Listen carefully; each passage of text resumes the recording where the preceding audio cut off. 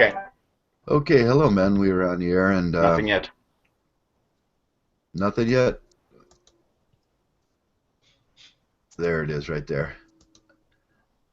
Okay, we are on the air, and we're going to do a sort of a topic Nope. open session today, and that's where we're going. We don't really have a topic. I didn't really think about anything. There's a multitude of topics in Mgtow this week. I think there's a lot of things that came up. There was a little infighting. There was a few things Shiny wanted to talk about.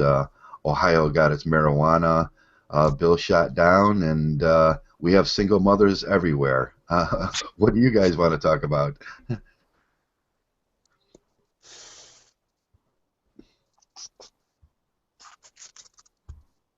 Today we have Heartburn in.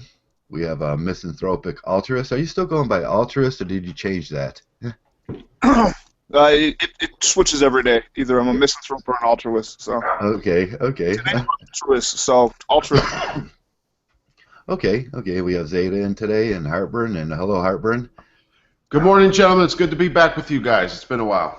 Yeah, it's been about a month, huh? Yeah. I think so, yeah. Yeah. But it's been interesting around Mgtow. It is always interesting, isn't it? There's always some kind of drama happening. Oh my God, yes. I got accused this week of having a mean disposition in my voice. Did you guys ever notice that? Do I have a mean disposition of my voice? Never occurred to me. It never occurred to you, Zeta. Do you think it? I sat there and pondered that for a few minutes, and I thought, well, yeah, maybe it's something I just don't know about. But a misanthrope asked a question. Yeah, I have to self-police myself and try to have a more joyous outlook on life or something. I don't know how to do that. You brought up a question earlier. What was it about men? And it was sort of the same thing. Sometimes we get a little salty. Sometimes we get a little. What was the question you had earlier? Me, the one before we started. Yeah. Well, yeah, like we talk a lot about female nature. It'd be interesting to kind of take what we recognize as male nature, one of them being like kind of like dominance or by default supposed to be dominance or even aggression, and how that may or may not be affecting some of the shit we see in the men's rights movement or in Mgtow, and how much that causes infighting, and also how much the behavior is actually more feminine in gossiping and talking shit rather than being like the honorable, let's fight it out. You know what I mean? Yeah. You put it like we have a negative. Sometimes we do. We have a negative and a savory male nature about us. Like the guy was saying, you have a mean disposition in your voice, but that's a subjective thing, isn't it? It's subjective to personality. Yeah. And a lot of times our personalities get confused with just being a little more grouchy or just being a little more aggressive, but that's men, that's how men are, and it's natural for us sometimes to be that way. Well, maybe that's the question. Is it natural, or is it default and natural, or is it conditioned? Like if you grow up with a bunch of roughnecks, you're not going to really perceive a negative tone if a man talks in a very assertive or even slightly aggressive way. But if you grow up with a bunch of like simps and manginas who always use a soft voice and always communicate to a woman, then maybe you would be offended by a dude that has a assertive kind of a tone. So.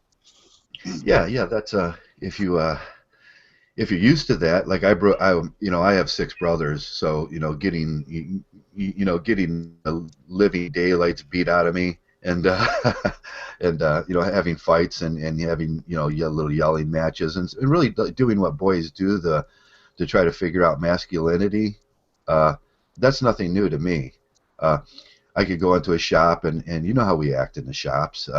And in the workplaces, it's if you end up late, you're going to get you're going to be the guy that's going to be picked on, and you better be able to take it. So, but to a mangina, that's not allowable. That's not allowable because he's never felt that before. He's never had to deal with that, and it's a coping mechanism, isn't it? Yeah, yeah, and it's, I don't know, but see, it's taken a different shape now. Everything's been, we're so conditioned, and we got so much fucking information and cultural fucking information and attitudes and everything. It's just everything's lost, man. So even when we get, you know, a few of us get together and do some cool shit like Mgtow, we're Yeah. all bringing in the baggage of the general or the outside culture, and that's where things get weird. Because I mean, how do you tell another man to be like, hey, knock your shit off, and, you know, still offer, you know, a hand of brotherhood? You know, a lot of people won't get it. It's like, you know what, you're acting like an asshole, but it doesn't mean you're an asshole. You know, I don't know. It's getting weird.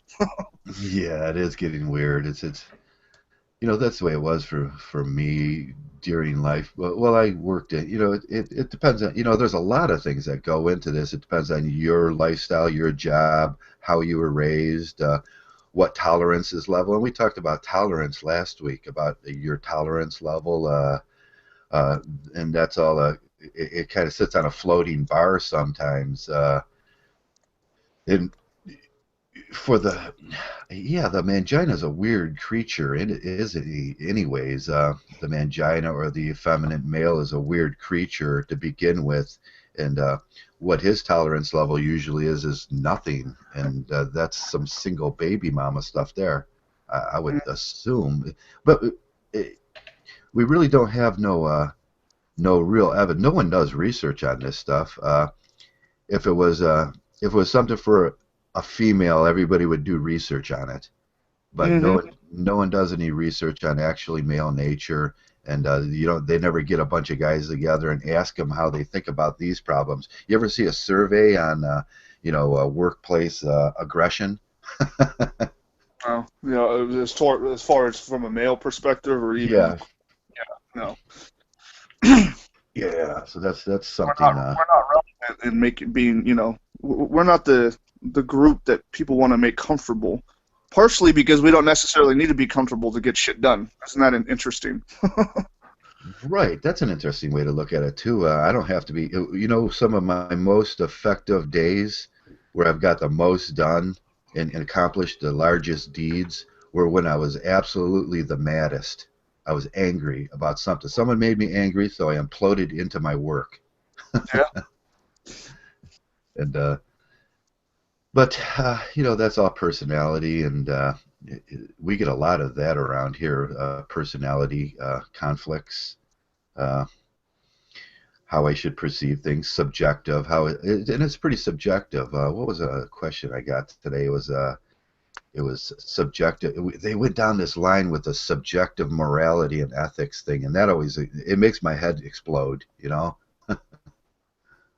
Well, the interesting thing to that is, you know, is what we're seeing with a lot of like the infighting and whatnot. Is that just a natural hierarchy kind of structuring? You know, or are we just trying to sort shit out because, you know, some of us are obvious, no, red pill are not going to be betas. Some of us are going to be alphas, and then Zeta X. And I really identify with the whole Zeta role. But that may or may not be true. You know, I don't have supreme evidence of that. So, I mean, are we just trying to hash it out, or is it always going to be a constant state of kind of fighting and figuring out who's who and what's what? Yeah, that's an interesting question. Hey Zeta, Warhorse is in now. Okay. Uh, Howdy. hey, howdy, Warhorse. Hey Zeta, you want to quickly explain the Zeta male for the viewers that may not have ever had experience with the Zeta male concept? I'll try to do my best, but I think the number one thing about adopting the Zeta male is its self-definition and self-improvement, self-development, and it really captures that philosophy, and we're basically choosing our own hierarchy, pretty much. Okay, and I think it was explained that a Zeta male can only declare himself as a Zeta male, whereas the alpha, the betas, and all that are assigned by the rest of society. So that's one major thing that Zetas have, as I have come to understand it. But again, you define it yourself, and that's the Okay. freedom of being a Zeta male, as I put it. Yeah, and that's a yeah, that's Mgtow there, you know, defining Of yourself course, and it's one and the same, and that's just it. It's one and the same with Mgtow, right? It's just another way of focusing, so to speak. But yeah, that's my take. Okay. Does anybody actually have the page open, where the comment page? I do. Hold on here. Let me go Okay. over to it. Yeah, I just got done eating, so I'm just goofing around here. Yeah, it's open. Okay. Not question for panel. HD failure. Okay. Is the constant drama fighting a cultural thing or a hint of immaturity runs rampant? Yeah, that's exactly what we were talking about already. Okay. I didn't hear it. I was plugging in. Yeah, we were getting at that constant drama, the need for constant drama. Shining. Maybe I'll leave it for Shining when he comes in. He had a good explanation for that. It seems like as of late, it's like a bunch of little children stomping their feet because they're not getting enough attention. Right. The need for if You you guys are ignoring me, and I'm going to scream and yell and kick and bite and all that other shit. That's what it seems like to me. That's why I'm ignoring most of it. I could no longer take it this week, and I wanted to apologize a little for that, because I had one of those rage moments where I just could no longer take it, and there was some things happening, and it was just it just hurt my head. I put down everything that I was doing, every project I was making, and I just took off on that for a while. But it was so easy to do. It was so easy to get caught up in that, in my case, I was just trying to quell it by aggression, and that didn't work, because there's no real way to size up in here. Even though I am a larger male, there's no real way I can only project my personality and try to talk some sense into the guys, but there's no real way to quell it. It can go on and on and on and on, and you got to take the high road at a certain point and just go, okay, I'm just going to stop. Okay, we got an interesting one here by Steve Hoka. The so-called bad boy on a Harley, that's not applying to me, I take it, are fictitious. Even if I'm too fucking old to be a bad boy anymore, guys. Even if all women found a guy like that attractive, she can easily dump him like a hot potato, thereby showing his disposability like any other man. Wow. Yeah. Okay. Bad boys are default the most disposable because, here's the thing, and this can apply both ways. If you're picking an unsuitable mate, you're already gaming on the end.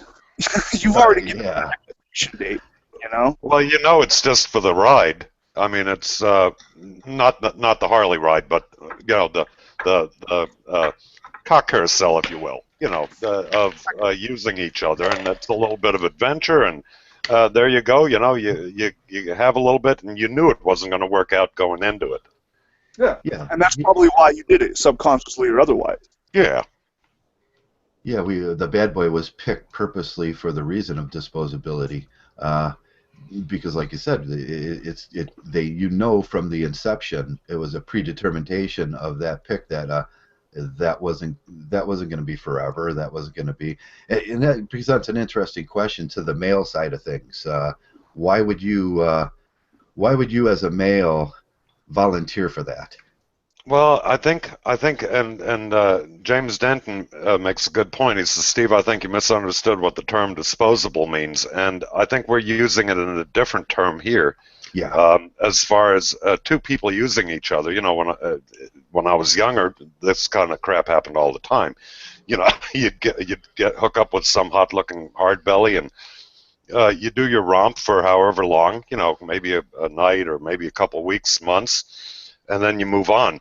So you're not really disposing of somebody. I think it was implied that this was just going for some fun, and I don't think women looked at it, at least back then they didn't look at it any different than I did. That this was by no means going serious or anything like that. Yeah, we get into the simp nature. The problem comes in when you start simping at the end of that and whining, oh, why'd you leave me, and all that stuff. Yeah. Well, that's for the clingy. Where it goes back to accountability. Like, fucking everybody has red flags, so there are no victims when it comes to dating. That's for damn sure. Steve Hoka, is that the Steve Hoka, or is that I don't know. It says Steve Hoka. yes, the Steve Hoka? I don't know. That would be up to you, Zeta. I mean, you got the controls today. He just where's he at? Is he on a delay now, Zeta? Because he's over on the other. I mean, I'm on the main group right now, but I'm reading Yeah, he's on the main comments. chat. Just on the main. Okay. Yep. Steve says yes. Yes, that's me. Okay, yeah. If you want in, yeah. Okay. Stand by there, Steve. Okay. Good. Hey, Heartburn, you staying dry over there? Good morning, Warhorse. Good to see you. No, we got beautiful blue skies, sunshine. Really? God damn it!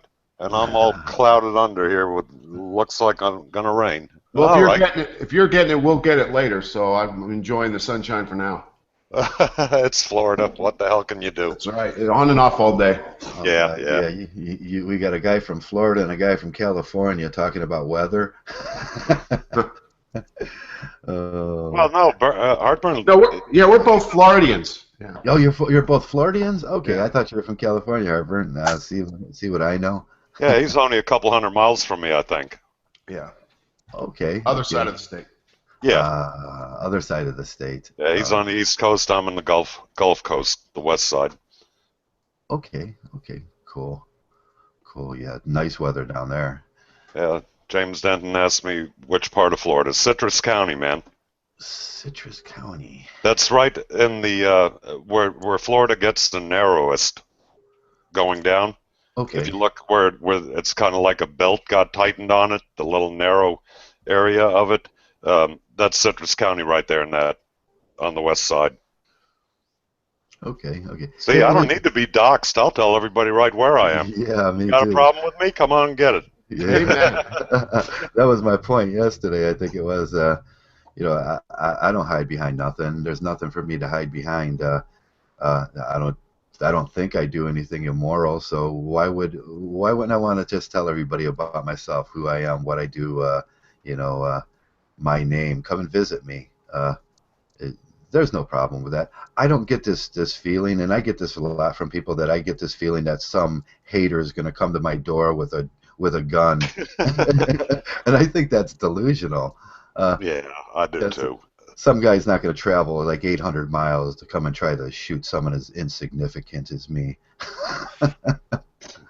No, over a goddamn YouTube video or something you may have said that insulted him. That kind of crap isn't going to happen. I'm not really worried about it. I'm sure there are people out there that have known me in my past, although I think most of them are dead or in prison. So, but if there are a couple there that I had bad blood with, or, I make comments about certain people, on my videos occasionally, and yeah, they'll get pissed off, but Jesus Christ, if they want to come over here and slug it out, come on, what am I going to do? Hide? I'm out there all the time, so it's kind of foolishness. I haven't had a good romp in a while in the front yard. But that's funny. It's funny. YouTube's a funny place. Yeah, all the chest beating going on and staturing and all this shit. And if you were face to face with these people, the conversation would go a whole lot different. Yeah, I'd be like, "Hey, you want a beer?" Yeah. Yeah, love your stuff, man. Love your stuff, man. Hey, can I buy you a beer? Yeah, that's the way I do it. I'd be like, "Do you got any pot?" Yeah, if you didn't bring any pot, don't come to see me because I can't get it here. Yeah, even if you want to fight, man, bring the pot. Yeah, Okay, it looks like we got a question here. Not a question, but a point from SwineDoc712. That's the difference between us men and people like Anita Sarkeesian. Well, Jesus. She's a hard one to compare anybody to, isn't it? I mean, Yeah, other than yeah. the likes of her, like Zoe Quinn there, and that Rebecca Watson, and well, yeah, there's a handful more that are all in that uh, same barrel. But for for the most part of the world, I think normal people, or quote normal people, Yeah. that would be an insult to be compared to Anita Sarkeesian. I think even women would feel insulted with that. Yeah, there's a couple different kinds. There's the new Gamergate feminist, isn't there? They're kind of queer to what maybe Warhorse and Zeta and Heartburn has seen in the past, and even Misanthrope. The That's a new brand of feminism, isn't it? It's a whole new different look. It's a whole new different style. It's a whole new different PC. Their red pill is like, ooh, kind of bizarre, and the Jessica Valente kind of feminist were different. Even the Lacey Green kind of feminist was a little bit different. They didn't go on about video games, and then this new feminist brought in a whole different type of language. Anita Sarkeesian opened up a whole different kind of red pill feminism, and it's even more irritating. If that was possible, it's even more irritating. Well, I think, from what I've seen of her way back when I think, I forget, it might have been Thunderfoot that started up with her, but, she always seemed like a con man right off the bat. And um, the whole thing, somebody's got their camera on, don't they? Yeah, Misanthrope's got Okay. his camera. Oh, okay. I- Well, we're seeing a blotch of, oh, there he is. Yeah. Okay. That was hold up. Are you self-doxing, or was it a mistake? Self-doxing. There it goes. As long as you didn't see me, smoke from my pipe, I'm all good. So. Okay. Oh, now I'm jealous. Anyway, yeah, Sarkeesian came across as being more of a con man, and she was very direct, and you could see what she was doing. If you weren't dazzled by her bullshit there of her gamer thing and whatever else, she had a pure agenda that I saw early on, and I tell you the truth, it was great, man. The way people sent her money, holy shit. I couldn't believe that she got that much money for that horse shit, and that people fell for it. So, I guess, well, and she's just amplifying that now, holding on to strings, because I think more and more people are calling her out. But, she's going big time. And I don't know, how much can she really do with people that have a thinking brain? I mean, the UN had to have laughed at those two after they left there. Yeah. There's not a lot they can offer, is there? She hits on feminism in such a vague way. Well, it's an overall generalization of what does she say? Everything is oh crap, I can't think of it now.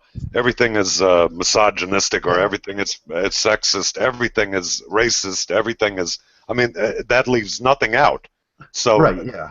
The minute you wake up and get out of bed, you're a sexist, you're a racist, that's before your feet hit the floor. So, come on.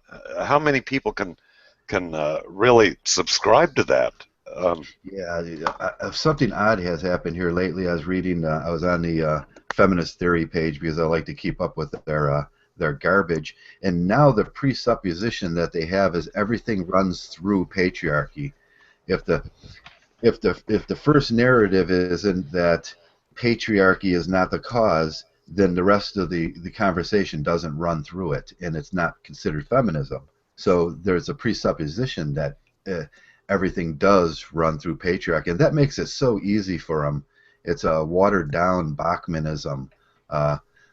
And John, I think John was talking about that yesterday, and he kind of slightly hit on it, where everything becomes very, very easy to use catchphrases and them sort of things. And I'm kind of digging for the word he used. It becomes very civil. It becomes very government oriented. Those things. It just it's just easy for a lot of them to you can get the stupidest person, and then you feed them 3 or 4 catchphrases, and then they can and they're all-purpose catchphrases that they can use in any argument. Well, I don't And think I've ever seen Sarkeesian talk off the cuff. She's always got notes in front of her, mhm. papers and everything else. So this is what I would assume to be scripted by somebody, or she's working in conjunction with other people. Well, yeah, of course she is. Of Anybody course. would. If they're going to be in the limelight like this, you'd need somebody to write for you. Most people do that anyway. So, but I don't think she kind of found out early on when she says, "Well, I'm not a gamer, but this is going to be a lot of studying and this and that, and it's going to cost a lot of money to make 3 YouTube videos."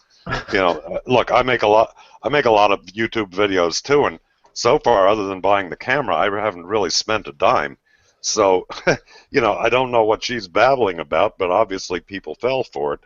Well, And that's the female way. A female's house of redecorating a house is calling the plumber. So what she's doing, making YouTube videos, is she's going out and hiring someone at a large cost to make a small segment for her. So it probably is, if you're not talented Yep. and you don't know how to use a video editor, it's going to cost money. And she's telling on herself there, because you got to start wondering about her actual intelligence level. No, yeah, TFM would have a lot to say about this. She's telling on herself. She relies on other people, and it's always the same thing with women. They rely on men to do their work, and then men volunteer to do that work. yeah. Oh, no. Too quickly, do they? Jesus. Yeah, she's got the money to ditch out. Now, I suppose there's a few video editors that are male over there that help her out with her stuff and charge her a large amount, or maybe even just simp to her.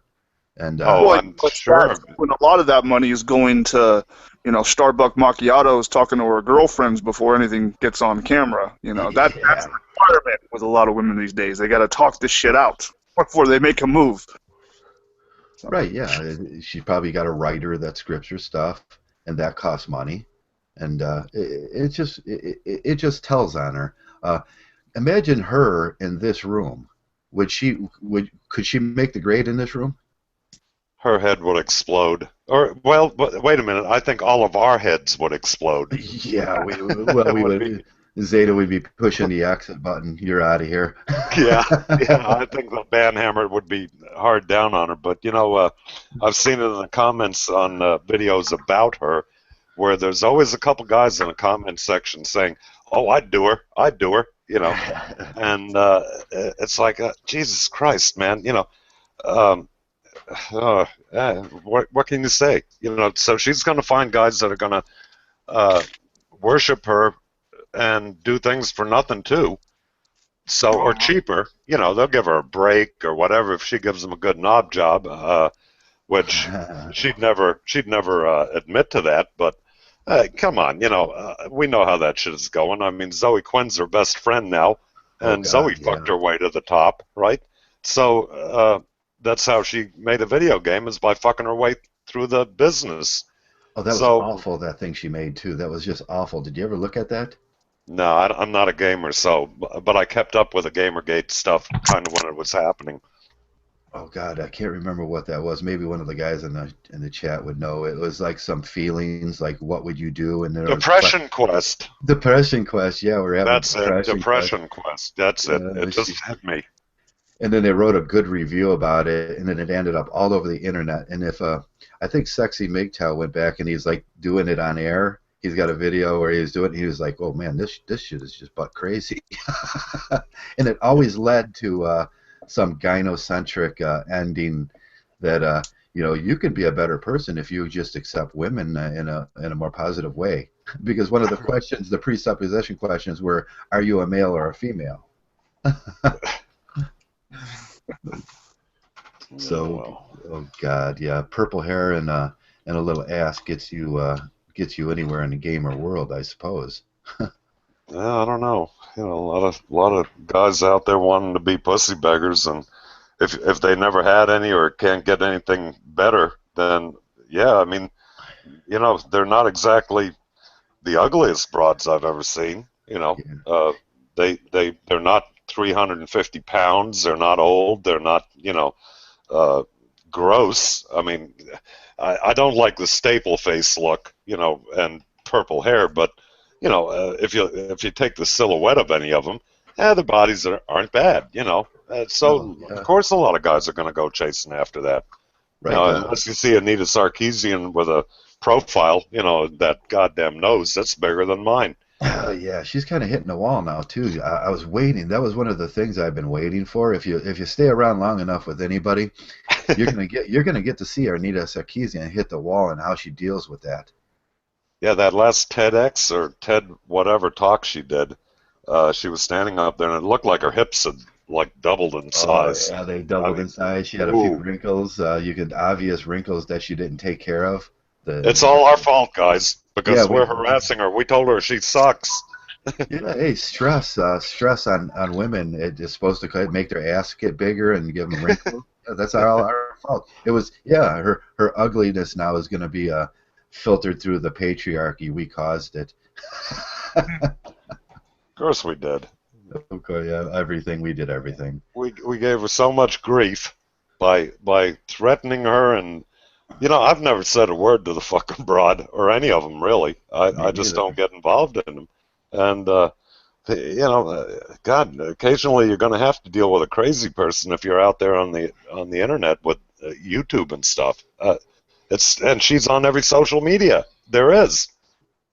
So gosh, yeah, how about a little reality there, bitch? You Yeah, can't well, have it both ways. She's a dime a dozen opportunists. I've never seen it more than that. Like I saw the one thing, her early presentation about fucking movies, and then she switched over to video games. She's pretty much saying in code, I don't give a fuck about women or men or feminism. I care about making myself money, and other women, you can do this too. That's where the empowerment stops. It's nothing more, nothing less. Fuck that. She's almost irrelevant at this point. So Yeah, that's the way I feel too. Of course, Thunderfoot's going to keep digging the ditch deeper, but he had the I'm curious. sidetrack finally. Why does he have such a hard-on for her specifically, I wonder? I mean, he's obviously intelligent and talented. I wish he had content that wasn't so focused on Sarkeesian and whatnot. So I don't know. Well, as of late he got onto the Laughing Witch thing, which that worked out beautiful for him. But I can't answer why Thunderfoot does anything. I don't know the guy. So, yeah, but point. Well, part of his motivation is views and subscriptions. yeah. That doesn't mean he has no integrity, but that's a very popular topic, so he's going to jump on it. Yeah. right. Yeah, he is. He's going to do that, and that's his special. That's his thing, anyways. Social justice warriors, being the anti-social justice warrior, is sort of his thing. And Well, I think what he used to be heavy into the atheist community, yeah, and then when Atheism Plus came along, and all the feminists came in, and the LBGQTRU whatever the fuck, all that came in and everything else. He started to really get out of that, and he focused on the feminist aspect. I saw that shift happening back then, and I think Anita was the most prominent one at the time. So he zoomed in on her, and then had a field day with it. So, I think that's how it went. As the timeline I remember, because I used to watch him when he was heavy into the atheist front. So I know that he got out of it. He went after P.Z. Myers and a few of the other feminist, Richard Carrier. yeah, All these high-profile atheists that had a doctor in front of their name, but we're saying Aaron Ra, you can't be an atheist or a skeptic and not be a feminist or whatever. I mean, crazy shit. So he took the opposing viewpoint, and I remember him getting into it and pretty much cleaning their clock too. But it's all YouTube stuff. yeah. Yeah, he was doing. He said when he was working in the lab there, he said he was working on solubility. And the big question for me is, well, explain that. I want to hear more about the solubility of whatever you're working on, and the nano, the the micro nano measurements of that, and if it's for the human body or if it's what would be the effect of solubility on. Somebody just asked a question yesterday. They were doing one of these sprays that are supposed to entice women and stuff, and my idea was always you can't get enough into you to actually affect anything. And then he brought up the solubility thing, and I was like, okay, let's go with that. And he never really kind of went with that. Feminism and atheism and all that stuff kind of watered down what I was interested in, what he was saying. And he is a doctor, and he's very good at what he does. I think, man, I would like to hear more about that stuff, the real stuff. But that's the what drama. The drama gets the channel the clicks. It gets people to view it. They love the drama, and we see it in our own bunch, and everything. The more drama, the more traffic, and if you've got your shit monetized, which he does, then he's making money. So obviously he's going to go that route. And we've seen this time and time again, where people want to veer from the subject matter, and then they come back to it because, well, their viewership just went down nothing, or dropped in half. Yeah. So it's all commercialized, basically. Yeah, we have Steve Haka in the room. Hello, Steve. Hi, how you doing? Good. Hi, Steve. Hey, just want to say something. I've listened to a couple of your chats, and this is about the best group of guys I've heard, because most of us are well over 40 years old, and I think that being over 40 changes your perspective on everything. Oh yeah. Oh, it sure does. Yeah, we like to keep it at a sort of a mature, where it never descends into some of the stuff that we've seen in the past in some of these hangouts. It kind of descends and then it goes sideways. Well, I've always wanted to kind of get in on this chat thing. I'm only doing voice, but does my picture show up on the screen? Yes, it does. Yes, it does. Okay, good. That's my last year. That was my PR marathon run last year around this time, so did pretty good. Anyways, there's a lot of things I want to comment on. I think that the problem I see with these under 30 MGTOWs is everything centers around the vagina. I listen to Nico Chosky talk, Right. and everything I hear out of his voice is sexual strategies for getting women. Barbara Burros is the same way. These guys don't know how to let go of the almighty vagina. It's like Warhorse talks about, developing yourself, building motorcycles, and having a bunch of guys hang out. These guys don't even come close to that. They're just addicted to female validation, and it's disgusting. Oh yeah, it is. We see that quite clearly. I get that a lot, where I can see it clearly when they make their comments, and it projects itself out, and I can see it clearly, but they never see it. What is that thing that they can't see it in themselves? Because we've gone through it, and they don't. There's no way they can hide their intentions. All I have to do is listen to Mgtow United. I archived 22 of his audio chats, those hour and a half, 2-hour chats. Some of them were up to 4 hours, and I actually made MP3s of them. And I'm gonna I might make a list of them, and so that people can download them from my server, because they show the true nature of a lot of the people that called in. Including, even Mgtow United himself was what I knew he was falling off the deep end, because he was going. He had this guy that was on his show. He was a psychiatrist or psychologist, and he in Mgtow United he almost sounded like he was in despair toward the end. It was like he was losing his marbles. Now I feel bad for the guy. If the guy was losing his marbles, he should have at least kept his videos up so people could have argued, because he had a lot of good things to say. But a lot of these guys just ripping these channels down. I think they're desperately looking for women. Right. Yeah, we had. You probably watched it when we had him in shortly and briefly on one day. He came in under the disguise of another avatar after he had left, and Heartburn was in that day too, and he has an effeminate quality to him that was. It's kind of it's a little bit jarring to men like us. Right. And it leads to a simpish sort of outlook on things, and he simps a lot, and then he wants to have the girls in, and we all know what happens if you bring a woman into something like this. Right, they destroy it. 3 years ago, I said this. I was in April of 2012. I did several non-facial videos with a black background, and I explained my concern about women getting involved in the men's rights movement, and I got slammed. I had everybody from they calling me an SOB, and you don't know what you're talking about. Well, a little over 3 years later, or 3.5 years later, and already guys are admitting it was a mistake letting them in, because Girl Rights Watch has hijacked the movement along with that other woman, that Teeman, or she goes by Typhon Blue. They've all hijacked the movement, but they're doing it very surreptitiously, pretending. None of them give a crap about men's real feelings. They're just they're pointing out the obvious. Men are being discriminated against. Well, no shit. I mean, why do we need a woman to tell us that?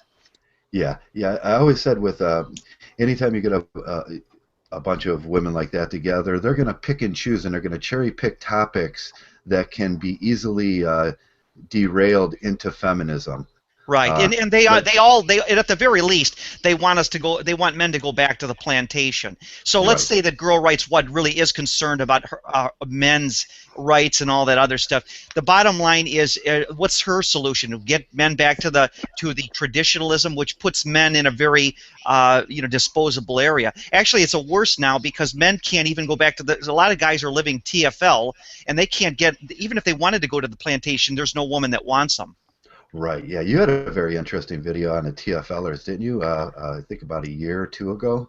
Well, I did one called it was called what Mgtow, or something about I was basically saying that Mgtow, most of your Mgtows today are TFLers in denial, and Bill Greathouse actually said that one time, and I jumped on it because he's exactly right, that most people are jumping into Mgtow because they failed at they were first TFLers, then they went the PUA route. Right. PUA clearly doesn't work. I've tried it. I understand this. At 45 years old, if I haven't figured out life by now. Heartburn talked about this too. God bless his heart. He said he doesn't trust anybody under 30 to really make a decision about anything, because Nico Chosky's 27 years old and he talks like he's lived 50 years or something, And I'm sick of listening to these guys talk like they act like they understand the human condition, and they don't. They don't live. Living is the only way to really understand most of this. I don't know. Do I sound like I'm crazy? No. On this channel, you're allowed to say these things. Okay. I'll let somebody talk, because I'm talking over. I'm in total agreement there. People, they keep coming in, especially the young ones, and say, well, just because you're older doesn't mean you know what the hell's going on. And look, that's a valid fact, that age doesn't always build wisdom. But I think for a lot of people, it does add to it.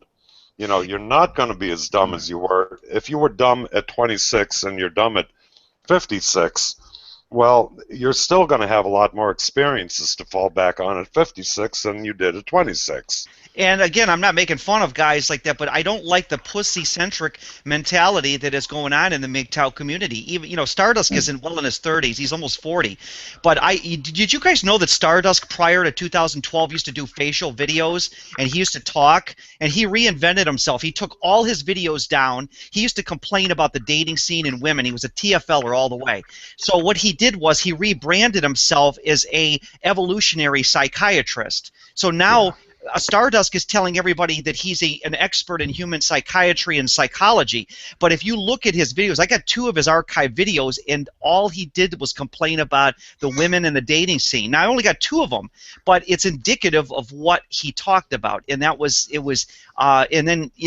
I'm saying that Stardust is not telling us, he's not being transparent at all. And a lot of these guys are just fluffing around the edges. Like, hey, by the way, I admire you, Traversable. You said your first and last name. You're not afraid to identify yourself. That's a good job. Yeah, I think that's important, because sooner or later, Mgtow has to have a face, and when that face is out there, whose face do you want out there? You want a guy that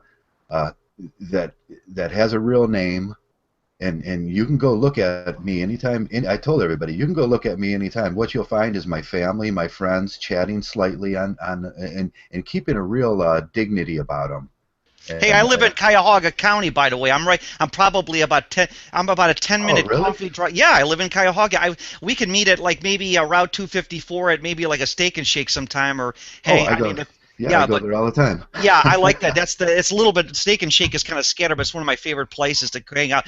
But I was gonna say that you're not far from me either, so I think it's kind of funny that you mentioned Lorain County you're in or something. I'm in Cuyahoga. Right. I just moved from Cuyahoga County. I sold my house out there, and I bought this house out here, and this was supposed to be for me just being alone and bringing men in and doing what I do here, and Yeah. it's very. That didn't sound good, Joe. Yeah. Oh, You no, might want to yeah. rephrase that. You're bringing men Okay. in and doing what I Sorry do about here. that. Yeah, helping That- homeless. I like to help homeless. And Well, you know friends. something. When he said that, I immediately knew it. That didn't even cross my mind. The gay thing. I know exactly what he. But I mean, to me, because we're Mgtow guys, we understand that this is about loving your fellow man and But- looking out. But you're right. The average hetero guy out there, for sure. Well, Yeah. we don't only have hetero guys watching this, we have some crazy, transgendered blah blah blah watching this, and they will take shit like that out of context, like Now you wouldn't that's the believe. problem, isn't it? That's the problem. I say I didn't even Right. think about that. And Yeah, well, I like I said that if I call a guy like Heartburn a stud, I don't mean like a stud like as a transgender guy saying a stud. I mean it's I like to see guys that can stand their ground and not take any crap from the feminine. And I'm not a violent person. I probably am too small to be violent, but I at the same time I think that we this is a good hangout for me because I need to talk to guys that are not like the younger Mgtow guys like Nico Chusky. It's all pussy centric. I won't say gynocentric, but it's pussy centric. He's talking about how many women he's had sex with, and that's not what Mgtow guys need to be talking about. They need to be talking about how we need to identify ourselves. Like this almost needs to be a renaissance. I could see Mgtow turning into where you have like literal man communities where men could literally take care of their fellow sick men, cook for each other, and literally have a straight hetero kind of like a monks almost. I mean, I could see this evolving into something big. right, yeah, that's kind of what we all shoot for here. But let's talk about men. Okay. We don't always have to talk about. Well, yeah, I'm not. Yeah. We talk about men around here, and that's what we talk about. It's like how to help out, how to be a decent, honorable man, how to be how to look at your brother and help out that way, not all that mushy PC garbage or that vagina-centric garbage. Yeah, we talk about men around here. Health is it was a big subject. How to get healthy again after at 45, at 50 or something. You're gonna, if you were, and I was, in that blue pill thing, man, you're busted down and you're broke at that point in your life. How to get back? Well, let me tell you one thing. I have something to offer. I'm a marathon runner, and I actually finished. When I'm in good shape, I can finish in the top 2 to 3% in the finishers. So if you need any advice on just how I've done it, I mean, I can. I see guys half my age that can't keep up, but that's only because I train. But so I understand the health issue. By the way, you're not getting any younger, so it's always, you never want to take your health for granted. I mean, because you never know. You could be you could definitely lose your health overnight. It does not much. You're very fragile. Right. So. Yeah. The male body. When you hit about 40 years old, they say, even when the human genome studies and all that, they say you should start really looking at how you're going to get to that 60, 70 point and not have real breakdowns. It's preventive maintenance now. Yeah. Hey, one thing I've observed with these we ought to do a show on people that have, taken all their videos down on YouTube. One thing I've observed with guys like Truth Over Everything and people like Mgtow United is that the more they focus on the woman and the vagina and how men need to not be addicted to it, shows how addicted they really are to it. Because I mean, both of these guys seem like they almost had like Mgtow nervous breakdowns when I really listened to their. I really think that there's something to be said about these guys dropping their channels like crazy. I predict that Turd Flinging Monkey is going to be the next guy to close shop. It's a matter of time. He's a young guy. His probably testosterone's through the roof right now, and he's making good articulate arguments, but it seems like everything is so centered around women instead of just self-improvement. Well, I think what's happening is that a lot of these guys have overload. Right. You They're know, smart guys. from They're not stupid guys. No. right, but they go at it with such a gusto, and then they become popular very quick. You know, almost overnight, and then they're going at it. Now they feel compelled. They have to continue on with it. They start Right. going off into Sandman land, and they I think they just get burned out on the overload of it all, and they start believing their own rhetoric. That's the worst thing. Yeah, Um, and when you listen to a guy like Sandman, I mean, Sandman really doesn't. Sandman is like kind of watered, mushy down Mgtow as far as he doesn't really offer solutions. He just kind of does a scripted video for 10, 12 minutes. Everything is yeah, formatted within like a 12-minute script. It's really crazy. he's And just entertainment. I mean, yeah, he's he's entertainment. really G-rated. You know, let the kids watch that type of thing. Yeah, So he preaches the red pill, and then Yeah. he leaves it for you to be indifferent about. You could take your own red pill and go any way you want, and that's sort of a problem because MGTOW is rather exclusive to a lot of things. Yeah. And if we leave it up to, I see that as the problem now. If we leave it up to the ordinary general man or the simp or the mangina to take the red pill into what he wants, boy, Hmm. he's going to take that a long way into what he wants, not Yeah. into MGTOW. You know, I think there was some famous philosopher that said, "Know thyself." Was that Aristotle? But you Yeah. need to understand when you become a MGTOW, like a guy like, let's say, Turtling and Monkey, you need to know what your real motive is. Is your motive your sexual frustration? Which, let's face it, when you're in your 20s, that's what it is.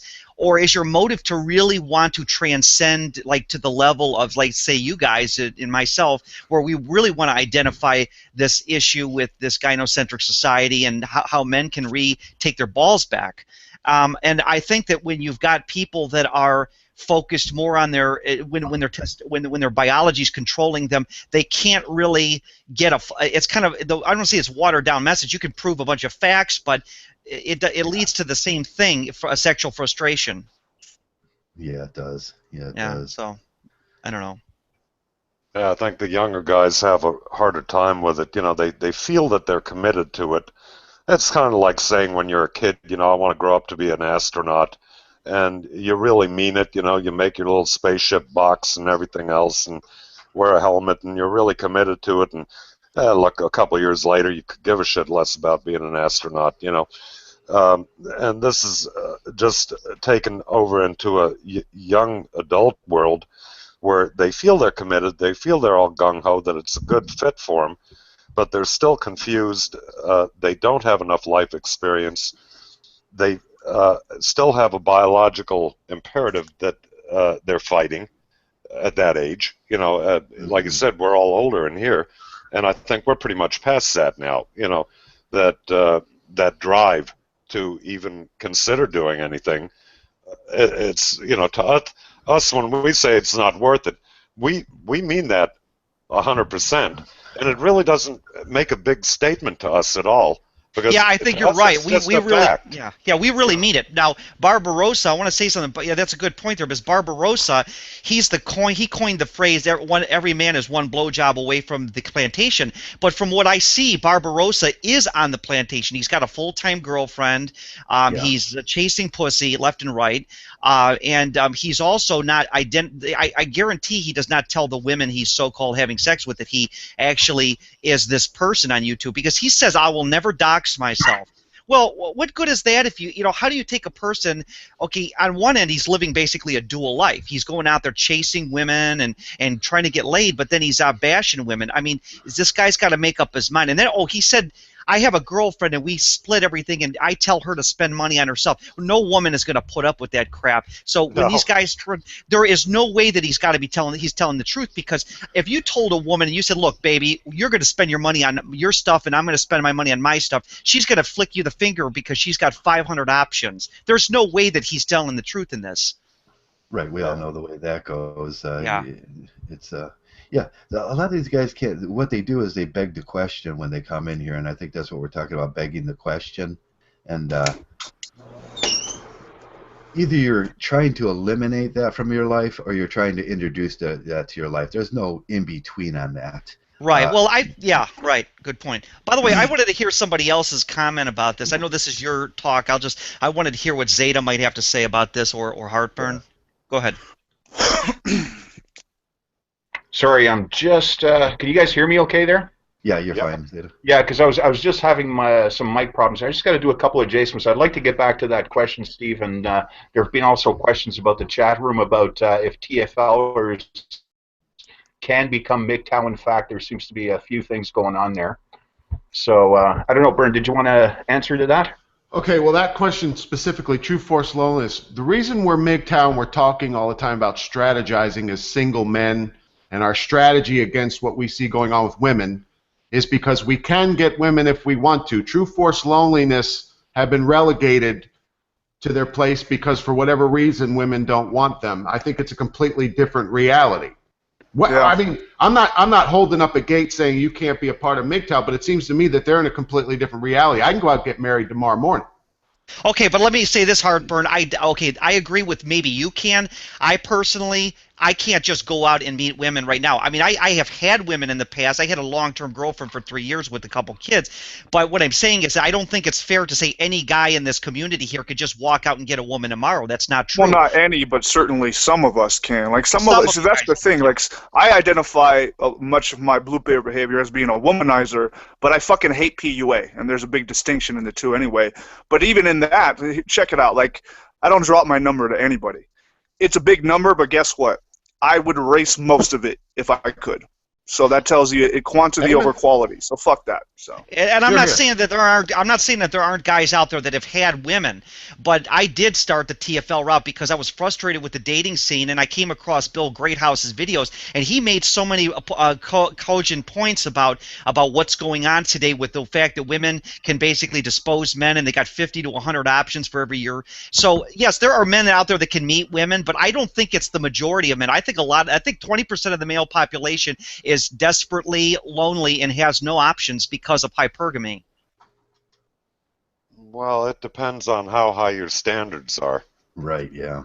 If you're going to claim that, well, no women want anything to do with me, and you have Christy Brinkley standards, then yeah, okay, well, that's why, So if a man has standards of, let's say, I'm willing to go out with a chick that's 160 pounds or something, That's not that big, 160 pounds.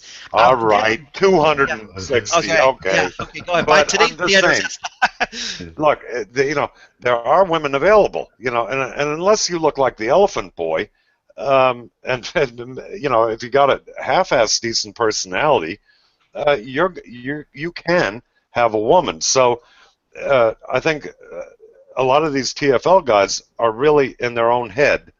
I don't agree. Okay, I know what you're going to say because you've got more of an established. Maybe you're older or whatever, but I don't agree. I think there are a lot of guys that are perpetually TFL, and it's not because they're socially awkward. You go out in public. Listen, for example, I could go to the grocery store and shop in the aisles and look at things. I don't get any female attention from women at all. I mean, I don't get women touch me, bump it. Now, this happened in my 20s, so I don't think that it's fair to say that you can get a woman anytime you want to. Just go out there and do it. I think that's. I go out quite often. I don't see women. You would have to pursue it. You can't expect women to come chasing after you. They've never done that. Well, that's true, but sometimes it's just something as easy as you want to have a drink. And look, I was never a PUA, but boy, when I was single and shit in my 20s, I got plenty. And it was because easy. you and I grew up in that time period where it was different. It was even in the 70s and 80s that there wasn't this pussy renaissance. There are more guys competing for women today. I have talked about this subject. Statistically, there are more horny guys that are thirsty. Look at the 20-something-year-old Mgtows prove this. There's this horrible problem in the dating scene today, and I've addressed this, but nobody wants to talk about this. It's a very controversial subject. So, Harper wanted to say something. Yeah, let me just say, regarding the availability of women, if I'm out there looking for a woman that I would say is my equal, I'm not trying to go up a level, I'm not settling for a few levels beneath me. There are no women like me. So in that regard, there's a drought. There's no 40-something-year-old woman that has her own job that doesn't have any children, that's responsible and intelligent and educated. There aren't any.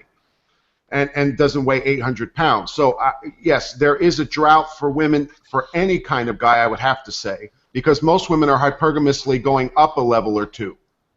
And so that means wherever you are, that doesn't mean that if you're going to get laid or if you're going to find a woman, you're usually having to settle. Whether she already has children, whether she's overweight, or whether just her personality, right off the bat, you know that she's going to be a bitch down the road, but this is the best that's available to you in your sphere. So in that regard, we're all in some ways or another relegated to some kind of a true forced loneliness position because we're just reasonably looking for a woman that's our match, and there aren't any. Yeah, well, I mean, you're right, but go ahead. The other guy wants to talk. Sorry. There's a huge paradigm shift, and it's kind of been brought up. It's been alluded to in a lot of Mgtow videos and content, but one of the biggest things that happen that I see is that no longer are older generations of women teaching anything to younger generations. It's now the opposite. Younger generations inform older women hitting their wall on how to get men. Yes, Jennifer Aniston's yeah. You got 46-year-old Jennifer Aniston. Yeah.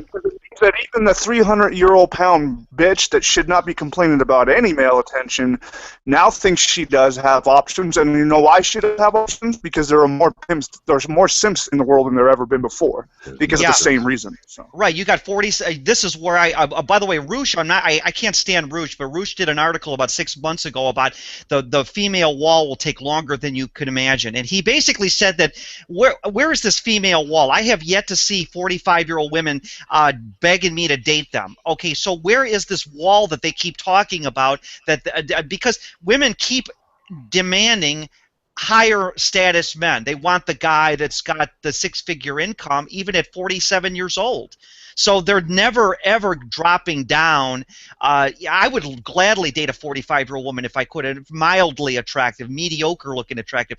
But they simply aren't out there. I don't see where these women would be because I go to the grocery store. I mean, I go scope them out in the aisles, but I don't have any indicators that these women are hitting the wall. I think this is a big fallacy. That it's a fantasy that Mgtows have created. Yeah, if you generally just look at the statistics on this, it can't be it is a fallacy because there's 54% women out there. Yeah, where's this wall? Where are these desperate women? Yeah, there's 4% more than us. No, there's 8% more than us. So where are these women? There's 8% more women than us if you do the statistical difference between, and they're just more demanding now, and 300 pounds. Somewhere around 1980 or 1990, late 80s, I seen a heavy woman for the first time in my life. I seen a heavy woman dump a regular-looking guy for another guy, and I was like, wow, how could she do that? I called it the pussy renaissance. It started about 1988, but it really took off in the early 90s. They also called it third wave feminism. I named it the pussy renaissance because it's almost a renaissance period for the average to ugly woman, where she can basically have 50 to 100 options at her beck and call if she so wants them. Where the average guy, and I consider myself average, doesn't have that kind of option. I mean, some guys here will say, "Oh, you can just go to the store and get a woman anytime." That has to do with your own reality. If you're living in a person's shoes, it's like saying, everybody's got a different reality. So, but anyways, yeah. But this wall thing is a big fantasy. I don't see any women hitting the wall at this point. I think that they're very. In fact, most women are enjoying the pussy renaissance well into their early 50s. I made a video about this about a year ago, and I call it "Women Don't Know When They Hit the Wall." Now, I took it down because I got so much shit, and I was early on in my little career there with YouTube, and I should have left it up. But yeah, I saw that one, but I wish I would have saved the damn thing. Damn. I got it somewhere. I should re-up it. But anyway, I live in an area where we have an awful lot of retirees, and of course the general population is also older. They're not retired yet, but they're in their 40s, 50s, stuff like that. That's the predominant demographic around here. And these women, if you listen to them talk, that are my age, like in their late 50s, early 60s, they talk exactly like the 20-year-old hot bodies. Exactly. Yep. And there are plenty of that thirsty guys that'll go for these girls. Here's the thing: it's the narcissistic youth culture that is informing the older generations, and that is a fucking problem. That is a problem. That's a very good point there. Go ahead. That's an excellent point. I didn't think about it that way.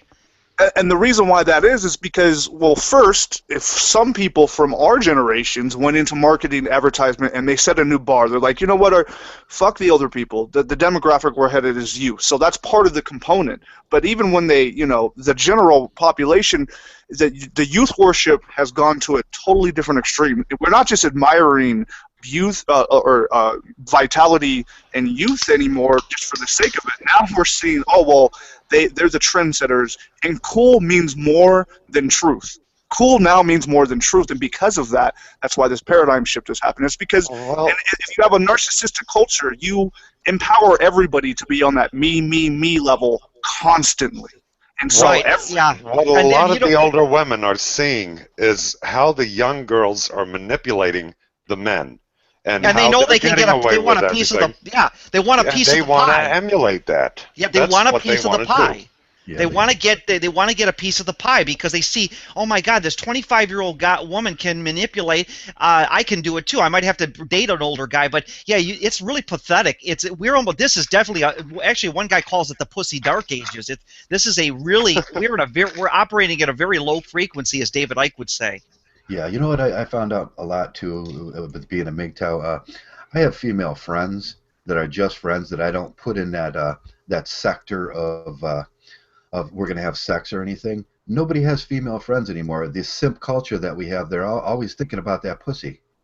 Right, it's all about, and even guys don't want you talking to their girlfriend. It's worse than that. That's the one component. Most guys are, but even women today, I found out most women, there's two extremes with women today. They either want to rip your clothes off and have sex with you, or they don't want anything to do with you. There is no friendships. There's no in between. And guys are the same way. Guys don't want you talking to their woman because you always potentially pose a threat to them. So it's like tournament culture that we have. You could have a guy friend years ago that you might show up at the house an hour early because he's not home from work, and he wouldn't care if you're with his wife. But now these days, my God, you don't cross that path. No, because you got to worry that your best friend will screw your wife. It's crazy. Yeah, or actually, you need to worry that your wife's going to screw your best friend. Yes, right. Well, exactly. Well, but your best friend's not going to turn it down either. Well, he shouldn't. But and that's another standard of maleness that we've forgotten. We've let that particular thing you just hit on, honorability.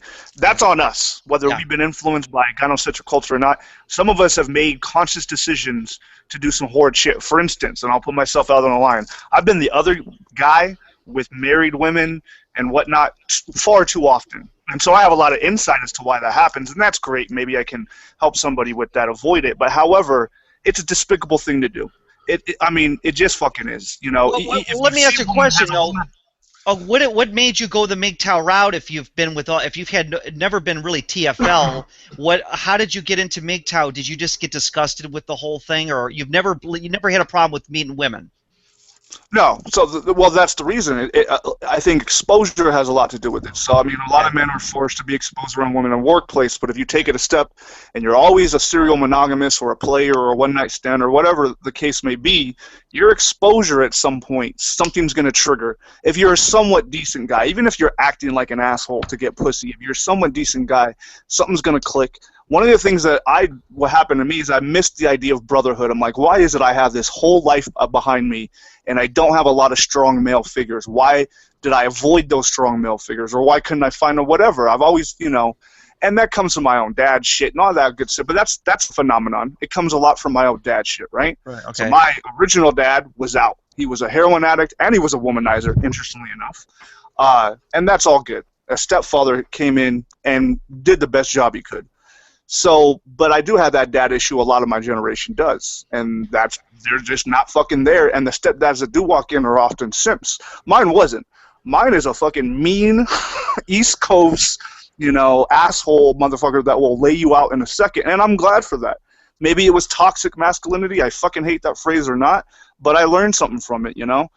And at some point, you know, yeah, I became disgusted with my own self because I'm trained to be more accountable than women.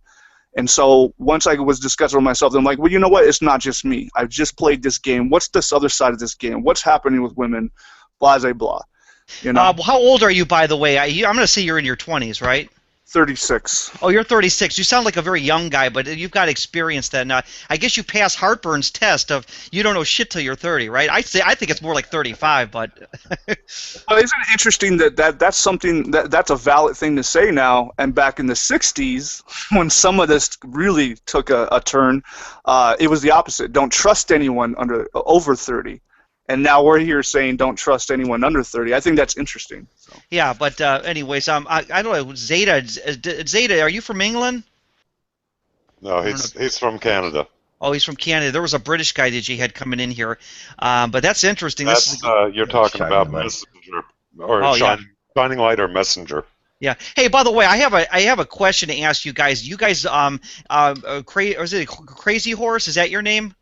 Warhorse. Warhorse. I'm sorry, Crazy Horse. Warhorse. I'm crazy at times. Okay, Warhorse and Traversable Mgtow. I have a rule that if you're a Mgtow content producer and you have the most subscribers, generally your message is more watered down. I don't think that any of these Mgtow. I mean, the best Mgtow guys I've seen on here are guys that have very low subscriber, like under 1,000 or something. I don't know what you think about that. Yeah. I see that because I'm not looking for views. I'm looking to tell men the truth, and then they can move on and pick their own guy. What I do generally is I do what's shaking off the ticks once in a while. Right. And I have to shake off the ticks because I get too many of this bad influence, and I just did that this week. There was too many of the bad influence in there, and I don't care about views, and I don't care about being the most popular video maker. All I care about is Mgtow and how we project Mgtow out into this future. So that hinders. If I started saying, okay, I'm going to take on a very indifferent view about the gays and about the effeminate males, I would get 6,000-7,000 more viewers. Right, exactly. It seems like, or if you made it more pussy-centric too, how to get laid and be a great, and take it from an old guy that knows how to get laid, how to, you know, if you created some sort of spin on this and watered it down, you probably would get tons of subscribers. And I think that there's a lot of truth that, like the Amazing Atheist, now he doesn't talk as much about this issue, but he's got like 50 million, I don't know, 50 million, like 650,000 subscribers, and you notice how he's got that real belligerent, in-your-face message. It's kind of like, it's not a real, it's not the kind of discussion, it's the kind of the discussion you might have in a bar or something. If you want to get your teeth knocked out, you wouldn't talk to somebody like that, you know. But it seems like the more obnoxious and insane people act, the more subscribers they get. And I'd rather have a low subscriber rate and produce good quality, truthful content. And you know, that's the way it goes. Well, that's because we're obsessed with personality and not content in a general way. You know, as a culture, it's all about personality because it's a novel thing.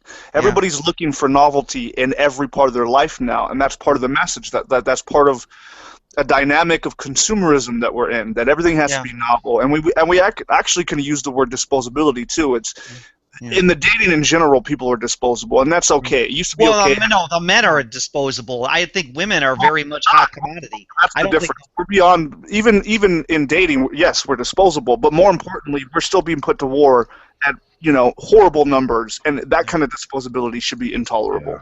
Yeah. You know, what I'd like to see more is, instead of giving lip service and talking about all these talking points that have been going on forever and ever, is people showing more by example. You know, show us how you live as a Mgtow. Don't just tell us about it or what we should do or what you know, how things are or whatever else. Let's see something. You know, take a walk through the woods. Or whatever it is you do. If you're running or you know, I mean, mountain bicycling. Messenger, he climbs mountains and, you know, sleeps in a tent. This is all what the guys need to see. How to live a life, you know, and the diversity of what's out there. You know, I do a lot with the motorcycle shit and everything else, and you know, it's just a different option to show that this is how a Mgtow lives I'm not just giving lip service to it, and matter of fact, I rarely do. I don't give a whole dissertation of female nature, hypergamy. I mean, this has all been done to death, and it's done by people that are, better that better articulate it and have a better presentation of it than I would. So basically, what I thought was great, and Vention does it. A couple other people. Right. Yeah. Mayor Mgtow. That Mayor of Mgtown, right? I mean, Mayor gives some lip service, and that's good. He enjoys that, but he's also showing how to live in a different way, and Right. this doesn't It's my mean first time on here. I'm not going to do this all the time. I just wanted to. I was venting a little bit, but I won't. I agree that they're exactly right. We need to show our lives beyond bitching about women and bitching about the gynocentric nature. We need to actually exactly. have a life outside of this, right? Yeah, Steve, in the area we live in the summer and the fall and the winter, if you can't find something to do around here, then maybe they are true TFLers. And I find that with most areas, it's a virtual water wonderland through the whole summer. Yeah. And I like to go out and I show my videos about walking. There's a thousand beaches. And Yeah, there's we have the best park system in the country, the Metro Park system in Cleveland, Akron, Canton. That is the most extensive park system probably in the United States as far as open, or one of the top 5, I think it's listed. So we have a great system of outdoor nature, and if you can't go out in nature and enjoy the fall weather, I'm going to go out and do a 6-mile run shortly, because I really do think that that's where I get my real euphoria from, is my running and getting out there, and yeah, you're going to see naturally guys holding hands with girls in public, and it's going to make you jealous, but at the same time, but you know what, I realize that I also, when people see me running, they don't see me as a creep. They see, hey, this guy's running, he's doing something, so I don't feel totally alone, So yeah, you're right. You got to. And the other thing too is that a lot of these guys, you get the feeling after a while, they got an avatar up or they got a couple pictures going, and a lot of them have done this. I mean, Dark Knight did it. Turd Fling Monkey does it while he's doing game playing now and everything else. They never show any aspect of their world around them. In other words, they give the impression that they really are this kid in their mom's basement making these videos that are, academically and intellectually sounding very good, but they never show anything beyond that. So you start to get to the point of, well, how many times are we going to repeat these talking points? And do these guys actually know what the fuck they're talking about, other than from an intellectual standpoint only, but not knowing how to live that life in actuality? And that doesn't mean they have to show their face on camera or anything. They can do anything. Go watch an air show, or film that and show that you're out there living like a man. Yeah, good point. That's a good point, because a lot of the guys, like Stardust, I mean, he doesn't show any aspect of his life. He hide. Now, what really upset me with Stardust, because he's never shown any aspect other than his face on camera years ago. But now what he does is he hides that he lives this elusive life where he doesn't really tell you what's going on in his life. He just says, I live on a very poverty-stricken level, and then he talks about his evolutionary psychology garbage. But I want to see what these people, like Mgtow, has proven that he can survive. He's a diesel mechanic. He's got a good green thumb. He's got a good relationship with his father that he has shown on camera. So he can walk the walk and talk the talk, where a lot of these other Mgtow guys are just nameless, faceless. There's no aspect of their life that we ever see. Yeah, they're not being very personable whatsoever. And I think for people to take any advice from somebody, they have to be able to relate to them in some degree of reality.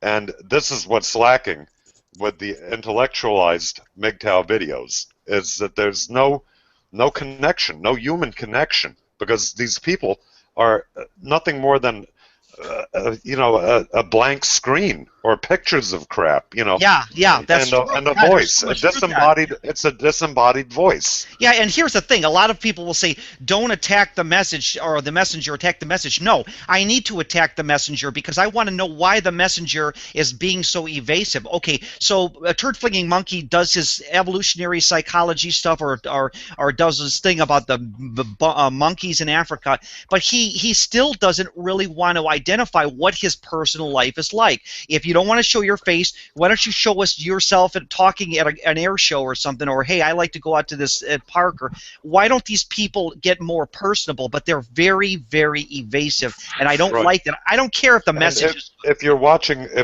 at the bottom, Misanthrope, he's doing a little thing with his camera, and the dog down there. You see, look, this is all we're talking about. You know, if somebody makes a video, film this while you're, when you got your voice audio over it or whatever. You know, you're out in the yard, you've got the dog. You're showing a bit of a life being lived.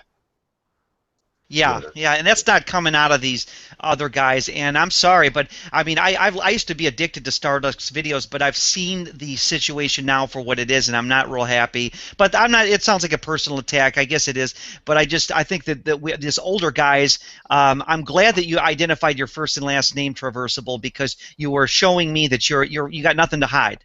Yeah, there's an equivocation that the viewer can make when you put yourself out there a little bit, and it's like, okay, Joe's just a normal, regular guy out there in Lorain, Ohio, and I get with Stardust that you can never make that equivocation to a real life. It's always dark. It's always sort of gothic, and if that's what Mgtow is being, dark and gothic and recluse, I don't want that Mgtow. Yeah, he's talked about personal things, like he was on a bus and some German guy made him get out of the seat because he wouldn't let a woman sit in the seat or something. Okay, why don't you take pictures of it? Why don't you get a cell phone camera and show this going on?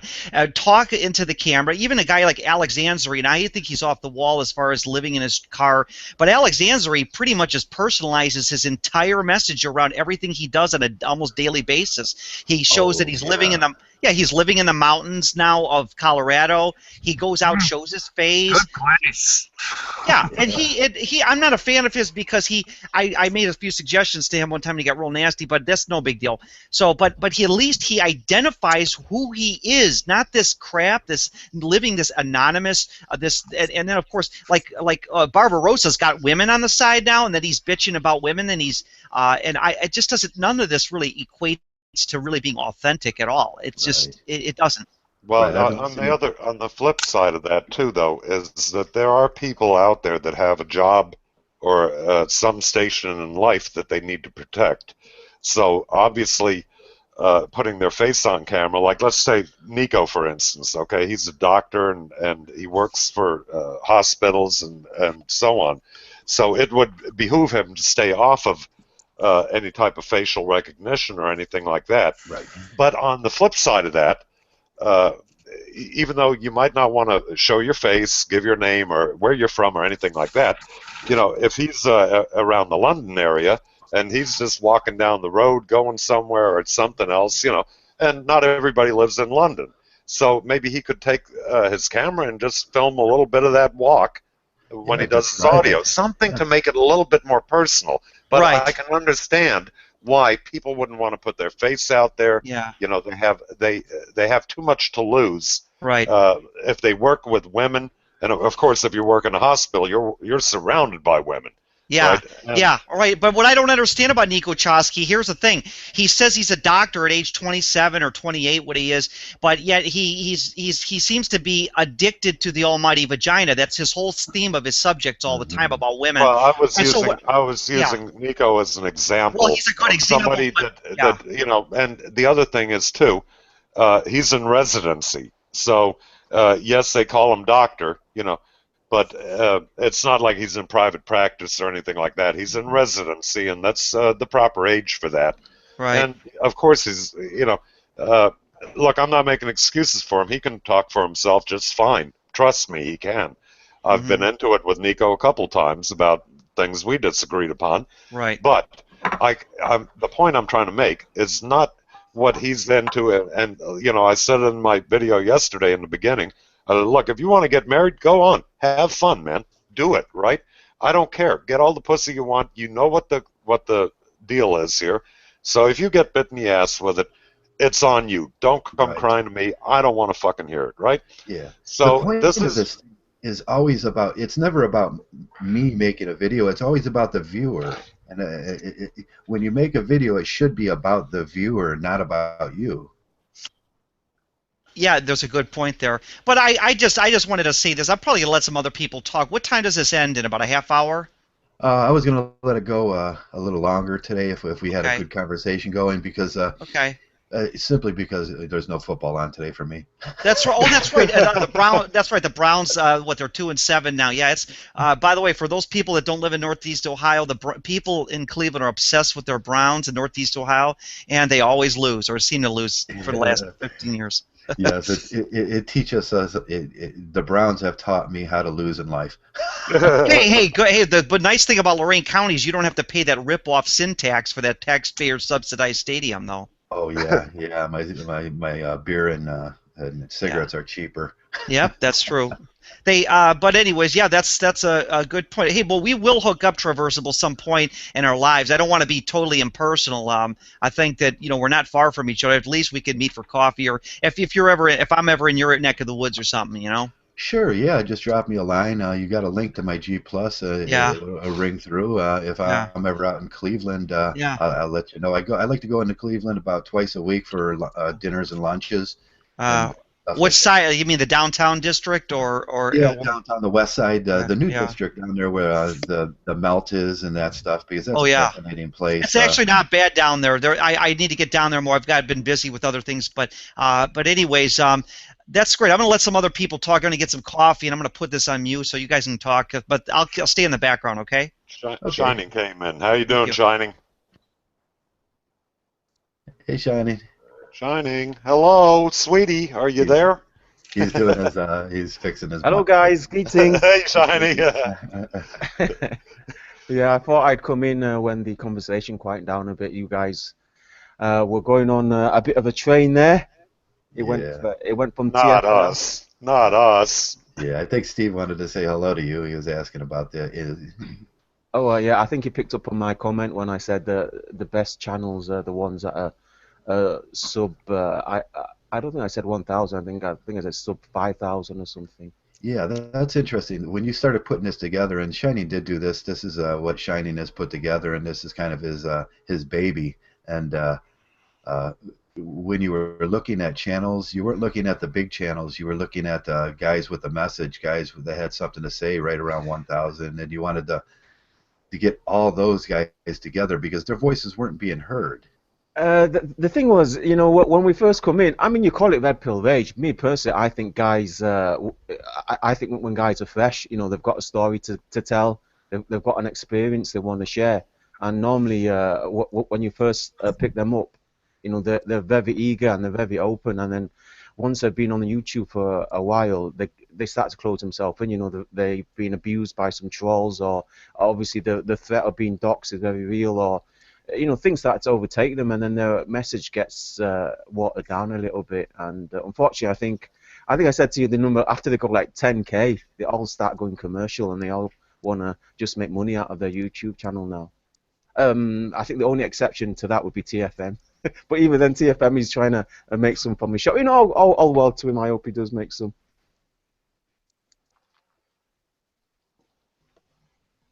Whoops! What happened to everybody? Well, I think probably the highest subscribers here would be Heartburn and Joe. I only have like 1,150, and that's always bouncing up and down by 10 or 15 depending on what I did my last video on, and who hates me for it or who likes it. So.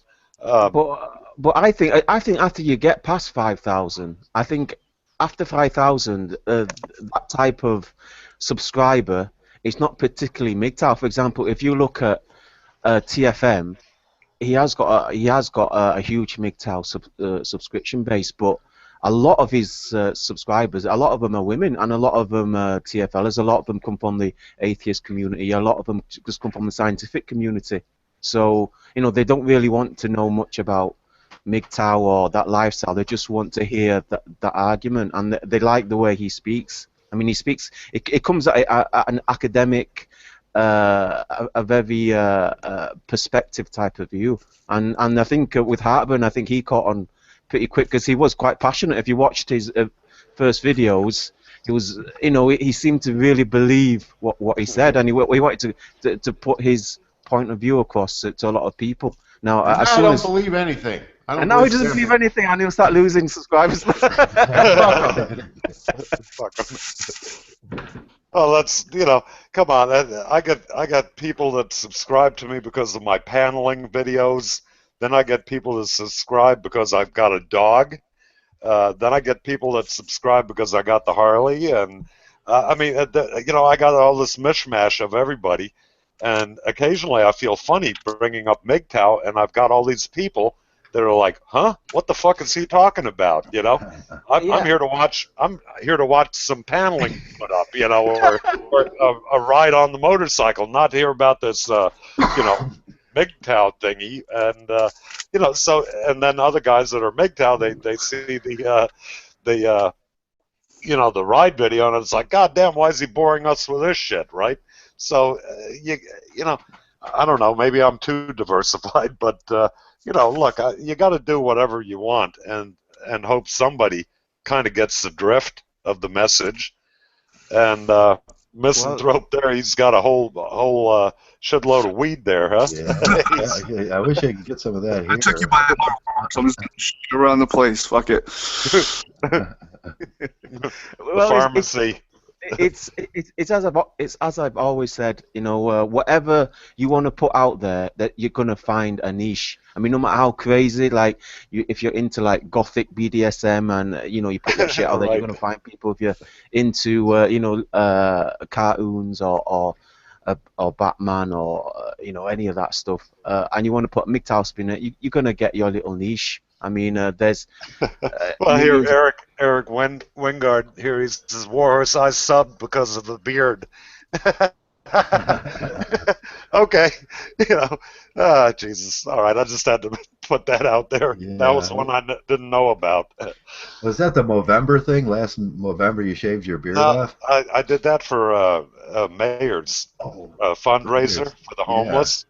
And I said, if it goes up like $500 or I forget what it was, I said I'll shave my beard on camera, and that's what I did. When it came up. So I didn't do it for the Movember. I did it for the homeless drive that Mayor had going. Okay, and it is Movember now. If you guys just don't want to shave this month, don't. I won't. Yeah. So, did you guys go do anything on Bonfire Night? Celebrate Guy Fawkes? We don't celebrate that over here. It's not a big thing over in the US. Hell no. Yeah, the anonymous thing is big. I can see that anonymous thing. I don't know if they had some things about anonymous, but I was kind of interested in Guy Fawkes. If you wanted to go into a little brief history of what that's about and everything. Oh yes, I mean the issue of rebellion over in the UK has always been a part of the English culture. I mean, for example, Robin Hood, very famous folk tale in the UK about a man who led a band of thieves because due to the fact that taxes and the government was so oppressive that they couldn't live a normal life, so obviously they lived a band of thieves. And then there was Guy Fawkes who wanted to blow up the Parliament. Obviously, it would have been labelled a terrorist, and he's still labelled a terrorist. According, I'm actually surprised the UK government are allowing us to celebrate Guy Fawkes because he was the epitome of a terrorist according to the government. But obviously, to the people, we see him as a freedom fighter due to the fact he wanted to blow up the Parliament as a because obviously he wouldn't have done anything except they would have had to build a new Parliament. But it was just a protest thing, and obviously from that stemmed the film V for Vendetta, which is where Anonymous gets their inspiration from, which is where the mask comes from. And obviously this November the 5th saw a lot of protests. I don't know if you guys have talked about that. There was a protest across the Western world. There was they called it the Million Mask March. If you guys haven't had time to search for that now, check it out, guys. Yeah, I seen the videos last year. Tried to recruit me, so that was interesting. We lost you there, bro. We didn't Oh, hear you. yeah, I've definitely heard of that. I'm subscribed to some anarchists and whatnot, so that being put together is interesting. I even had someone from Anonymous directly try to recruit me. For what role, I don't know, but that was interesting.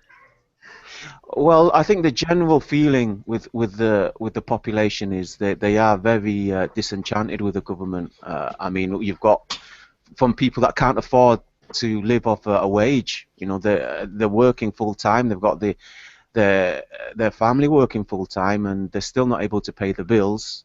Right up to the other extreme where guys are getting shot and killed for no reason. You know, people are getting killed in the U.S. particularly. You know, there's all those stories of.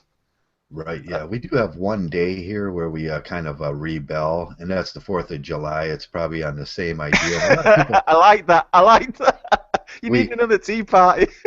yeah, you know what? A lot of people miss the point of the 4th of July. We go out and we use gunpowder and we blow off fireworks to symbolize that we could put those same gunpowder into bullets, and we tell the government at that point that, hey, at a certain point you're going to need to back off because every country, every civilized country like England and America and Canada always tells their government that sooner or later we're going to have a bloodletting.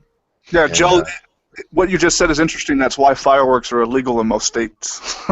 yeah, they're trying to push that back a little bit, and people don't see the importance of that one day where we go out and we signify that this is our independence we're talking about, and we can get tough if we need to.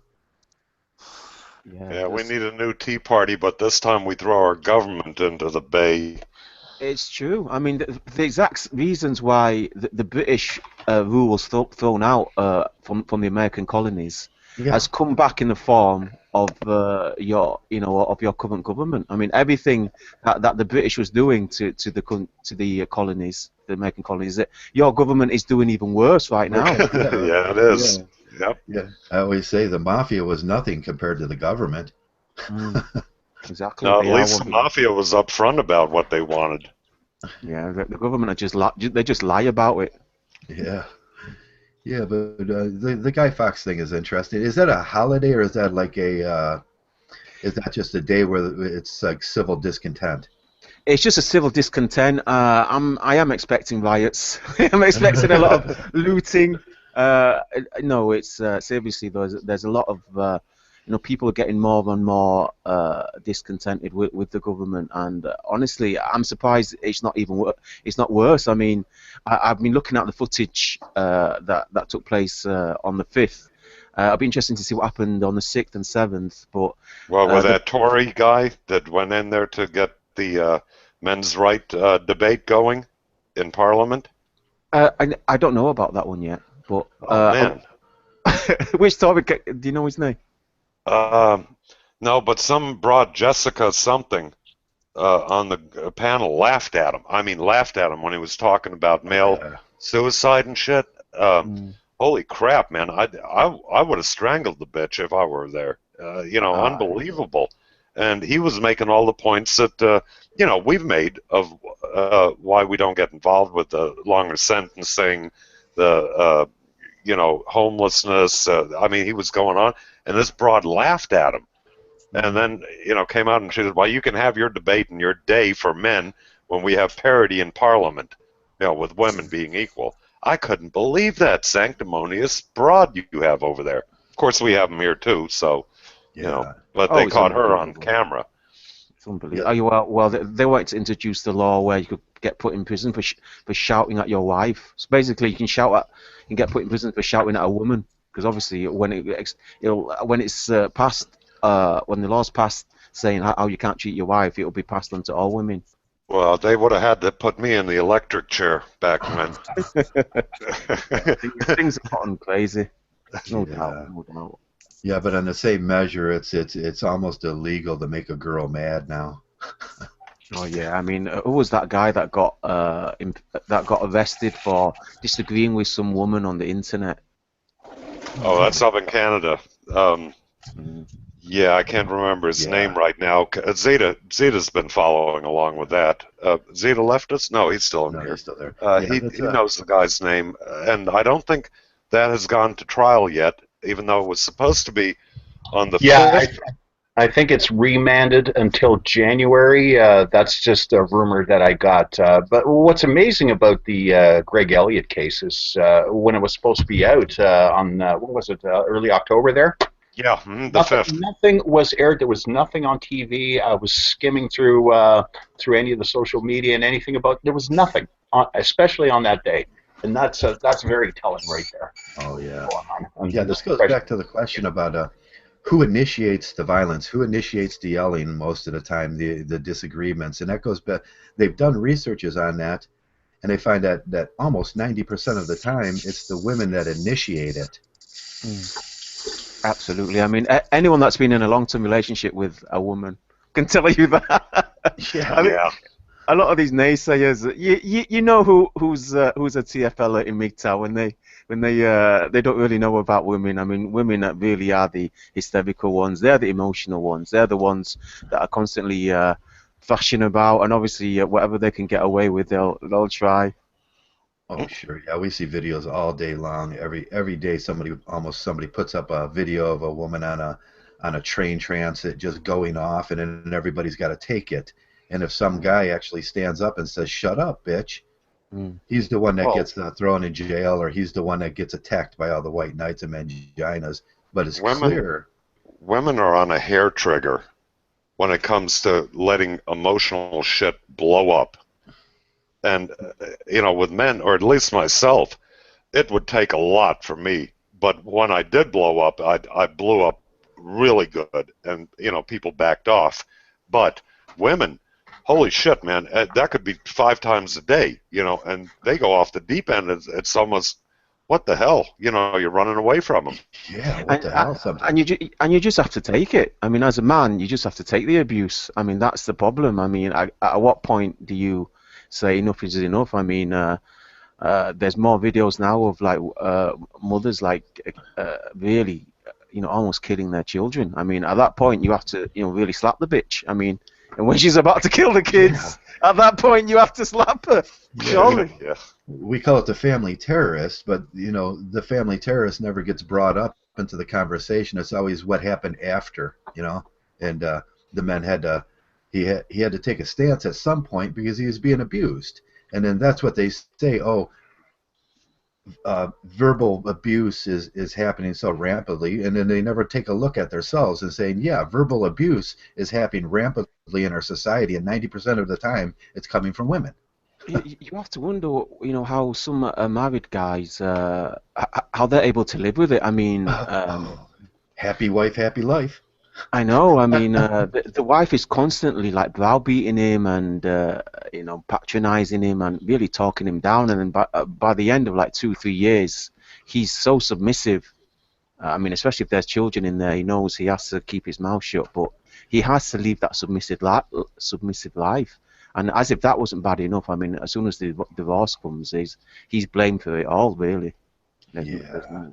Yeah, how we hear these statements all the time. The women say, "I feel like I'm in a cage," but you look at the man's life, if he's married or dating or something, who's really in a cage there? He's not allowed to show any kind of aggressive male behavior. He's not allowed to be a man. He's filtered down through the gynocentric, and these guys are caged, and all those emotions are building, and they have to find a reasonable, honest outlet for that. But even that's getting taken away in male spaces. These married men, they don't have any outlet. The only outlet they have is that small little man cave that they get. Maybe they get a room or a closet to keep their. Joe, when women say they're in a cage, what they're doing is they're trying to play a guilt trip on a man to make him capitulate to their every want and need. And you can never satisfy a woman. I don't give a shit how good she is, and she may be the unicorn. You still will not be able to satisfy her. And it will always be something else going on that they will whine and complain about. And the thing is that a lot of guys are willing to submit to that kind of shit and give in to them. And then when they do this crap to appease the woman over and over again, they keep taking more and more, and it snowballs to where she no longer respects the man. And now I'm sounding like a PUA guy here or something, relationship advice. And while, look, I was married the last time 28 years, so I think I got a fair handle on it. And if you let them get away with this shit and continue to let them get away with it, they will continue to wear you down. And I think this is why a lot of guys, they come out of a relationship not feeling even remotely like they are any part of a man, because at this point they have gotten beat down so badly by giving in to these goddamn women and everything. And you know what?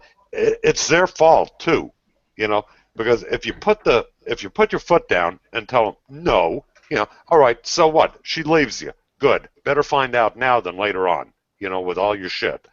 But this is what happens to these guys, and they end up being a shadow of themselves after a relationship. And this is the kind of abuse and manipulation that a child would do to you if you let them get away with it. But we don't let children get away with it. Well, all right, most of us wouldn't. I've seen some ill-behaved children too. But, you know, for the most part, why would we let a woman get away with that as a man? And this is where we're lacking with real men, you know, and I don't mean that as a shaming talk. It's just guys don't know how to act as a man in a relationship. So they end up in this gutter after it's all said and done, and they blame nothing but the woman and take no responsibility for their own shit either. So I don't think men are allowed to. I don't think men are allowed to be an authority over the family. I don't think men are allowed to. Bullshit. They're not allowed to. I mean, if you put your wife in place, one phone call, that's all it takes. She calls the police. You're spending the night. You're spending the night in prison. I mean, you. Well, you do that before you marry her. You don't. Yeah. You don't, man. You know. I mean, if you don't set the rules and everything else, and don't know who's in charge here, why in the hell would you even consider marrying somebody or living with them? That's not the case, Warhorse. So, well, all right, then you take your school of hard knocks, go to jail, get rid of the bitch, and don't look back. And this is where a lot of guys are coming from. And this is where a lot of guys are coming from. This is the case these days. I mean, back in the 20s, if the woman she just blew the entire household budget on like some ridiculous thing, or she just did something stupid like I don't know, whatever, like she lost her temper and tried to attack the man with a knife. He could just overcome her physically, and that would be it. That would be the end of it. But these days, all the white knights, all the police, everybody hears about that. They hear that this guy had a fight with his wife. They immediately take the woman. All right, but don't you think? I mean, your first argument that you have with, let's say, your girlfriend, you're going out with some chick and you have an argument, and then you have another one. The knife doesn't come out in that first argument or the second one. There's got to be some kind of signs here that you're dealing with a crazy person, okay? Yeah, that's right. And at that point, the don't put your dick in crazy applies, right? So you get the hell away from that. And, the knife thing happens down the road. Because I'll quote Nico. He's attracted to crazy women. Guys, they'll put up with a woman right up to the point where she'll get a pair of scissors and cut his cock off. At that point, that's when the man draws the line. That's it. Oh, okay, no more sex with this woman. Guys, they will put up with it. I mean, when you say guys are thirsty, guys just don't have their heads screwed on. They think, unfortunately, they think they're not going to do any better, or this is how all women are. And they just put up with it, But like you said, guys, Nico's in a good position. He can sew his dick back on again by himself. He's got all the training there for it. I'm joking, but it's crazy. We talk a lot about the masks that they put on before that, and then what guys don't see is they don't know about the gun in the room, and then there's this mask that leads up, and then they figure out the way she is, and then all of a sudden oh shit, there's a gun in the room. But by that point, that's too late. I know. I mean, women, they're not. I mean, they're childish, but they're not stupid. I mean, they know how to play that hypergamy game. They know they need to put this act on, and that they know they need to be on their best behavior at a certain point. But when they can get away with it, just like kids, they'll do it, and they'll start acting very emotional, very hysterical, and very irrational. And before you know it, you're trying to calm down this grown woman for the most pettier of things, and then a small argument turns into a fight. And you start to wonder yourself, where did all this come from? I mean, Yeah. I'm sure you guys have been there when she, the first time she, I don't know, throws a plate or smashes a plate or breaks something or does something very crazy. You're thinking, where the fuck did this come from? Right. I'm sure you guys have been there. Oh yeah. Yeah. Heartburn, you've been there. I know you've been there, brother. Well, I know the first time my wife threw an ashtray at me, we were dating before we got married. It was the first month we were together. That tells you what kind of an asshole I am. Well, woman throws an ashtray at my head in a month. So anyway, it goes into the wall, breaks the drywall up. I just handed her the plastering compound and spatula, and I said, "Here you go. You're going to fix it. I'm not going to fix it." And we were renting a place at the time, which meant if the hole was in the wall, it was going to cost plenty. And she had to fix it, and she told me a couple of days later, she says, "I will never throw anything at you again. Number one, you duck too fast. Number two, you won't fix this shit." And I said, "You're right. I don't fix your problems."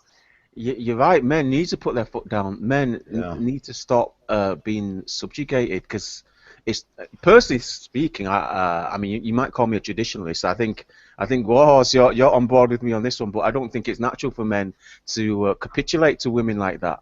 I mean, right. No, it isn't. It isn't. And I think Heartburn thinks that too. You know, I get that from his no, he's attitude shy too. about that. He doesn't want to offend. He doesn't want to offend the ladies. Yeah, fuck, I don't care about offending anybody. Yeah, I don't think he's worry about that. I'm an equal opportunity offender. You know, no. Yeah, Go ahead, remember, Heartburn. I don't think that was Heartburn. I think that was Archie's. But Well, okay. I remember the first time I seen that myself. You know, I was having one of the most embarrassing moments in my life. I think about this as one of the things I ruminate about in life. I was like, oh God, that really happened. I was having a business meeting with a guy in the kitchen, and through the doorway of the kitchen door, a boomerang came in and hit me in the face. Oh, jeez. Yeah, she was listening in on a conversation, and obviously somebody said something she didn't like, and then she just went totally bizarre. And I sat there for like a second going, oh my God, did that really happen? Yeah, I mean, first time my ex went crazy, I remember we were watching television, and these celebrities came on, and I made some comment about a celebrity, and she thought I was talking about her. She thought I mentioned it about her, and for the rest of the night she didn't speak to me. She just gave me dirty looks, and I thought she's obviously thinks. I thought no, she couldn't think that I said that about her, and she didn't speak to me up until the next day. And then when she just let loose, she came out with the most disgusting, despicable language I've ever heard.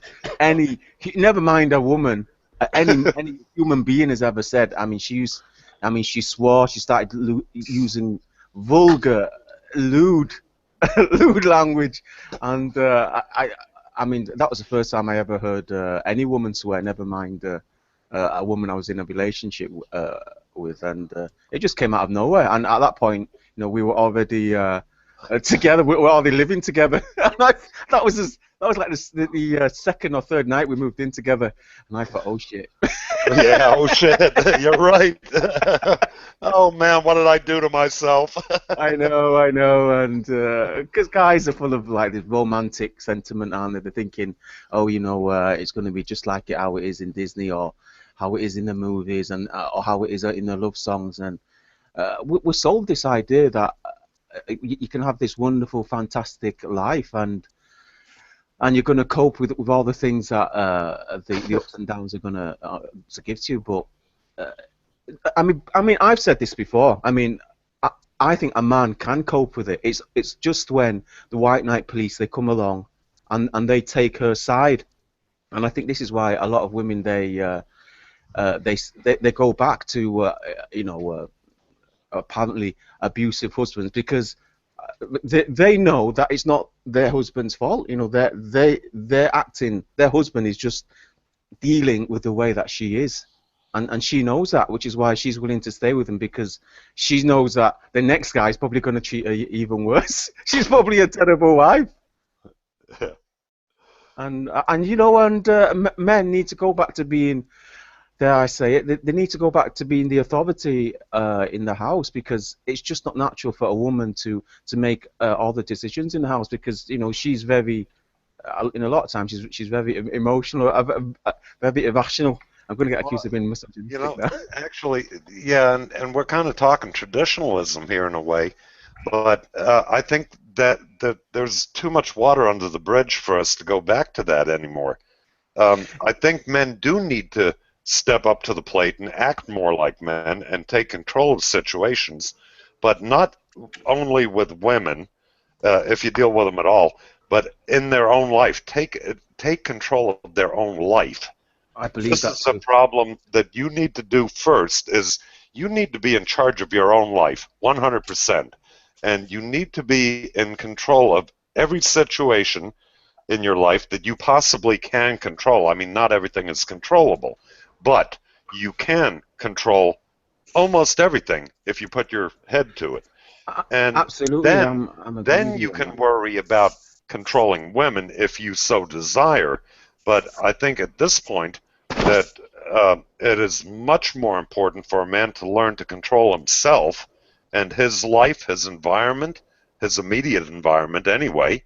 You know, you can't control your working environment. Well, you could always quit, but you know, there are certain factors in life that a man can take charge of, and I see too many guys, younger guys especially, that are just wimpy. You know, they're just Oh going along yeah, for the ride. the Yeah, simps. okay. You know, I don't want to cause any waves and shit. Well, why not? Why wouldn't you cause waves? I've Absolutely, caused enough waves in my life. Man, we got a tsunami coming. You know, from just my past I of agree all with the you. waves that I've caused because I just didn't give a shit. You know, I did some crazy crap because I didn't like the way shit was going down. And I'm talking about not my personal life, but my at large life in the community. So this is what I don't see anymore. I don't see that strong, uh, uh, you know, that strong determination of a man wanting to push through his own will upon himself anymore. I think a big tsunami is due. I think our society has made men submissive. You know, we're told to Yes, obey. that's what I'm saying. Yeah. It's time to buck up, you know? I mean, let's tighten the bootstraps, man, and you know, strap on the gun. Let's go because this shit isn't getting it, man. This submissive, wimpy shit that I see out there, and I mean, you know, even the young guys around here, you know, they play Billy Badass like little rednecks, but when they get around the girls or you know they're anywhere else, holy crap! I've never seen such marshmallow men. You know that there's no backbone. It's all there's nothing there. They've never been taught. Yeah, well, like I was saying, sorry, Miss Anthrope, did you want to say something? No, no, I'm good. Yeah, I mean, we are being we are being. I mean, they say they put fluoride in the water, or chloride, to keep our teeth clean. Some people say it's a pacifier, and right from the early age, you know, we're taught at school to be submissive. We're taught at every point. So when we see something's wrong, you know, when we see something that's happening to other people, we're very cautious in dealing with it. And when we see something wrong happening to us, we're we're we're like conditioned to say, well, if it's a policeman dealing with it, or if it's an official, you know, just let it be. No, I'm with you, Wars. You know, we need to Yeah, start putting our foot I down. think, but that's see, I think that's something that you you're taught at a very early age, and something that you're born with. And I think all men have this, what you might call stoy, that they're born with, and then they learn how to suppress it. You know, I mean, when I was in grade school, I got kicked out of Catholic school, you know, because I kept getting into fights. And I didn't give a shit. They wouldn't subdue me. The nuns beat the fuck out of me. The priests beat me, you know, and I fought back. I mean, I was 10 years old or 9, and they kicked me out. I got kicked out of more shit in my lifetime because I just would not submit. And I think maybe that was just my personality. I don't know, but I just hated that authority. And that's something that I think nowadays everybody's just too willing to not make waves and do whatever they're told. It's horrendous. Well, that's Yeah, what I mean, especially with the injustices and the wrong that's going on. I mean, guys, at what point do you fight back? At what right. point do you That's say, it. at what point do you say, no, you're not taking that? No, you're not going to do that. At what point is laying down going to be such a toxic way of life that you can no longer live that way? I mean, if they can just come into your house and just take everything, and they can take they can take your kids, they can take your car, they can take everything from you. I mean, at what point do you say no? This is mine. You're not going to take it. Yeah, at what Yeah, point do we say enough is enough? right. Yeah, the men need a temperance movement. Exactly. Yeah, it's about society in general, and the community has emancipated men. It's tempered us, and it's trying to forge a male that I can see on one side of it, they don't want the domestic violence and they don't want all this stuff going on, but when you do something, it affects the other side of men too, and it puts all men in them categories. Mm.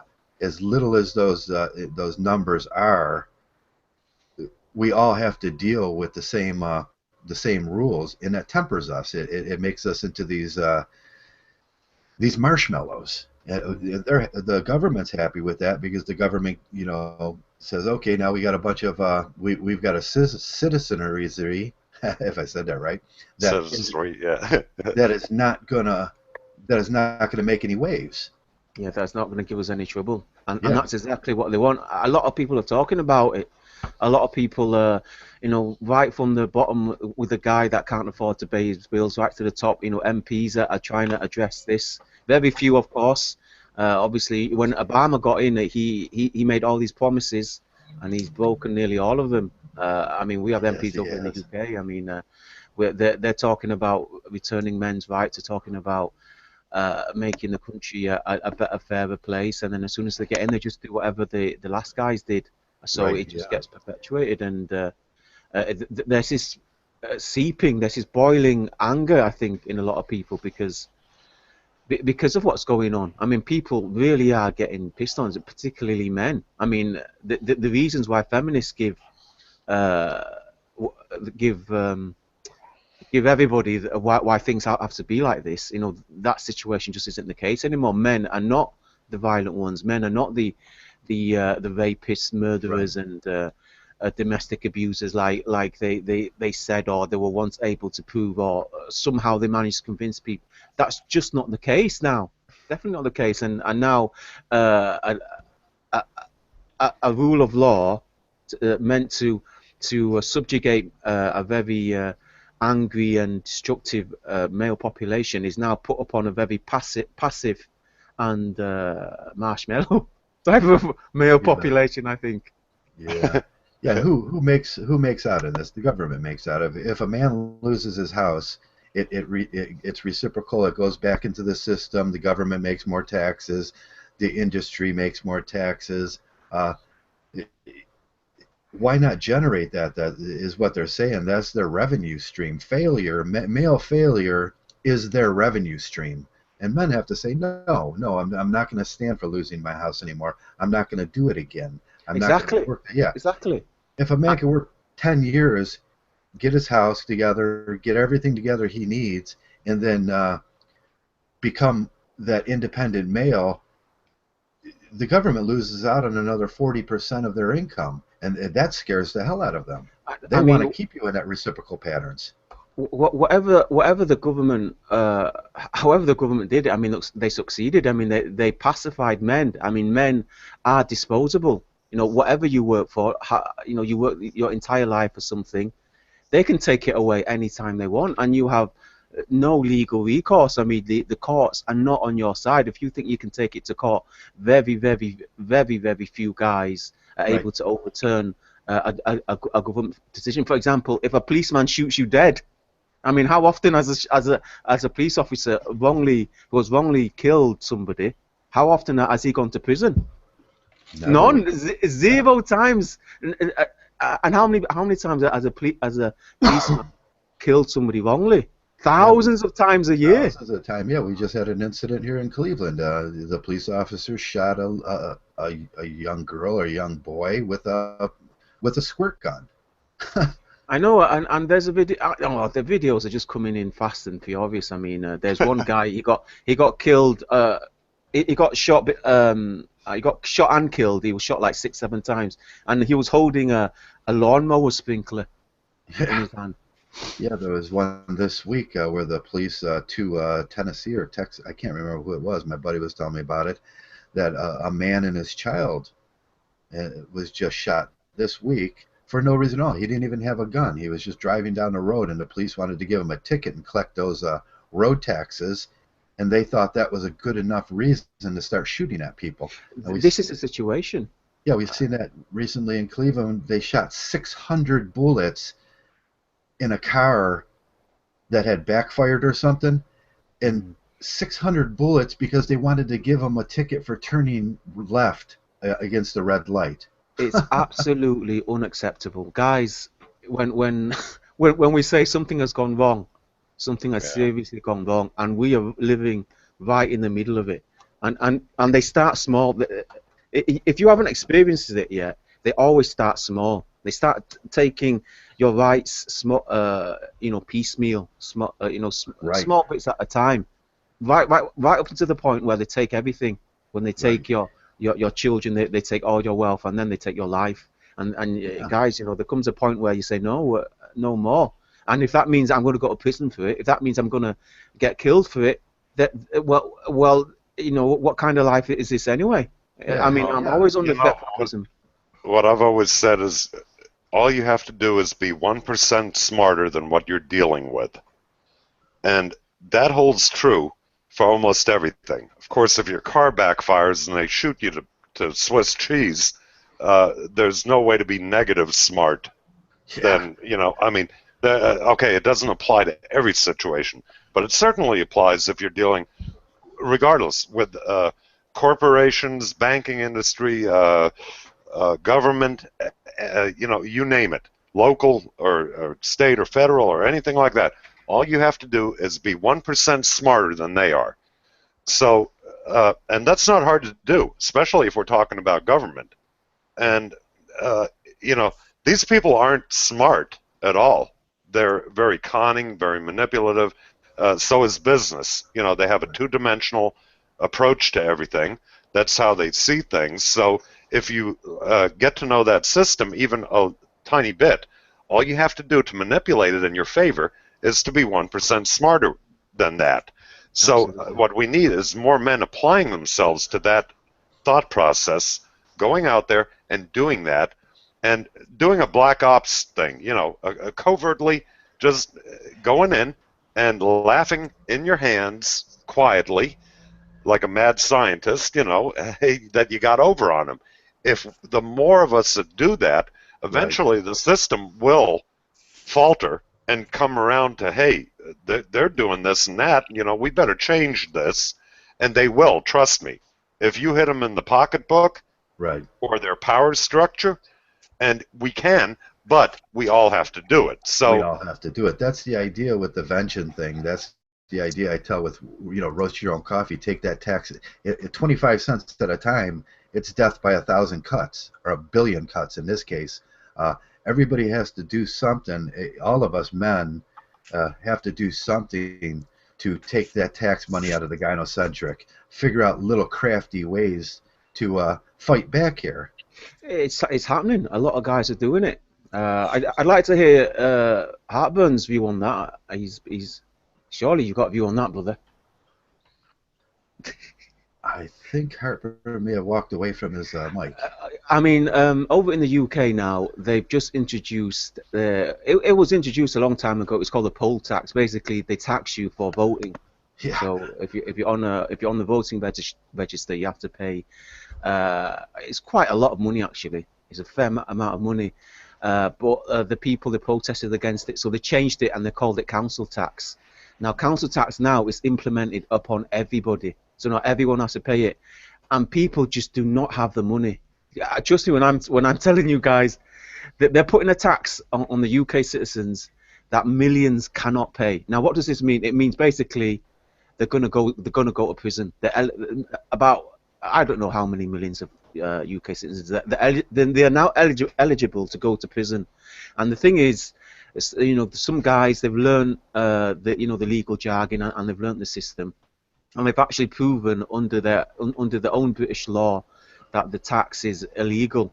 And for a couple of years, they actually managed to successfully argue this. A lot of guys, they escape this tax, but they've now changed. Now the government has allowed the councils to change the legislation, and the council can now make their own court rule. Listen to this: they can make their own court judgments. Since when can a non-court official make a court judgment? They just changed the rules, and this is the situation. We've seen that too. Yeah, they're just going to try to be the authority figure and make the rules on their own. And okay, we'll implement this tax, and that'll be okay. But I hate to use this term. At a certain point, you have to figure out how to rob from Peter to pay Paul. Yeah, that's it, guys. Yeah, you just can't live in this society without. I mean, the government are the biggest cheats and thieves and murderers, and out of us all. I mean, I mean, for me, I'd say there's no harm in lying to a liar. There's no harm in cheating a cheater. I mean, there's no harm. Yeah, and I'm not talking about switching, not paying your electric bill so you can pay your tax bill. I'm talking about finding a way to go out there and get that money back from him. And if you're creative and you're an intelligent man, you'll see what I'm talking about. You have to go out there and take that money from there to give it to over here, so you don't go to jail or you lose your house. I was explaining that to somebody the other day that I was talking to about how a business opens up another business in a different name, another corporation, right, and how they buy and sell things to each other, and how they and how that all works, because I've done it. I've been in business. I've had a couple of businesses and everything else, so I'm well versed in it. And he was saying, hey, this is really low down, low life crap, and no, it isn't. It isn't, because the government, if you play by their rules with one entity or whatever, they will suck you dry. You will not be in business very long at all. Yes, so you play by their rules. Okay, it's their rules. You're playing by it, and you utilize it to your advantage. And that may seem like it's low down and dirty, but why? Why? No. They're doing it to you, or trying to do it to you. You're using their rules against them, and you end up looking good and making your money. And by the time I got done, and I'm not going to go into that whole spiel here, of course, because it's going to take an hour to better.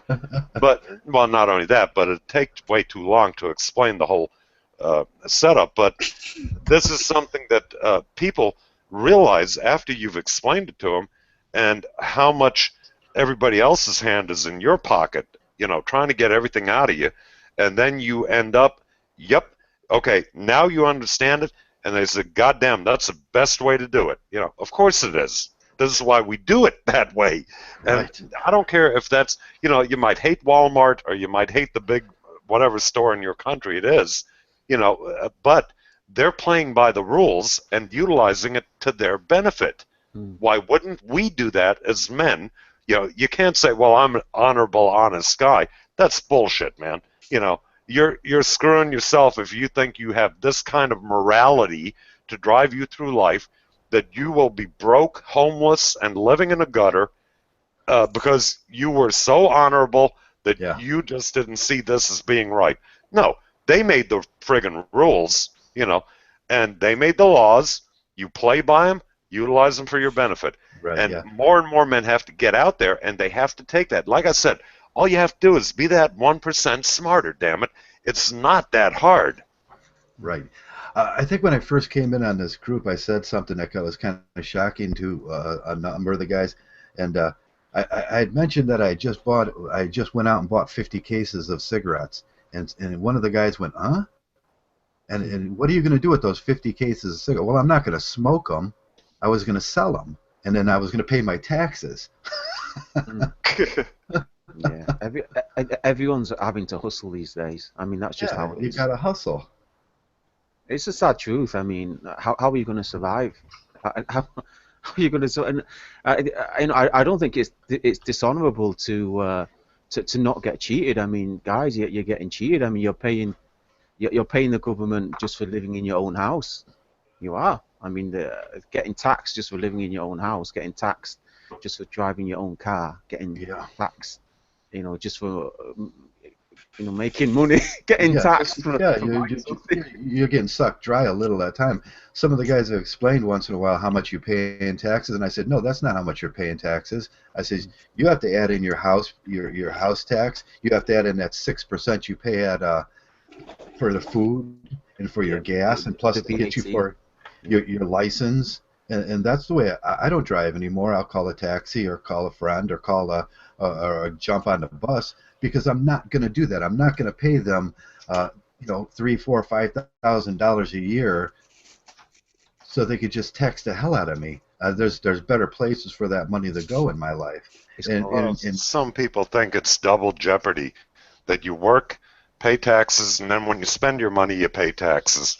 It's more like, quadruple jeopardy, because you're paying not only the federal government, but you're also paying local and state governments taxes. So this is all the money that you've earned and you've paid tax on, and you keep getting taxed and taxed and taxed.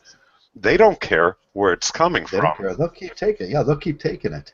Yep. The first time I seen this was with when I first woke up, was with child support, and then they were taxing my money. I was paying the child support, and I wasn't allowed to knock that taxes off. I wasn't allowed to deduct that, and then she took a $7,000 tax deduction, which I had to pay for. And I was like, whoa, this is triple. I'm getting fucking triple hit here. It's crazy. It's absolutely crazy out there, and we're right in the middle of it. We're living right in the 2015. And now, see, we're talking about all this stuff right now, right? And there are guys out there saying they want to get laid, and boo-hoo, I can't get laid. Right. Really? Is that a consideration in your life when this shit is much more important to deal with? Learn how to deal with this kind of crap, to keep your head above water and maybe even live a good life, And you're worried about a piece of ass, you fucking idiot, man. That stench trench ain't worth that, man. Get your head out of your own ass and wake up, man. Smell the fresh air. Well, men are sold that constantly everywhere we go. When we watch the TV, when we listen to the radio, when we walk out in the street, men are constantly bombarded with having sex is going to solve your problems. It's it's a huge distraction, and we're sold this constantly every moment of our lives. And whenever we're stressed, in the blue pill world, whenever you're stressed, you think, well, the answer is getting laid, and that's just what's been imprinted in our heads. And here's the thing, Shining. If men are getting laid, they got pussy on their mind, right? They're running around with a hard dick, and they're not thinking about other shit like business and taxes and none of that crap. They could care less because, they're getting their dick wet. And this is what the government also wants. If a woman has control of the narrative and you're happy because you've got nothing but pussy on your mind all day long, well, you don't even have time to think about how to make your life any better or what the future might hold for you. Control the women, you control the men. Right. Yeah, there you go. But for us, that's not going to work. We don't give a shit if you control the women. Fucking take them. Take them. You can have all of that. You can have all of them. That's right. Yep. Leave me alone with it. I'm not dealing with it anymore. Yeah, I'm just going to sit back and point and laugh. And that's what I do now. I just sit back and point and laugh. It's almost hilarious some of the times when these guys come around and they start pushing that gynocentric bullshit around my channel. That's what it was about this week. We got guys coming around telling us, oh, it's okay to do that. No, it's not. It's never been in Mgtow. And what we had just talked about, how you're going to get hit, goes back it goes back to a real thing that happens in life, but these guys don't see it because they've never been affected by it. No, and of course we're all grumpy men, that are pissed because we can't get laid. I mean, this is the kind of mentality that's out there, taking away from what we're talking about here. And that, I've become like Joe. I've become a professional observer when I go out.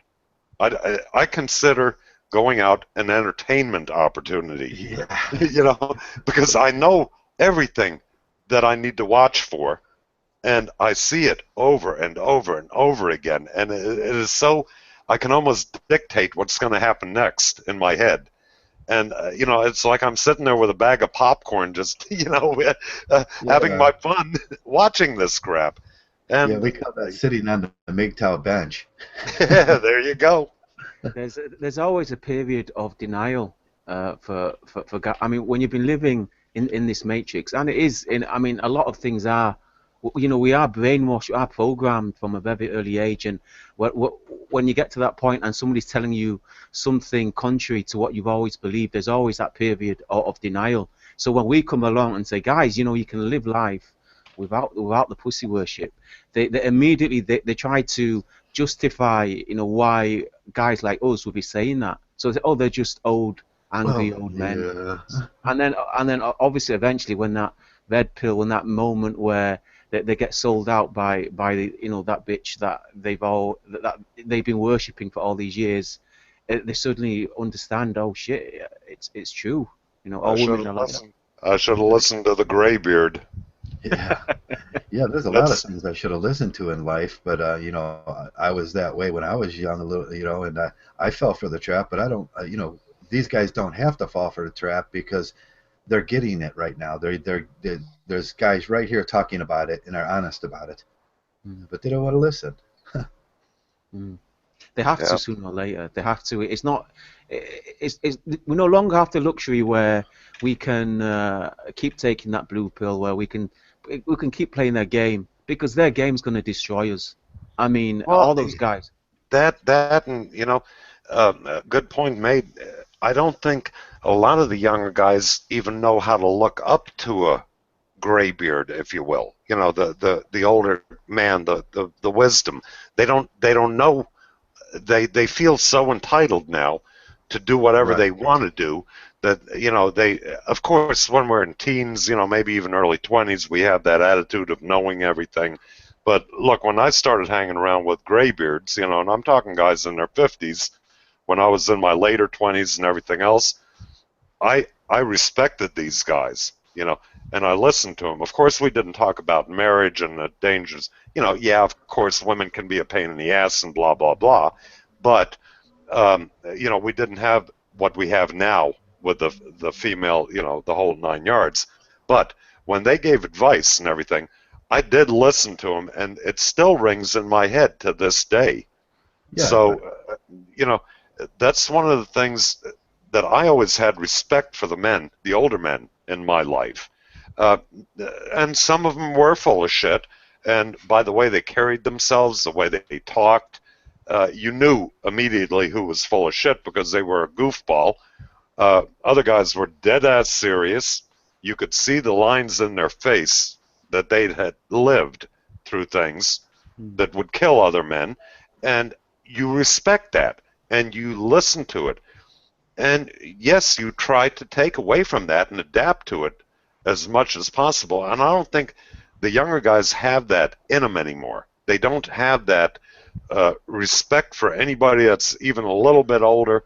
I mean, society's changed so much, and this is where I find it hard to relate to a lot of the younger guys. I would like to, be this the old graybeard, which I am now, but I hear, you baby boomers ruined it for us, you entitled little cunt, You don't think that the old people when I was young were drawing on this shit, and ruined it for me when I was this age? This is nothing new, But now, back then, we weren't bitching at the older crowd for retiring at 55, and drawing Social Security.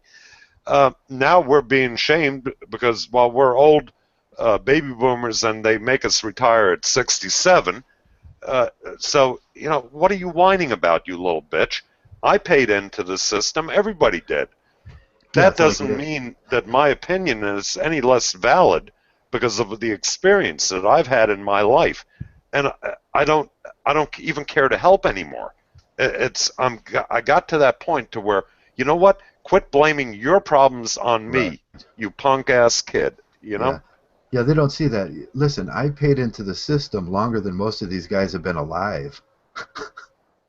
I think it's kind of a result of the lack of male role models. I mean, when men have been taken out of society, when men are going away from society, going away from traditional, from the traditional family unit, and we've proved it. It's not our fault. We were pushed away. I don't think the value of having an old greybeard, a peer, an elderly role model, elderly male role model. I think that value is forgotten. I mean, you still have cultures where the elderly are seen as points of references, are seen as encyclopedias of history, of knowledge, of experience. In the West, they don't see that. They don't have that value on men. But I think that the more interaction you have with the younger guys, the more that they do see it. And I'm sure you guys have had subscribers and comments from 20-year-old guys to teenagers, really showing their gratitude of some of the work and some of the words that you've passed on. So personally, I think Mgtow's, that's one area that we have made a dent in. I think a lot of younger guys, they are seeing the value of the things that we're telling them. Right, yeah, but we see these, and Steve was mentioning before, I think that he was trying to get at, there's a certain segment of Mgtow, and TFL says that, he says, what, 2%, that are never going to get it. There's a certain segment of these guys that don't have to get it. They're the TFLers. They're the guys that are just not going to have to ever do that. So me and you were talking yesterday, and we hit on an interesting thing, and I may have to recant on one of my policies here. Which one's that? I say no women in Mgtow. I say you want Lisa Emerald back in? I say we need one woman in Mgtow, and that way all those retards can go over and start just playing around that channel and leave us alone. So I may have to recant and say we need one woman in Mgtow, and Lisa Emerald, please come back. Please come back. I mean, she looked after those guys pretty well. Those guys used to, I mean, they used to follow her around quite. Yeah, because those guys, now that she's not around much anymore, those guys are out running around making all of us miserable. That's true. I didn't notice that. Yeah. Well. Yeah. So. Yeah. So Lisa, if you're listening, we're sorry. We're sorry, Lisa. No, she is. I don't think we can replace her. She had such a value. She's irreplaceable. The mother of Mgtow. The mother, oh jeez. Yeah, my boss once said he was walking down the aisle towards me, and I looked up, and there was these two guys, and they had just got done doing something really stupid, and I said, hey Wayne, you're a really good guy, and he says, why is that, Joe? And I says, because you keep those two employed, and they're not running around society just destroying everything. Then we got those guys in here. They're just running around destroying everything, and we need a place to send them. Where do we send them now? We'll just have to let them burn out. They'll get tired of stomping their feet. Like I said earlier in the podcast, it's like children that are having a tantrum. They're having a hissy fit, and they like have a to little go girl. through their own cycle. That's really how it works. I mean, if you want to rage on, that's why I keep saying rage on, rage to the very end. Don't hurt anybody in the process, because eventually that's an opening to waking up. Yeah, and they're finding each other too. Proving itself to be that. Sorry, Warhurst? They're finding each other and banding together. So whatever damage they do, it's not really affecting a whole lot of people. Exactly. Because those that are out of the loop and moving forward are there. right? But that's an individual thing. You have to come to that point where enough is enough, and nobody can steer you that way. And that's what's individual about Mgtow as I see it. Yes. Yeah. And we got these well, some TFLers are Mgtow by default now. What I mean is that Alex guy. Everyone's Mgtow now. Yeah, everybody can be Mgtow. Yeah, in Alex, there is no way in this godly world that guy's ever going to have a woman. And it doesn't make a Mgtow by default. It just makes it's pathetic. I'm sorry that is like that is. And I wish that I could do something or send them to the PUAs and they could make a man out of them.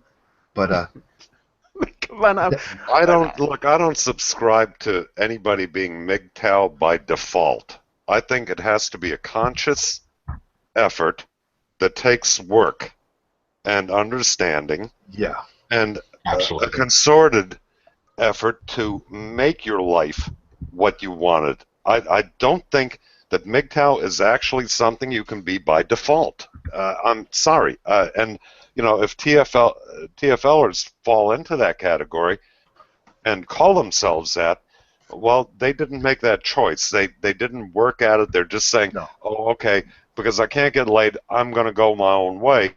But if the opportunity ever presents itself, I might not go this way. See, this is what I mean. That's not Mgtow. You know, if the opportunity presents itself and I go for it, oh, I'm going to go with her then, and hey, guys, I'm no longer a Mgtow. Well, you never were. That's the point I'm trying to make. So now that's with the gay thing, too. Nico said it very well. The gay guys are Mgtow by default just because they're never going to deal with that with women. But that doesn't never make them a Mgtow. They don't understand the psychology behind this. No. And the TFLers, they're not going to be like that. But we have to deal with this, and at a certain point, we have to step back and say, hey, no.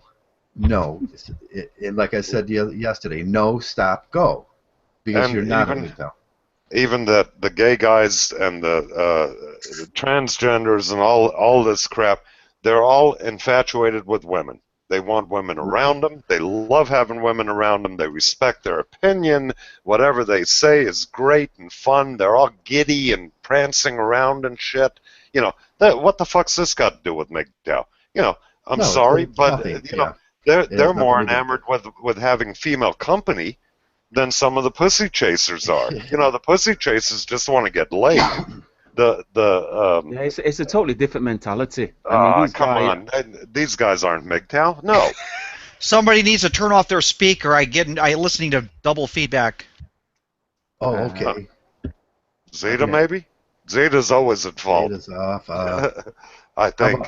Is that any better? I'm on a headset, so I know it's not me. Polka, is that any better?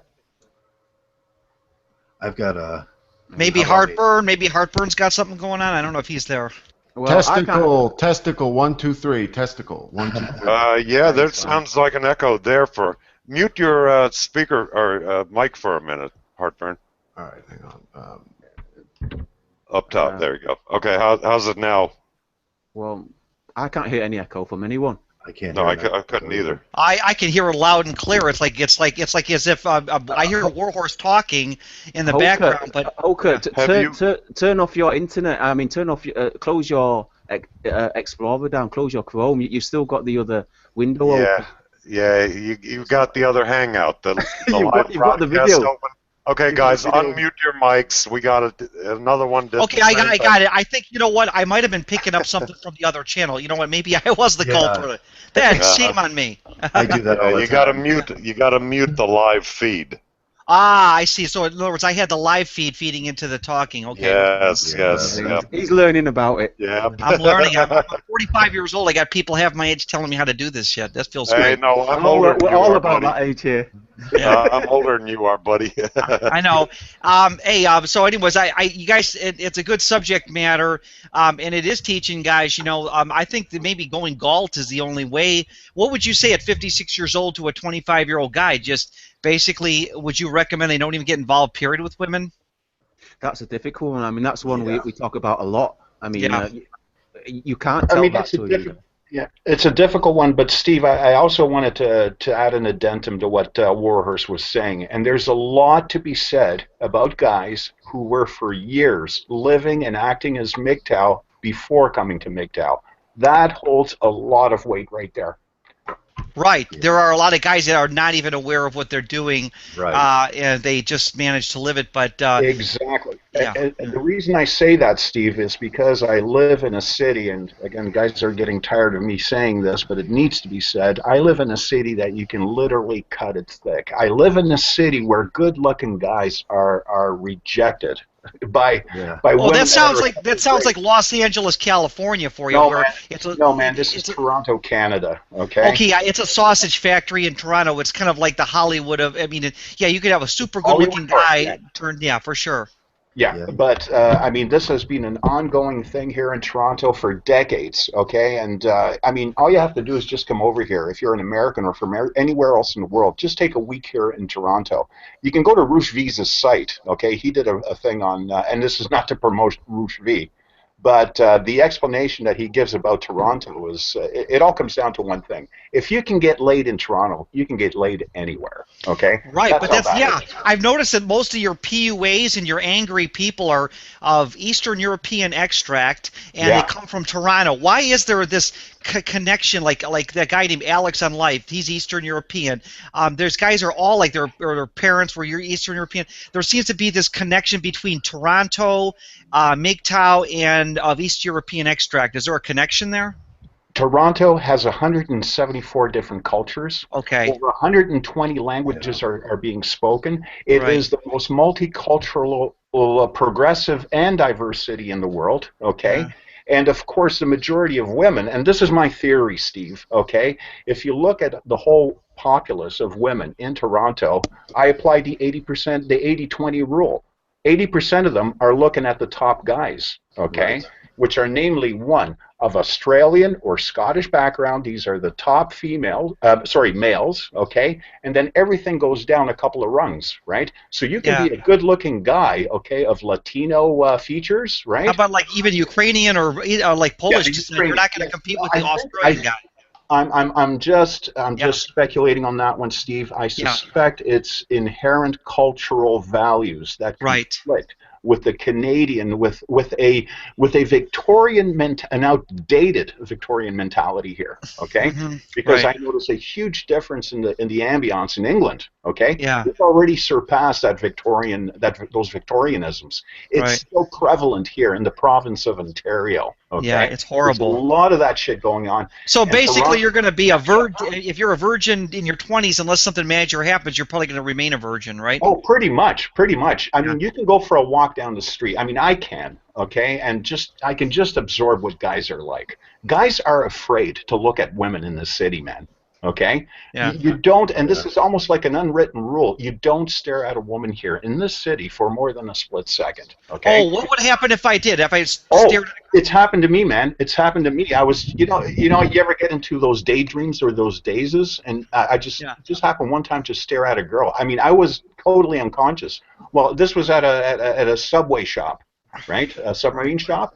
And she, in front of people, said, "Stop staring at me."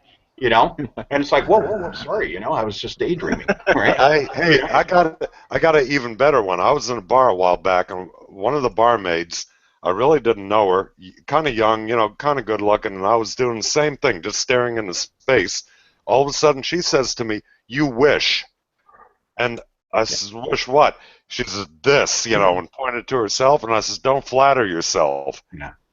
Wow.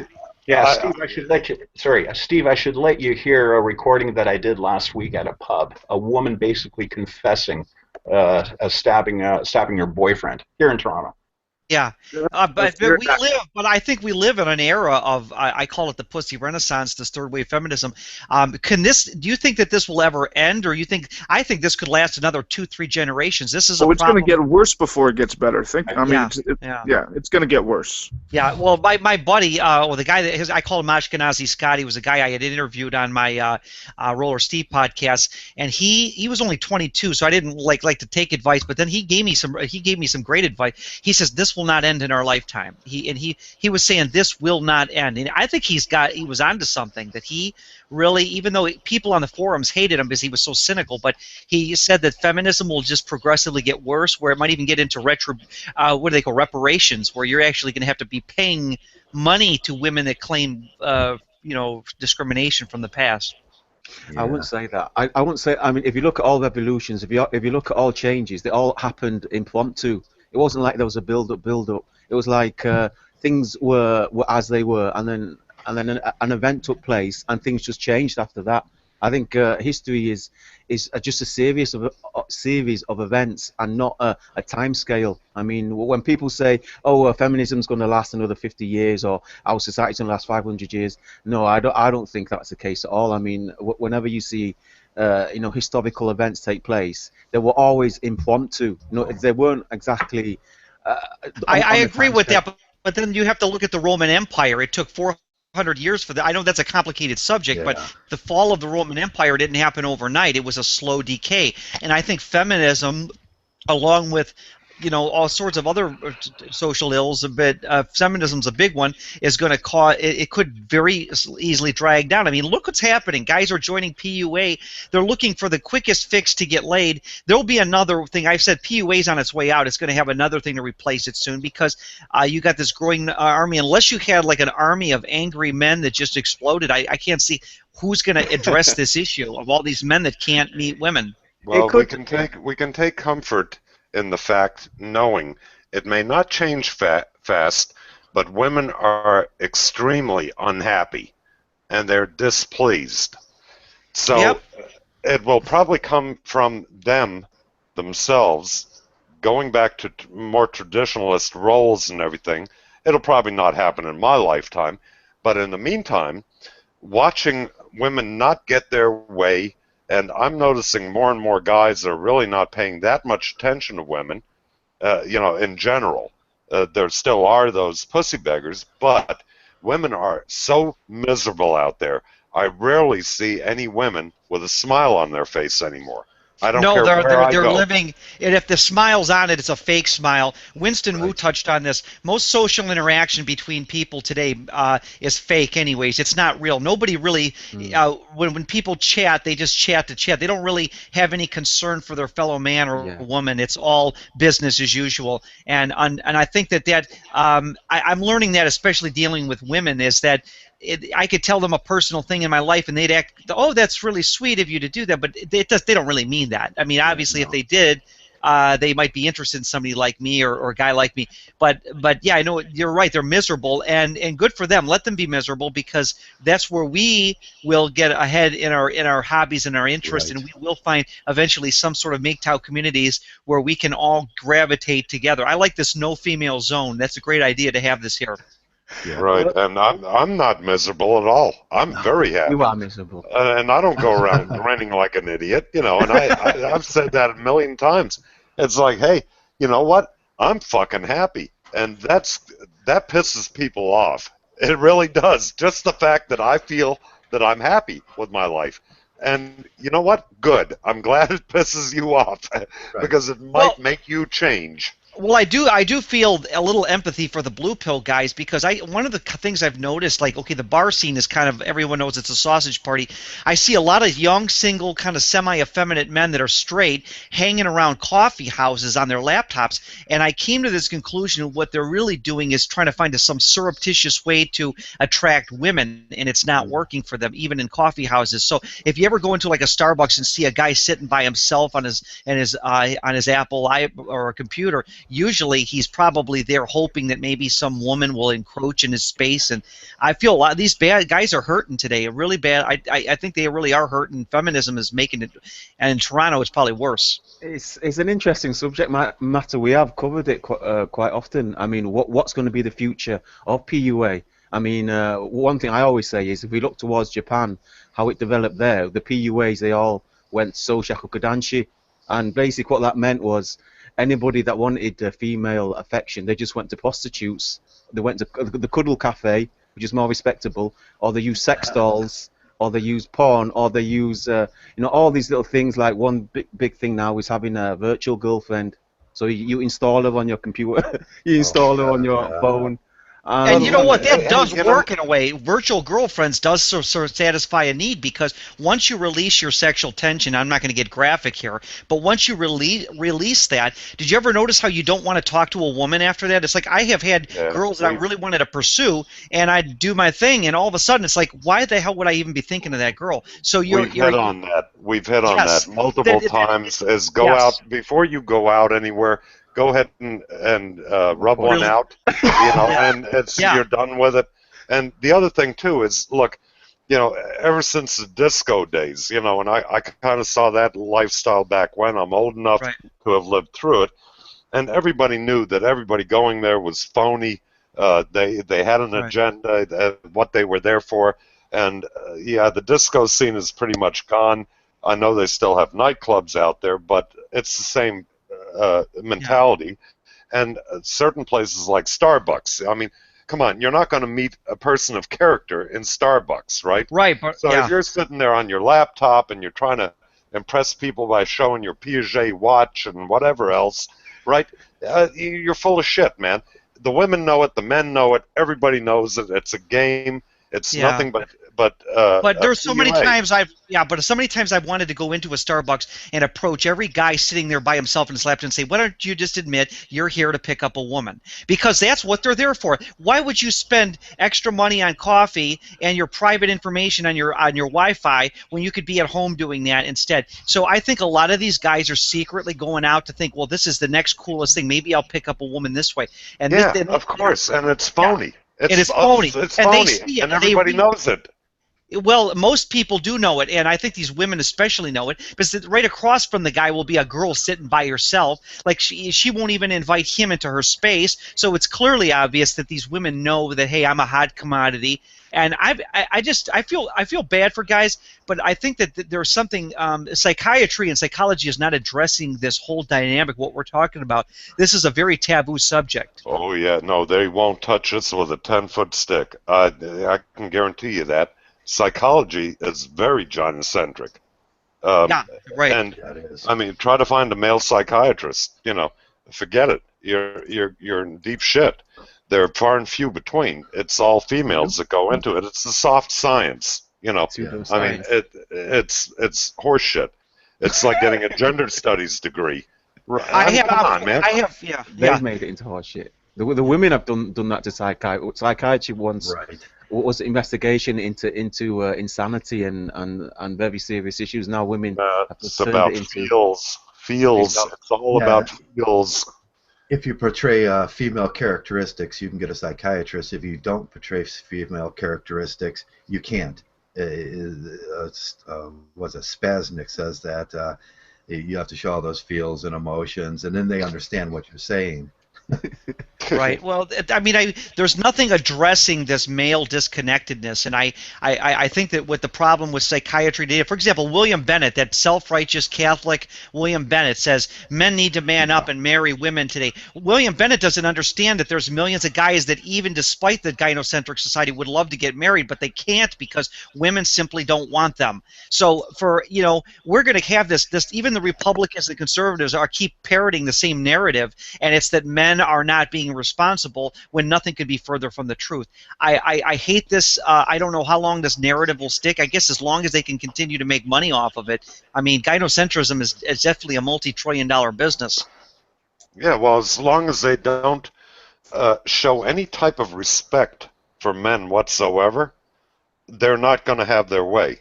Because, I think that's a natural instinct that men, when you get a lack of respect and disdain from society as a whole, you're not going to be willing to, I don't know how to put this. It's just, it's self-defeating attitude that they have, and they don't understand that it's self-defeating attitude. Yeah, I Well, just by the way, think, I have a question to ask about Warhorse, and I'd ask this to Traversable, and you guys can both answer this. When you see a guy in public with his wife and kids, what do you gather is going on? I know it's an overly simplistic question, because if I'm talking about a lot of guys out there that are having trouble meeting people, therefore they go Mgtow, what are these? How are these guys able to land these wives? Is it hypergamy off the charts? Is it just that they were met at the right time? What is your opinion of that whole guy with a girl and kids issue? Wow. wow, yeah. You know what? Me and Shiny were talking yesterday about when I see guys that out there with a wife and a kid that have made it and don't really, they don't practice any Mgtow or don't see it. Them are the guys that met a girl about 12 years old, and then they just kind of hung around. They had this friendship, and then they just kind of became part of each other's lives, where they bought a house, did this, went on to this relationship, and they don't know about they're undereducated. The women especially are undereducated in feminism. They're undereducated in all this stuff, so they don't see all the garbage. So you look at them and you go, wow, they look kind of queer. They look kind of different from society. That's because they haven't been saturated in all the garbage, because they've known each other since they've been 12 years old. Well, Yeah, that's a good actually, point. I look at it from a different perspective. If they appear happy, a family unit, a husband, wife, everything looks honky-dory and everything, that number one, they're putting on a little bit of an act out in public, okay, a little bit of an act. They're in the moment. And then the other thing I think of most normally is that this will not last. This honeymoon period, or this fleeting moment or period in their life, will come to a point where they get tired of it. Whether it's the man, the woman, or whatever, the child will grow up, become a teenager, which will aggravate the situation. You'll have divisions as a child gets older, and I've been through this with stepchildren, so I know. And this what you're seeing out there is not a long-lasting thing. It's like watching a movie for an hour and a half. Right. Now, I want to see this, but there are guys and women out there who are going through the whole heterosexual, married, monogamous thing, and in this crazy society. So some people are running through this unscathed because, like I said, I go to the park. No. They're not running through it unscathed. They just haven't hit that point in the time that they become scathed. That's the thing. That's the thing. You're only looking at it at this point right now. In this time when things are going really well. And you got to remember that things can't continue like that. Nothing stays the same. Right. Well, it seems almost hypnotic that when I see an attractive guy and a woman holding hands and they got 3 baby or kids running around and they got 2 dogs tailing around, it looks so like you almost like wish you could be like part of that life, and it's so romantic. You're romanticizing, you're romanticizing that whole picture in your head and thinking that's the way you can go through your entire life. Where you and your wife, you've raised your kids, they've got grandkids now, and you're sitting on the front porch rocking together, just waiting for both of you to pass out and die, happily together. This is not reality, man. This is a movie in your head. It's not reality. But it is a horse. There is some reality. Some people manage to stay married. So I don't think that there are people out there married today that you can say are for sure going to be divorced. Some of them will stay married and actually go through the whole process. They'll stay married, but will they be happy? I know old people that they're wishing the other one would die. But when they're out in public, celebrating their 50th or 60th wedding anniversary, right? They're the happiest motherfuckers you've ever seen, right? Right. And both of them would wish the other one would die already so they could be done with this shit. Hey, look, I'm not joking. I've seen this crap, right?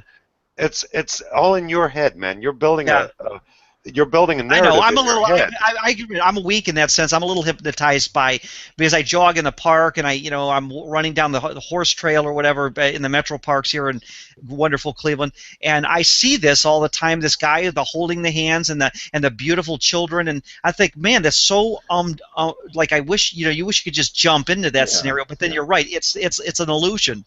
Yeah, So because 2 years from now you'll be running down that same trail and you'll see that same guy with a redhead now that's 20 years younger. Yeah. There Wow. you go. There's your reality. Yeah, Come or on, that, Yeah. or that woman with another man with two other Right. kids. Yeah, I would say it's more Check out likely that the woman is going to have another guy since she's got all the options and stuff. Yeah, And, check out my last video. I talk about this in my last video. I mean, right. you will see moments like that. I mean, when you are together, I mean, no relationship is Yeah. completely without its good memories. Yeah. I mean, when you see them together, that's as good as it gets. And plus, these people that are out in public naturally want to be seen. I think it's a fact that when you see a guy holding hands with a girl in public, it's intentionally done because no guy. It's a status symbol. If a guy is in a public with an attractive woman holding hands, that's a major status symbol. That's a big. It's called arm candy. Yes, you know what that is? It is more of a status symbol for a guy who drives an average car to have a woman by his side than a guy who's single with no woman to have a Lamborghini. The guy with the woman is going to be seen as more socially acceptable, and it's going to look and somebody to be envied. So I think a lot of guys purposely do that. No, I want to hang out with a guy with a Lamborghini. Yeah. Well, especially if he'll let me drive it. Yeah. Good But point. what's the only threat to that situation? You see that picture, you see that group, and you think back on Mgtow, what is the only threat to that? Hypergamy. Hypergamy is the only threat that can invade that kind of relationship. Yeah, and we know that hypergamy takes precedent over any happy marriage. I mean, even if I guess hypergamy is going to be ultimate. Do you think it's exaggerating to say that hypergamy runs the world? I mean, that runs women. There are women out there that are maybe not as hypergamous, or do you think inevitably they all relate to hypergamy? I think the ones that don't react to it or don't act on it, if they're in a relationship that is potentially secure again. It's been secure, the husband lost a job or the boyfriend, whatever, and he has the potential, being young enough to get another job and everything else, and the woman knows that she probably can't do any better. Yeah. Because, maybe she's a pig at home and she doesn't really take care of herself. She's lazy. She doesn't like to clean. She knows she's a piece of shit, right? I wonder if there's Yeah, that's a good point there. Good point. I wonder if there's statistical data on men that have, say, lost a limb or something, or were in a wheelchair, and all of a sudden their woman left him. I think the stats would show that the women almost inevitably leave the guy. Is that possibly true? Yeah, that's what happened to me. I mean, when I got sick, my wife just left after a 16-year relationship. Right. That happened to Clay Douglas, and he's a kind of a white nationalist. But Clay Douglas got in a motorcycle accident, and he got divorced, and he never admitted this, but I figured it out. He was very sick for like 2 straight years, and he got down to, like, I don't know, somebody said 140 pounds or something. He's a huge guy, and I guess that his marriage went to hell and his kids left him. So that's possible that can happen to any guy. That if you lost a limb or you were in a wheelchair, just even for a year, that could affect you. Check out Christopher Reeve. He was considered the most attractive man in the West at that point, and then he was in a motorbike accident. He was in a wheelchair. Horse. He fell off a horse, didn't he? He fell off a horse. Sorry. Yeah. Yeah, it doesn't have but to his be wife those stayed extremes. with his wife did stay with him, though. She was an exception. She actually stayed with him the 9 years, and then she died less than a year after of lung cancer. So she actually was one of the few women that stuck it out. But Jennifer Aniston wouldn't have stuck something out like that. No way. Yeah. She would have left the guy in 2 seconds flat. Right. There doesn't have to be those extremes. If you lose your job, simply lose you're portrayed as a defective male. Yes, right. My first wife left me. Right. When I was out in Houston, Texas, when it was Boomtown. Yeah. Boomtown crumbled, and I lost my job. She still had a pretty good job with her mother and sister and everything else, making good money.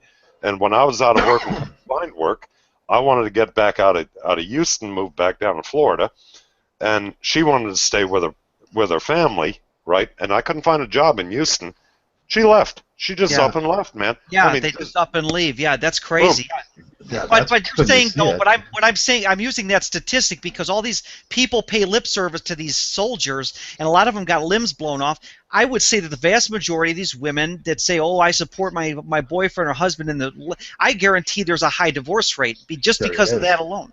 Yeah, Terrence Papa went over this, and I agree with him 100% on this. We see the wall of shame as military men. We've seen the wall of shame. We've seen what happened. We've seen the divorce rate while we're watching all of our buddies that were married and everything, and that divorce rate is not 50-50, and that's a big lie. It's more like 82%.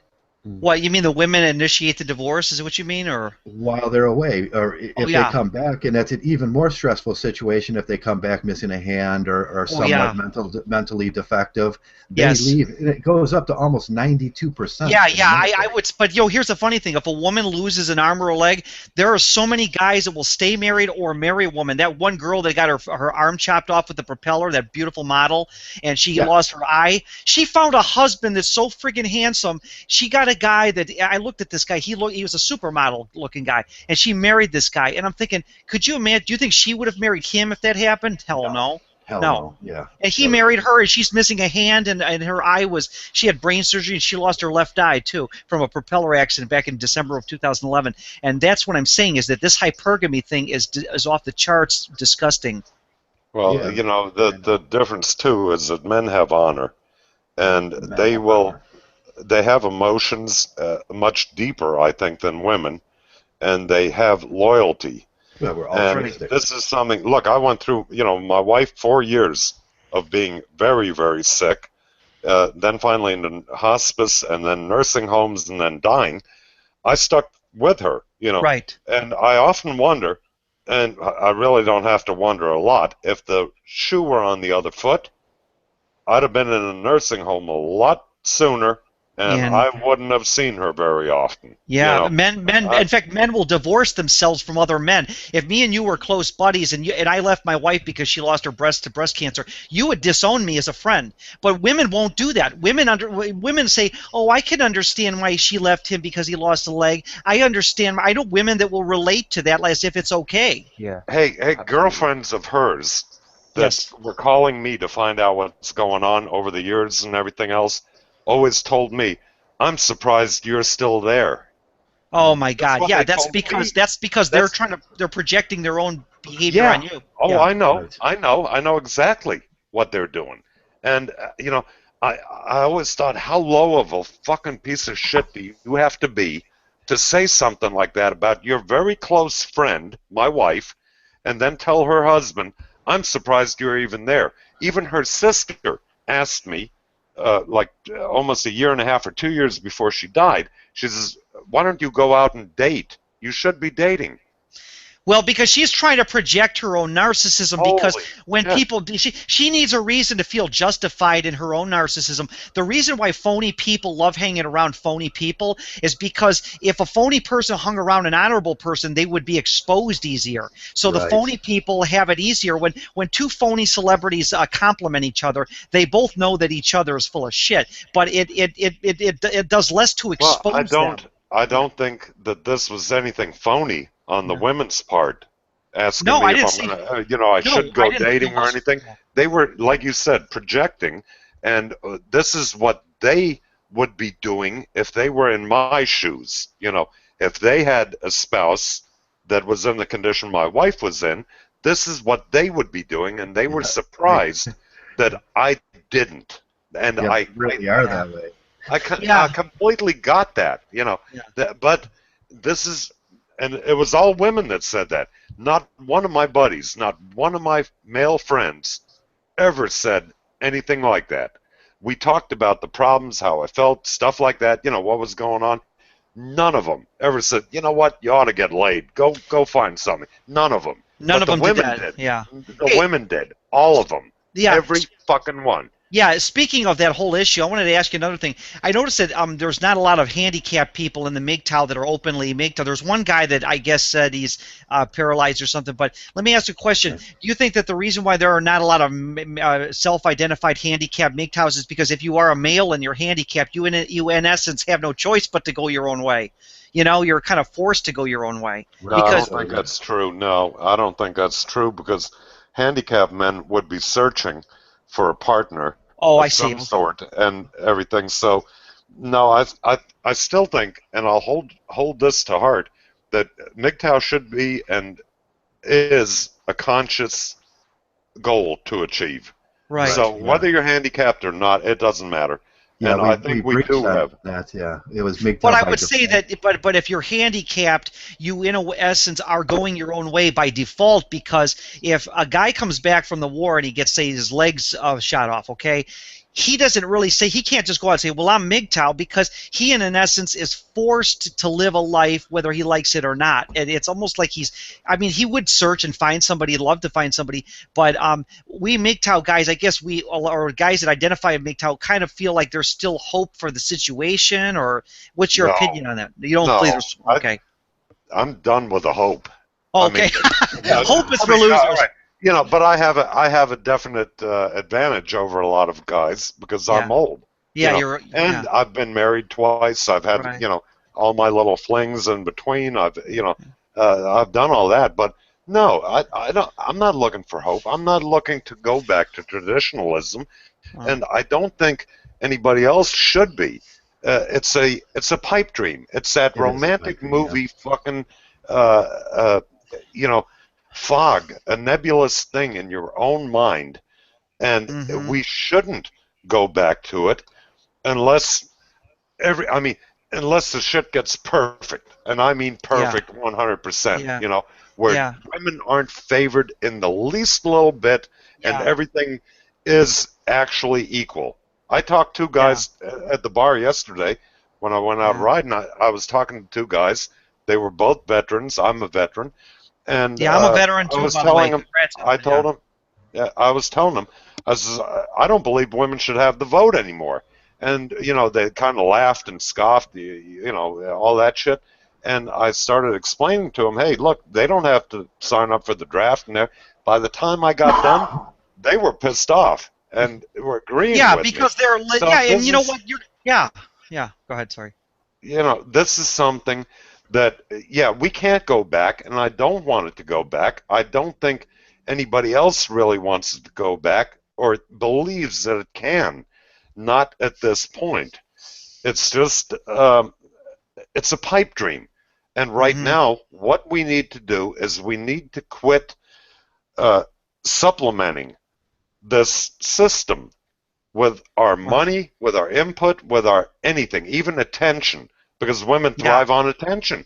Yeah, even just attention. being Yeah, because I noticed. don't. Yeah, because I don't spend money on women, but when I'm in the park, I won't hesitate to walk up to a girl with her dog and say, "Oh, that's a nice dog," and if she's attractive, of course. So I need to even stop doing that, because that alone is giving women attention, and it's Well, not no, necessary. don't do it if you really like the dog.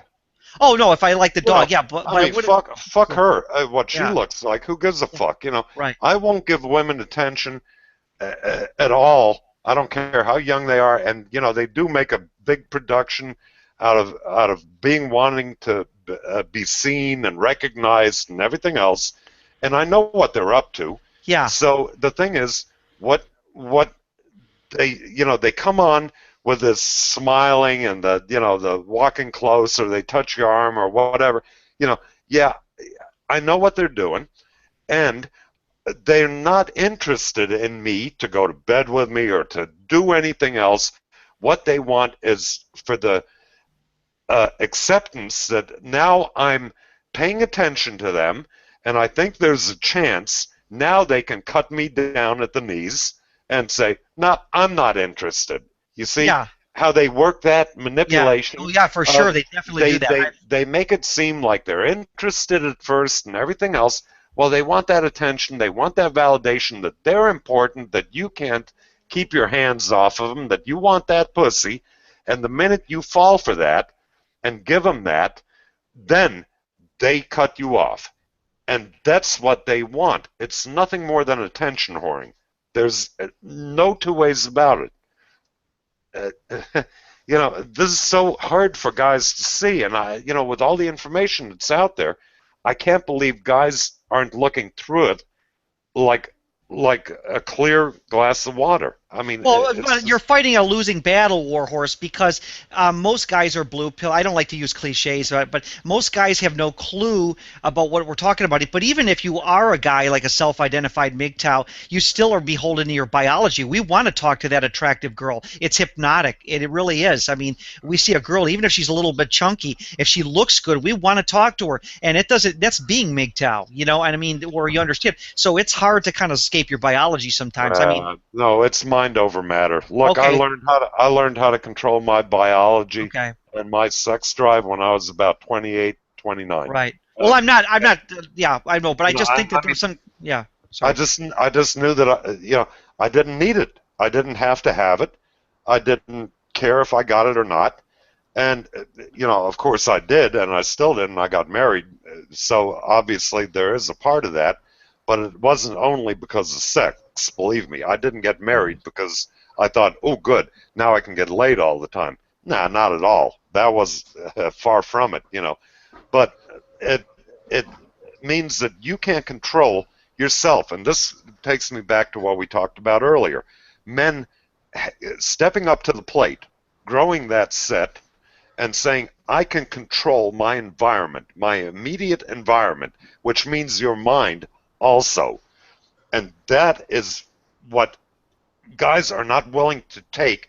And if you keep making excuses about, well, it's my biology and I'm horny and blah, blah, blah, yeah, Yeah. you know what? Well, go ahead. Step in the quicksand, idiot, because No, that's all it's yeah, going to but let me get you. just say something though. I agree that you can control yourself in terms of your own environment, but that doesn't mean you don't get lonely within that environment. Just because you control everything and you can live in a crazy world where you don't conform to everything. Like I drive a piece of Why? shit vehicle, but that's Why would still you ever get lonely? Why? well, Why would well, you? well, because you are, whether or not you realize it, you're not socially interacting at the level that those pretentious Okay, people okay. are. Yeah, I Okay, gotta, good. it's okay to have a friend in MGTOW. Okay, yeah, And I like to make a distinction between having a friend and right, having a lover. Uh, right. you can have a lot of friends in MGTOW, male and female. If you start treating the women in your life like you would treat a regular male friend, Yeah, it's okay to have it, but the problem comes in when we start traditionally doing things like right, dating. Dating's a traditional system that leads up to marriage, and right, that's where the problem starts. right, Men cannot separate that difference. I put a lot of girls. It's okay to put a girl in a friend zone, right. and we hear a lot about hypergamy in the friend zone, and that it's okay to do that yourself too, Right. as a male and as a MGTOW male, and if you just got a friend out there, I have a few female friends, and it's okay to just use them as an emotional tampon once in a while, like they would use you. Because I'm not going out. I'm not going to go out and start dating in a traditional sense. I'm not. If I see her at the bar, I say, "Hey, hello, hey, Jane," Yeah. and that's as far as I take it. But that takes a lot of restraint. What Warhorse is saying, like you find that restraint, and I'm not putting my penis in some women. There's no way that's going to happen. But I can use her as a friend.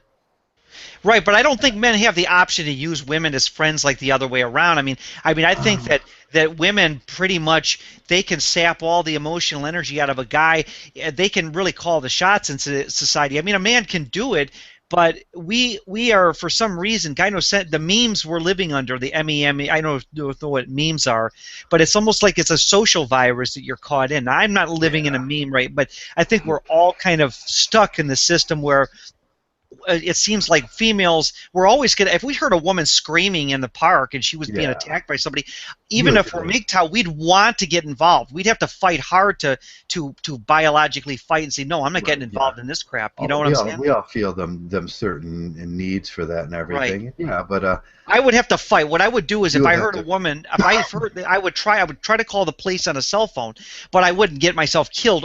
Only knowing what I know now. But Right. years ago, Yeah. I would just jump in front of the guy and get stabbed and killed. She probably wouldn't even eulogize me at my funeral. It would be Yeah. like, See, oh, another guy killed himself for me. Oh, you said the you know? right thing, knowing what I know now, and it is a Yeah, learning right. process in MGTOW. When you It first is. and you're not at that level where you can Right. step over a woman on a sidewalk. You're Yeah. at that blue pill level, but you learn here and you start applying these things in your Right. life slowly. It will take Yeah. some time, and I always say it's going to Yeah. take a lot of time to become that level 4 MGTOW. Yeah. Uh, I don't That's a expect hard that. level to get to, and if you Well, can get to, what, that's it, a you. what we're talking about fighting here, if you hear a female screaming, it would be the same as hearing a man screaming, in pain or help or Right. whatever. Yeah, that's where I It's an put it in there. instinct. Your instinct takes over. It's not, well, I guess it could be called biological. I don't know. I'm not, a Now biologist, let's but ask this question. it's your instinct Yeah, let's that ask this takes over question. to help. If And you've I've done seen that. if Yeah, you go seen ahead, Joe. if you've seen a very smallish, scrawny male being picked on, would you volunteer to help? Yeah, Yeah, I probably. would. Yeah, in the same way, I would do the same thing. I would say, no, you're not going to do that. We do that with women because we see them as neotenous and small, so we volunteer to help.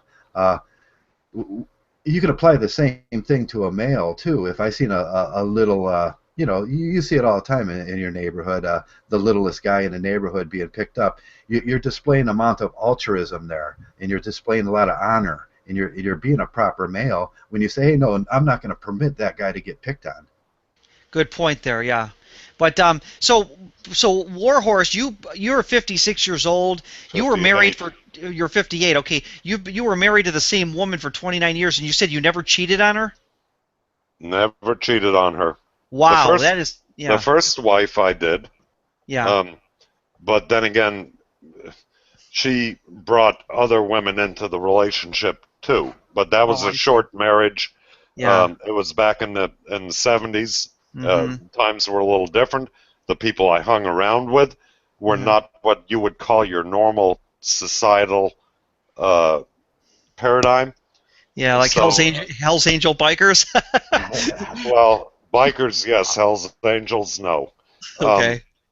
the but yes, I did ride with a club, Yeah. and it was a whole different thing. But my first wife, that was a drug-fueled, Mm-hmm. horny thing. Yes. My second Yeah. wife, when we were together, no, I never strayed. I never even cared to stray, Yeah. and it was a good marriage. It was a good marriage until she got sick. And Right. I can't blame her for getting sick. It was Yeah. something that broke down in her body. Yeah. And, kidney and liver failure, you can't say, oh, that bitch, look Yeah. what she did. Yeah. Yeah, that's bullshit. So, 28 years of marriage. I did not cheat. I did not stray. And the good years before she got sick were good. I Yeah. will not say any different. Now, did she have all the normal things of buying too many things and spending too much money? Did she tell her little white lies? Did she do her little bit of manipulating? Certainly. Okay, and I did too. But I'll tell you this. In those years, we only ever had two arguments. Right. So that kind of tells you that that was a good marriage. So I'm not pissed. I'm not one of these red pill rage kind of guys. Okay. Now I have had girlfriends between my two marriages. One that tried to stab me and shoot me. Then she had me arrested. I went to prison for that. Uh, you know, because I punched the shit out of her, and Mm-hmm. I did a good number on her. But you can't explain that in a court. So I went through that. I've gone through other broads that really tried to get even with me because I didn't want to see him again after a couple of times, and I've been through that too, and I've seen a lot of my brothers go through this uh, complete mind fuck. And like I said, when my first wife left me, that was a big mind fuck for me too. And I'm 6'2". I went down to about 140 pounds. And it ruined me because I thought I was God's gift to women back then. Right. So look, I'm not in that raging camp. This Right. isn't how I came about it. I saw women for what they were a long, long time ago, Right. and I've always been very steadfast in how I deal with them and how I dictate certain things in my life and what I'm willing to put up with and not put up with. Yeah, but things have changed culturally because obviously women in the No doubt, no doubt, no yeah, doubt. because And women are much more hostile to men today than they were in the 70s by far. I mean, yes, no doubt. I don't disagree with that in the least. But you got to understand, when I come from a certain area, and I say now I'm done with it, yes, because I see what's going on out there. I'm very aware of it, not only through YouTube videos, but actual living life and going out in the world, which I do a lot.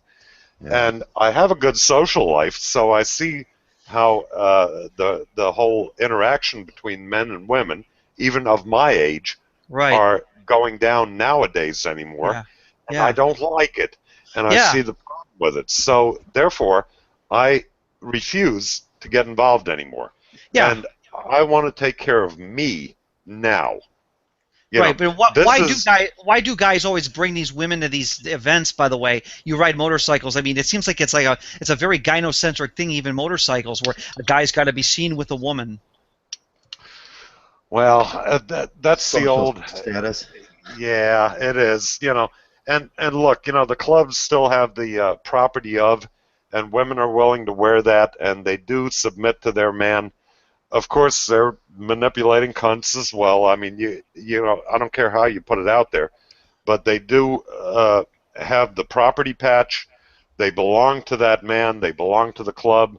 They're submissive. So the club or a biker always feels the better looking woman you have goes along with your showy bike with all the chrome on it.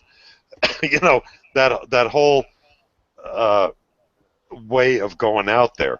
Now, this isn't all bikers by any means, and if you're talking about clubbers, or you're talking about weekend warriors, or you're talking about certain people that ride and they're already married, got into it later in life, so you can't say, because the guy's up on two wheels, they're doing something for a certain reason. Everybody has their own reason for it, but women are always involved. Women ride motorcycles nowadays. Quite a few of them do. My wife rode a bike. She rode a big Harley too for a while, and then she got off it. Well, I built her one, and she was riding for years and years. So look, this is something that I don't have a problem with it. What I don't like nowadays is when the weekend warriors get into a bar and there's men talking, the guys talking, the women are off on their own table, and that's one thing I still like about the harder core bunch, is that the women know to get the fuck out of Dodge when the guys are talking. Right. And these other broads come in that are married, with their weekend ride and everything, and they get big mouth and loud and everything. And you see what's happening with that, and it makes the guy look like an idiot because he can't control his woman. And like it or not, this is why you don't see feminists protesting the fact that, let's say, the Hells Angels, okay, their women wear property of the Hells Angels on their back. Right. Why aren't feminists protesting that? Because they know those men will not put up with that shit for 1 second. Yeah, so in other words, if a feminist walked into a biker bar, she'd probably get her teeth knocked out if she started some shit. Yeah, or that'd be not necessarily. She would be accosted out of there. Yeah. It'd be considered free dental work. Yes. Oh my God. Yeah. Yeah. A lot of these guys don't put up with that, and you notice how that shuts women up real quick when there's guys willing to stand up to them, and there's no big daddy government. How they're willing It's called men. It's called a man. Being a man. You don't have to be violent. No, you don't. You don't. You're right. You don't. If a chick, and believe me, bikers are probably one of the biggest white knights. Oh yeah, they are. Yeah, there are a lot of white knight bikers. If in the past you insulted my wife, you'd be laying on the floor in 0 point nothing. All right. Right. Right. So, and that's just for an insult. Right. So, don't get me wrong, but my wife has sometimes gotten a little out of hand, and I grab her and I said, "Hey, come here. I want to talk to you." And I tell her, I said, "Hey, shut the fuck up. We're talking. Nobody cares about your crap right now. Now go sit down, drink your drink, and shut up." And she'd do it because she knew that this was not the place to fuck around. But my wife was relatively smart. Most women aren't. So if they want to get violent and they want to get stupid, well, they're going to pay the price just like a man would. Right. Yeah, There's no playing games in this lifestyle. Yeah, no, there's not. It's still very. It's almost like the Wild West, where there's a certain autonomy that biker groups do have. Well, it's a subculture, Yeah. and just if you go to a bar where you see a bunch of motorcycles, don't conflate that with that's biker culture, because it isn't. Yeah, there's a lot of yuppies that ride motorcycles now too. Yeah, no, it's not only that, but most clubbers go to each other's clubhouses and hang around with each other. They very rarely go out to public bars or anything like that. So Right. you're not going to see a lot of that out there. You're not going to be included in it. They are called one percenters, the 1% of society that doesn't comply to its rules. Therefore, you will never be part of that. Right. And you will never find out about it. You will never know about it. Right. And what I'm saying here is nothing new. I mean, this is kind of implied anyway through a million Hollywood movies and everything else. So we dealt, and guys even in the biker culture are becoming more subservient to their women. Yeah, well, they're big. Their hulking size is nothing compared to the legal system, because the gynocentrism is like on steroids right now. There's no way to really fight it. I mean, well, there is, but you have to do it on an individual basis. I see more clubbers nowadays riding without anybody on the back than I ever have been before. Well, that's right. This is where Mgtow comes in. Wait a minute. Johnny Midnight asked, "Are you an Iron Horseman? A bait?" No, hell no. No, Johnny, sorry, buddy. No a bait for me. Anyway, I mean, it's a whole different, we're teaching men the same values now as Mgtow. We're saying, hey, if a girl starts acting an ass, let her take her dues, that's what Mgtow's about. The biker culture and Mgtow culture kind of reflect itself in the same thing, and men are starting to get that. They're saying, oh, no, I'm gonna step over this stuff. And I often ask myself, when I was blue pill, there was these social constraints that I couldn't cheat or I couldn't do that. No, and I asked myself the question, and now if I was living through that same thing now, would I cheat? Would I have 3-4 girlfriends? Yes, I would. And I would treat the woman very, very aggressively, and in that sense, the same thing is in the biker culture. Good, yeah. What I mean, you guys have both been married, so you guys don't fit the typical Mgtow. A lot of the Mgtow guys that I see on the internet are these like guys that are like hopelessly romantic types. But you guys come from a different school where you've gone through the whole marriage divorce thing, or in your case you're a widower. But I mean, is there a different Mgtows that come in for different reasons? Yeah. Some Mgtow. I often say there's going to be some Mgtow that are going to be in Mgtow, and they're going to have a specific set of problems or a specific way they deal with things, because they've already become Mgtow, but they're never going to experience. They're never going to really experience, getting shit on or that true hypergamy. So they don't know about that. The other day, Stardust said that he didn't know how gynocentric it was in a court system. And he's one of those guys that he's never going to know how gynocentric it was in a court system, because he's never been through that. We've been through that, so there is a different kind of section here that, I do know that. You bet. Yeah. Well, I already realize it too, and I don't have. One of my brothers has a job, and he where he works around a lot of people that who've been divorced, and he tells me the stories that people say to him, "Oh, well, you're going to be divorced one day." This was years ago when he first started working there, and he's never been married. So in that situation, yes, you don't have to necessarily be a part of it to see how miserable people are around you. I mean, you could just see it. Guys getting taken to the cleaners for alimony and child support. And there's this weird group of I like to say there's this group of males that have been raised by single baby mamas, and you see the same separation in that. Some of those guys, on one hand, they took good advice from what they're watching from their mother, and they say, no, I know, I've seen it. And then there's another section of guys that were in the same exact situation that still don't see it. So it is sort of a human nature thing, and there's a difference in men's minds sometimes. It's like the Republican Democrat thing. Now we could Right. say yes with the same thing. Some men are going to see it. Some men are never going to see it. Right. And that's just how their mind formed. Yeah, one group of people that I saw, and I mentioned that a lot of TFLers become Mgtow. There's a lot of guys who at one time in their life got sex a lot, like in their before they hit 45 or 50, and a lot of them are jumping to Mgtow because they're angry at the fact that women no longer pay attention to them, and I think that that's very deceitful because these guys are really just venting their frustration at something that used to be a reality for them, which was getting women all the time. And there's this one guy on there, I think his name's Alex on Life. He's a really good, articulates some really good arguments, but he seems very much focused on the sexual end of this whole thing, and I think that maybe he's reminiscing on times past when women once found him attractive, but now they don't, so therefore he's Mgtow. You know what I'm saying?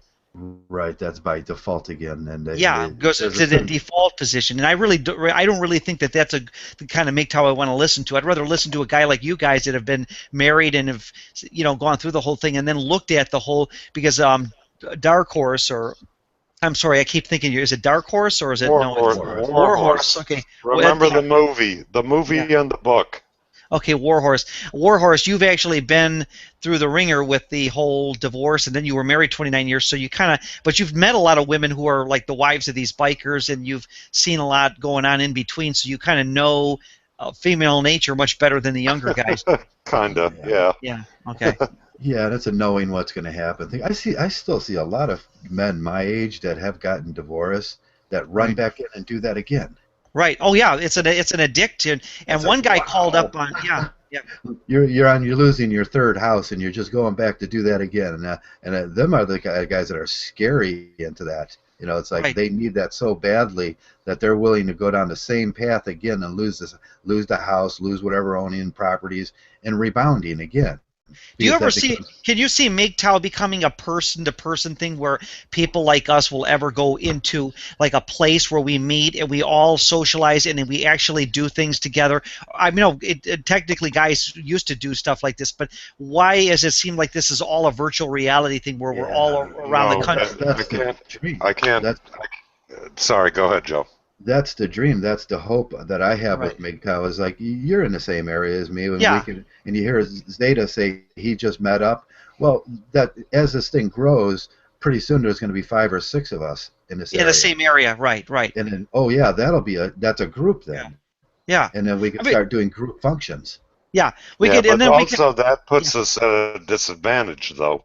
Yeah. And that means that we're easily attacked from the outside. In other words, feminists. Really, because that will be fun. All 6 of us will be at like Steak and Shake talking, and there'll be some feminists that say, "I'm very offended." You realize what 6 men of like us could do to a bunch of feminists? In other words, if you're a guy by yourself and a woman starts screaming at you that gets her pussy whipped boyfriend and want to kick your ass, if we had 6 guys like us with the same mindset, there's nothing that would stop us. It would take 50 guys, manginas, to beat us down. You know what I'm saying? Yeah. It would be there would be hilarious. We're sitting at a table. We'd laugh at them. Could you imagine we're 6 guys sitting at a booth at like Denny's, and some women, I found it very offensive. Okay, so what? So you got a problem with it? We wouldn't even have to use profanity or physical violence. No. There would be nothing they could do, because we need to have the numbers, but it needs to be in person. It can't be this virtual reality out in cyberspace. We got to have it in real time. Problem is that too many of us, although we have the Mgtow philosophy in common, the rest of our lives have nothing in common. Well, that's true, but that's where you got into hobbies. Like, for example, you talked about your motorcycles. I find a lot of fascination with mechanics. I'm a mechanic myself. I used to teach air conditioning for like 4 years, and so I do have a mechanical background. So I think there are things we could have in common. We could learn to grow with each other, and I think that could very easily happen. In other words, we wouldn't be sitting around bitching about women all the time. We'd actually be doing something. By the way, you touched on that one time, Warhorse. You said that a lot of these Mgtow guys, all they do is bitch about women and don't look for real concrete solutions. And I think if we were in person, we would find that maybe going out to the park or working on you might teach me something how to fix a Harley or something, or who knows, something would come out of it, I rarely bitch about women at Yeah. all. Actually, it rarely ever comes up, except for a time like yesterday. You know, when Yeah. I was talking to somebody about whatever it was, draft or equality or whatever it was. But normally in real life, the subject never comes up. You know, Right. and look, the bar I go to, you know, her husband died. She's running the bar. She's done a hell of a job. I like her a lot. I don't want to fuck her, you know, Right. although she's a kind of a good-looking kid. Well, kid, she's my age. Jesus.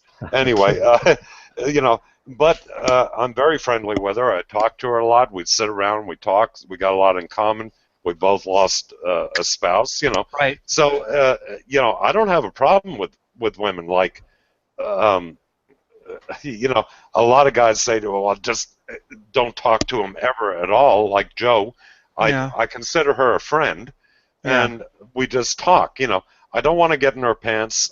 Don't think she wants to get in mine. Yeah. And that's it. You know, it's a business friendship proposition where Right. she, you know, they were worried when I didn't show up for a couple weeks. She gave me her home phone number. She says, God, you know, we thought you got in a wreck, and we didn't know what happened to you, and blah, blah, blah. She didn't want me to call her to make a booty call. You know, she was actually concerned. So this is a friend, and you know, this is just something that transpires. So That sometimes it starts with goes a little. us too. It starts with you. It starts within you. If you're able to put that friend thing in place, then Right. that's great. But if you were simping and if you were white knighting and everything, it would either go to one extreme of the relationship. Right. Well, getting back to my point about the Mgtow things, I mean, at some point this would have to take off a much bigger level because we live so far away from each other. So me and you, Traverse, live probably about 20 minutes from each other, and I could realistically see if we had maybe 20 guys like us, we might be able to find something in common. And at first we might complain about the women issue, but I think more than likely we would develop into something more productive, like watching the Browns play in an all-male environment, you know, no females to distract. That would be fun to do, like go to a Browns a party with all guys, and that would be the start of it. And then maybe go to maybe a bunch of Mgtow guys might fix motorcycles, and they all go to an all male only function, and then you could very easily make it a private function. You can weed out women very easily with that, and then you could just I see a huge market in the sports thing for Mgtows. Yeah. And a lot of guys don't see that. Right. Even with like you said, you can go to do a Browns party, and then you can start sorting which one of these guys are Mgtow, which one of these guys aren't Mgtow. Right. They don't know they're Mgtow yet. Right, but you would be able to do is, but I don't know, could you have an overt no women policy? Because what if a guy decides to secretly bring a girl, and you might want to just say, look, you know, but it wouldn't be hard. That you'd have to have some way to vet out the women, because I would like to see what would it be like if you could get 50 guys to go to a Brown Steelers rally, even if there were two guys on opposing sides. I bet you there would still be less physical fights. It's always inevitably around women. It's always. It is. I think there would be more camaraderie among Steelers and Browns fans if they were in the same bar and it was only guys versus a bunch of women in there. Oh, look at me, I'm a Steelers fan. Oh, you insulted my dignity, you know, and all that crap. I've seen that before. I've actually seen that before, where the guys we used to go out to Pamatuming. Yeah. And then there was a bar out there where the Browns fans would come in and the Steelers fans would come in, because it's right on the border. Right. And everything was fine until a woman stand up and got insulted. And and then it was on. Yeah, and nobody needs that. We need to identify that as being a major problem, and see if this way, if a bunch of guys get together, it won't be about bitching about women. It'll be about watching a game, you know, fixing cars. I can see so many things, so much time men like myself have wasted in their lives bitching or complaining about the women issue, where we could be doing something more productive with our time, like learning a new skill. You guys talked about that a couple weeks ago, and that was a dynamite podcast. I was like amazed. That's why it made me call today, because what you guys delivered the other day or a couple weeks ago was just incredible. Okay, yeah, you got similar skills to me. What we need really is a male space again. Yes. You know, the old type barber shop or smoking room or whatever. And this is what we need to get back to. Right. I think we can come eye to eye much better without women, period. If you go to a bar, you can't exclude women. You can't, No, you can't. people- No, it's a public place, right? right. There is You- one. Yeah, there is a few places you can exclude women and Yeah, private clubs. yeah. But even the gated VA, stuff. even the veterans places yeah. are all chock full of women and their ex-spouses and whatnot. It's crazy. You can't even have women avoid. I mean, they're even in those places like the VA and stuff, or not the VA, but the what do they call that? The Veterans of Foreign Wars and the Legion. Yeah, I've seen them places get saturated too. they do I here. used to go to the one in Maple Heights, and I stopped going to that because all of a sudden there was women around, and then I seen that oh God, there's the fights between you talk to my wife this way and you talk to, and it's like okay, no more you don't of that. need that crap, but not at all, not at all. There's too much potential that can go wrong in that situation. Oh, I'm sorry, Warhorse, you were talking about something and I interrupted you. Go ahead. No, that was it. I okay. said around here, the VFW and the Legion, there's more women in there. Thinking. I know exactly what Zeta's thinking right now. There's more women. There's more women in there than there are men. So, and these aren't veterans of foreign wars or legionnaires. They're just spouses or whatever that got the the card to go in, and there they sit because the beer is cheaper. Yeah. And they're all in their shit. I mean, 50s would be the young one. Yeah. So. But there's some ones that like the grandchildren of the father or grandfather from World War II are in there. I've seen them, and I'm really disgusted that they're letting people that are non-veterans that are third generation go in there. And so they're really watering it down. And of course, if there's a mildly attractive girl in there, she becomes eye candy to the older guys. They want to protect her and play the white knight. It changes everything, and it's disgusting because and that's just how it works, Is it the men's only meetings in AA? Yeah. They do have those, right? Oh, right, yes, they do. Yeah, they do. I mean, pretty much every city in the world. If you really look at it, the majority of men's meetings in AA are held on Sundays, actually. Right. Good. I know this from the city of Toronto. Yeah. Now, if we use that as a model, I always say we can use AA as a model. We don't have to. You don't have to be an alcoholic. You don't have to be this, but we can look at the model of AA and how they go to the churches and the halls and they get $25 spaces where they can rent the room for an hour or 2 hours, and then they clean up, they mop the floor, they do everything they're supposed to do, they put everything back in place. There's a certain honor about that. Right. Well, that's the success of AA is they got their meetings started in church basements. Just because of the way the setup is, the church is pretty much if you're holding a program that helps men or helps people, they'll rent it out for like $14 a month. You know what? Another thing I've noticed about all-male groups, when you're in an all-male group, the classifications between biker and geek are like null and void almost. It almost seems like what happens is women almost add credibility to all these classifications because a nerdy guy and a biker can get along fine in an all-male space. Sure. But if you bring a woman in there, then it changes everything, and they can very easily wipe that out. So whether women do it intentionally, I don't give a crap. The bottom line is when they encroach on men's spaces, they take the dynamic of the friendship end and they destroy it. Exactly, and what you just said there, Steve, is precisely the foundation of how we got this hangout going since March. Right. There have been no women infiltrated, okay? And I mean, if we do, if I'm in charge or whatever the case, I'll blow this fucking, I'll blow the hangout right out. Yeah, well, if you bring in Girl Rights Watt or Typhon Blue, I would get away from it. I didn't tell you this. In 2011, I emailed Paul Elam an email about this girl named Typhon Blue, and I says I interviewed her one time, and let me explain. I explained the dangers of bringing women into the men's rights movement. He went ballistic and said, "You SOB, don't you ever tell me what to do to my channel." He went gynocentric on steroids. I still got the email he sent me back. It's hilarious. Oh, of course. Yes, he went ballistic. This is of course popular. This was like now he's Go ahead, say what you're going to say, Zeta. No, but that's typical, and this is the thing to look for. Right. is, if you have an understanding of how addiction works, okay, Right. and this is so highly overlooked. Joe and I have discussed this in depth. Okay, Right. is that the majority of guys going in for treatment, okay, or going into these rooms, for Right. example, their primal, okay, their primal addiction is really pussy, man. Yeah. It's Oh, women. for sure. Yeah. Too It is. many guys are going into the rooms. Yeah. Hey, Sorry, you're Steve, saying? did you save all your old stuff?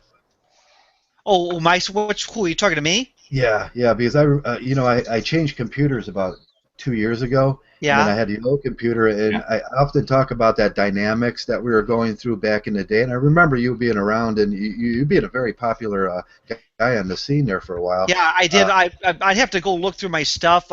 I did have a lot of stuff uploaded to a server, and Yeah. well, first of all, I had a lot of my good stuff that was wiped out when Mega Upload was completely taken down because I had a lot of I upload. But I do have some stuff. But would like the TFL stuff. Yeah, with the Paul Elam, and I try to explain Oh yeah, what. yeah, I do have those Paul Elam archives, yes, and Yeah. and I called, but I called. I remember in early 2012 when he started the crap with the women, and he brought in Yeah. Girl Rights What, and then he had that girl that Palma Terry, her name was, on her show Yeah. prior to that. But his Oh, yeah. show was so hard hitting. There was a very good show for about 6 months, and then it just got gynocentric immediately. But he Yeah. yelled at me. He said, "Don't you ever tell me how to run my show." All I said to him was, "I think bringing women into the picture is going to create some problems," and he got ballistic with me. So at that point, I realized Paul Elam's a fraud. He's eternally addicted to gynocentrism. Yeah, Well, so that's people often ask me a lot, Joe, what happened in that area, that stage where Mgtow separated? And it's Yeah. hard for me to show them what happened because I don't I know have, what happened. I've got it yeah. recorded. I know exactly when Oh, it you got it happened. recorded, yeah, because Well, I mean, I've got it recorded in my head, and the videos I've downloaded because they have a date stamp on them. And the ones with Paul Elam one for like 2011, the entire 2011 was a great year for a Voice for Men. And then about the early part of maybe January or maybe March, April of 2012 is when he started to water the show down because he brought in Girl Rights What, then he Right. brought in Typhon Blue, then he brought a black woman in, and then even John the Other was allowing John the Other is a hypocrite John the because Other, yeah. he let this all happen. He let this all. He gave into the gynocentrism and Yeah. completely. So he comes across as, oh, he's a Mgtow. He's not a Mgtow at all. He's a No, he's not. gynocentric Mgtow. No, yeah, I remember being over in a Yeah. Spearhead during that Yeah. time, Yeah. and Paul would come over and Elam would come over. What's his name? The Yeah. fat guy. Oh God, I can't remember his name. The Esme, Dean Esme would come over, and Yeah. there was a split in the theories that we were having, Right. and it was them trying to tone down our message again, and they're Right. still trying to do the same thing with us. Right, exactly. You're exactly right.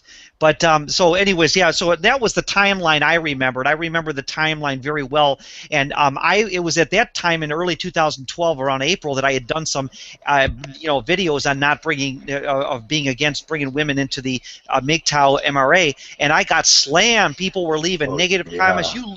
They were telling me what an idiot. But now a lot of these Mgtow guys are changing their thoughts and saying, They're yeah, it was not a rechanging good now. idea to let Karen Strawn come in and basically hijack the movement, because she's never going to back down now. She's going to No. she's like on steroids now. She's riding her high horse like there's no tomorrow. Yeah, we were still really, really affected back then about the Yeah. blue pill males would come around and they would just You're right. slam us, and that's Right. all ended now. We when Mgtow started up, we started Right. we started capping that shit. We said, no, we're not going to keep you guys around just to argue with. Yeah, right. And that's where Mgtow really blossomed when we did get Yeah. strong enough to Right. to say no, we're not going to take that no more. No, And that's a good point there. Yeah, but Well, I'll let Zeta talk. Go ahead, Zeta. Yeah, sorry. No, I remember 2012. I mean, the four key players, and you were in there too, Steve. I remember. Yeah, I was in there for 2012. Yeah, it was I do. Karen Strawn going back with Barbarossa at the time. Yeah, he was and a then big one there. The four of them just formed for like a window of time, about 4 or 5 months. This Yeah. was the hit of Mgtow. And Yeah, a and lot that of- was when that was when Stardust had changed hats. I said before, I've got two of his facial videos. He used to do videos complaining about dating and women, how he couldn't get women. Then all of a sudden he changed hats, and in that 5-month period that you mentioned, Zeta, that's when he exploded with like all these videos. Yeah. And this is an important observation, Steve, because just as much as you're saying that, I'm also paying close attention to the guys, like guys our age in our 50s and 40s too as well, who were living Mgtow for years. I was one of those. And those two dovetail, like the observation, just looking at it for what it is, they dovetail beautifully, Steve. And I'd definitely like more discussions on that. And that's we'll do that. We'll do one on Stardust. I may release those videos, but I'm not going to do it online. I might just give them to somebody. Because Stardust was constantly, now he's only got 2 videos of him, but he was complaining about women. And it was all about women. It was never about men being evolutionary psychologists. All of a sudden, he changed himself into this gothic intellectual who no longer showed his face on camera. And I thought that was kind of bizarre. He reinvented himself, and it was very deceptive. Yeah, but you got to explore the reasons. There's several reasons why guys would do that. I mean, I have my reasons for staying anonymous, and believe me, Steve, I'd like to show my face out there and all that. But there is that stigma going on. Like I said, I'm more interested in how that scenario with Stardust came about, man. Yeah, okay. I am, but I'd like to do a shout out to him. I want him to be transparent and say, look, this is the reason why I did facial videos. Now I went this route. I want him to be more explain his maybe reasons why he changed hats, because he's very deceptive and very evasive in this issue. And anytime you go from showing your face to reinventing yourself and I tried to repost one of his videos one time, only the 2 I have, and he said, don't you ever do that. He goes, take that down immediately. Like it was almost as if he was angry at the fact that somebody might know what he looks like.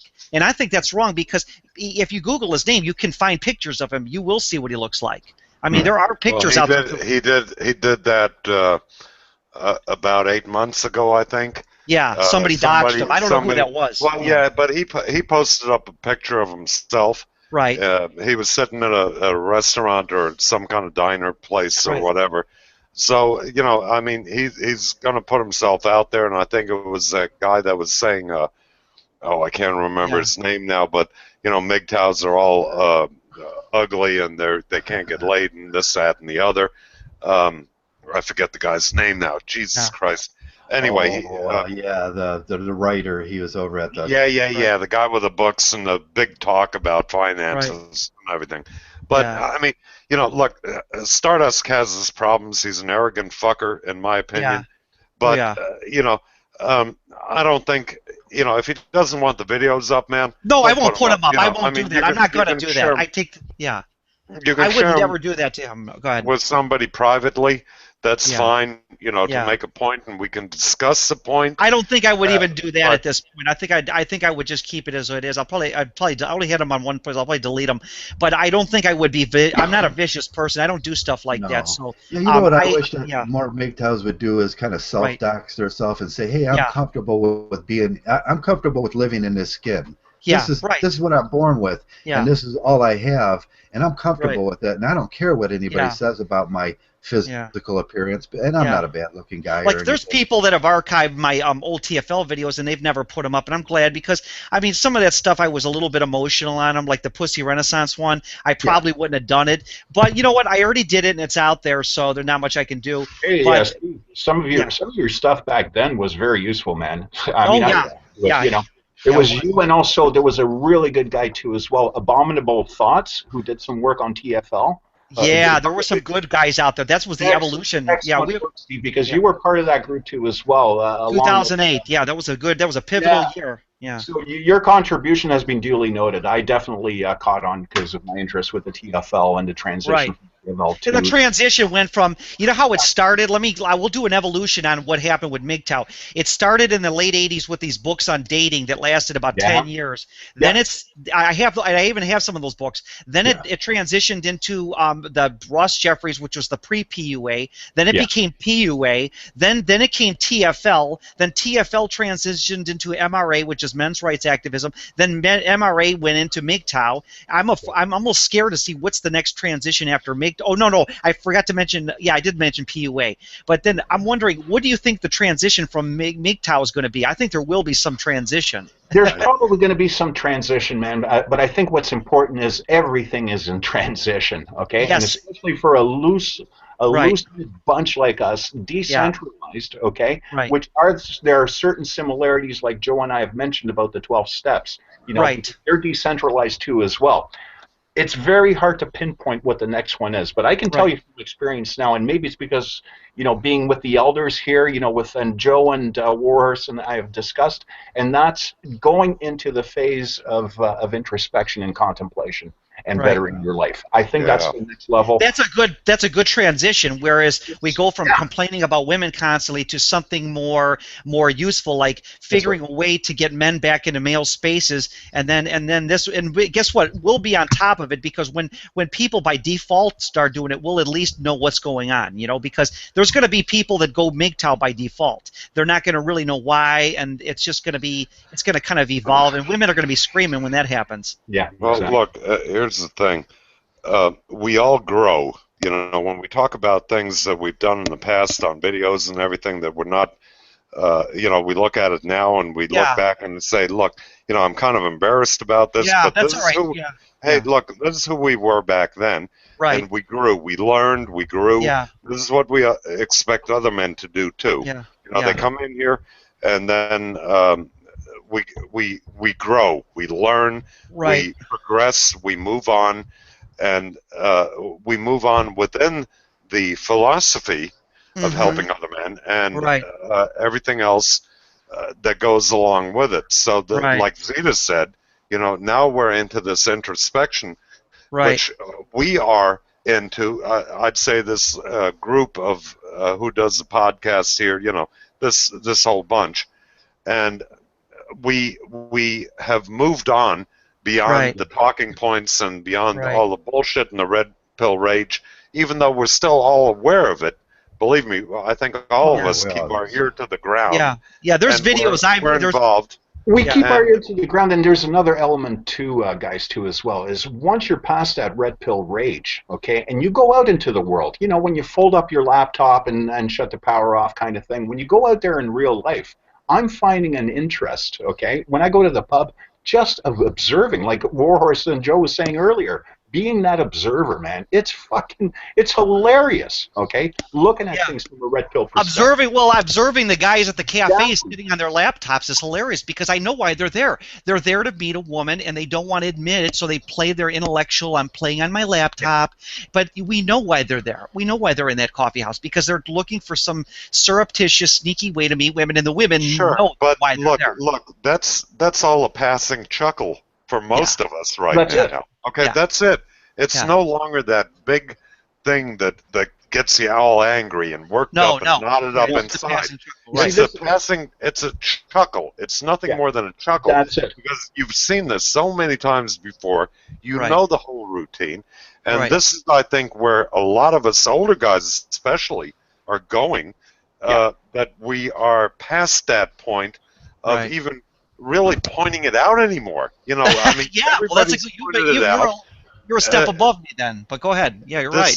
This is, okay, now that we know all this, we've seen everything, we've heard it, we go out in the real world, we see it everywhere, we see it on TV, we see it, I mean, we're well aware of it, almost to the point of ad nauseum here, and now, what do you do with your life? And a lot of young guys have that conundrum of, well, okay, yeah, I get it, but now what? What do I do? I can't get off my stuff or whatever. And I think we need to all move on. That's why I said, guys need to become a little bit more personable and show how they're living their Mgtow life, to show these guys that this is how you go about it. This is what you can achieve, or you can't, or whatever. This is all good, but the pointing out all these things, all these shit and things that we went through way back when, we've got it under our belt, all right? And okay, maybe some of it is embarrassing and whatever, Fine, we learned, but we're at this point now. So the people that are right behind us, riding our shirt tails, if you will, okay, I'm not talking about the guys that just came in, the guys that are raging or anything else, but the guys that have gotten past that, and now they're looking for that answer, right? And what that Now is, they're riding our shirt tails, yeah, and we're the ones that are at that point. It is up to us now to show how we do it. that's It right. may, all of us have a different way of doing it, and one of these guys may actually see that, hey, I like what Zeta did, I like this what Joe did, and what Warhorse did, and if I put that all together, man, good idea. That's what we want to hear. Yeah, yeah. It's never what am I gonna do. It's what am I doing. But here's Right. there's also another element here too as well. Most of our lives has been about appeasing to the gynocentric, to the Yeah. woman. Okay, Yeah. that's all we've ever known, and that's what happens. What I found after my red rage, when that started to calm down, the void set in, and to some extent it still is, but it's now, it's now becoming more along the lines of oh geez, what am I trying to say here? I lost my Well, train. no, I get what you're saying. Yeah. It's not trying to push somebody to move on or to turn into something that they don't want to be. Yeah, yeah. If they want to go back into their blue pill world, we're fine with it. We're not going to put anybody down. We're giving alternatives, and that is where I feel that I come in a small part. I mean, a very tiny part, but it allows men to pick certain things. Whether it's just one thing that they pick out of my video, or one thing out of you guys' video, and then one out of, let's say, Vengeance. I keep bringing him up because he does a lot of shit too, showing it. And they put that together, and all of a sudden they have that epiphany of, Yeah. whoa, wow, I'm not lonely. I am alone, but I'm not lonely, and I can do this, and I'm perfectly happy. I don't need somebody else in my life dictating or making me feel good about it, like the pat on the head like you're a little puppy from a woman, oh, good job, little boy. You don't need that. If they can see that from us, we are at that point now, and I think this is where we're trying to move the whole narrative of where we are at. There are other hangouts, other guys doing shit that are still pissing and moaning. There are other guys that are doing it that want women in there to have their opinion, and everybody can pick and choose. There's no wrong or right here. It's just the help that's available that we're putting out there. Take what you want. Yeah, try to just use that. It's like reading a book. When you're reading a book, some things you get, some things you don't get. It doesn't have to be all 100% pure. You're going to like this book. You take what you need from that book, you put it down, and you throw it away, and then you go to the next book. And the next book is the next Mgtow producer. Take what you need from each Mgtow producer, and take that and develop a schema in your life that works. Yeah. And, it's a terrifying thing, okay, when all you've done is appease to women all your life, and now you're faced with that shit doesn't work. No wonder there's going to be a void, okay? And it's going to take time for guys to start doing shit for themselves, learn how to do shit for themselves because of the way they were conditioned to do things in the past. And this is what's, I mean, I've struggled with that myself, but I'm getting better now. I now know where I want to go in life, right, as a Mgtow. Right.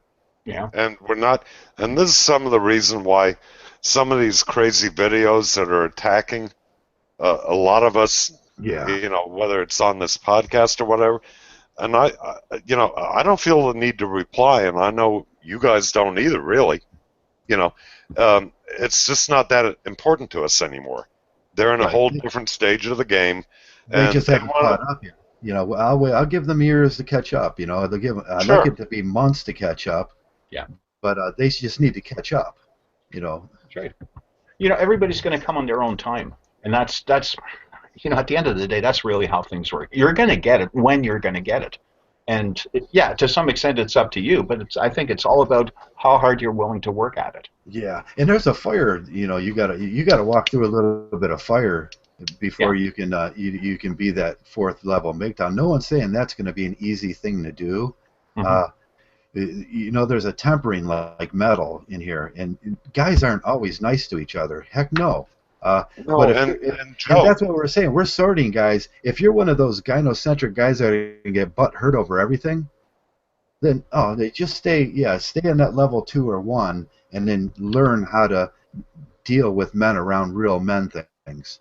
right, and the thing is that I think what a lot of the guys that are a long way behind us, where we're at, are thinking that we're being exclusionary, or you know, that we're being no, we're not. Hell but no. but we're not going to allow you into our mind, if you will, into our head, to bring us back to where you're at now. Right. Yeah. We talked about We're that in a last different week, stage. We're in a different stage right now, and therefore, I'm sorry, but you don't fit in, because we've been where you've been.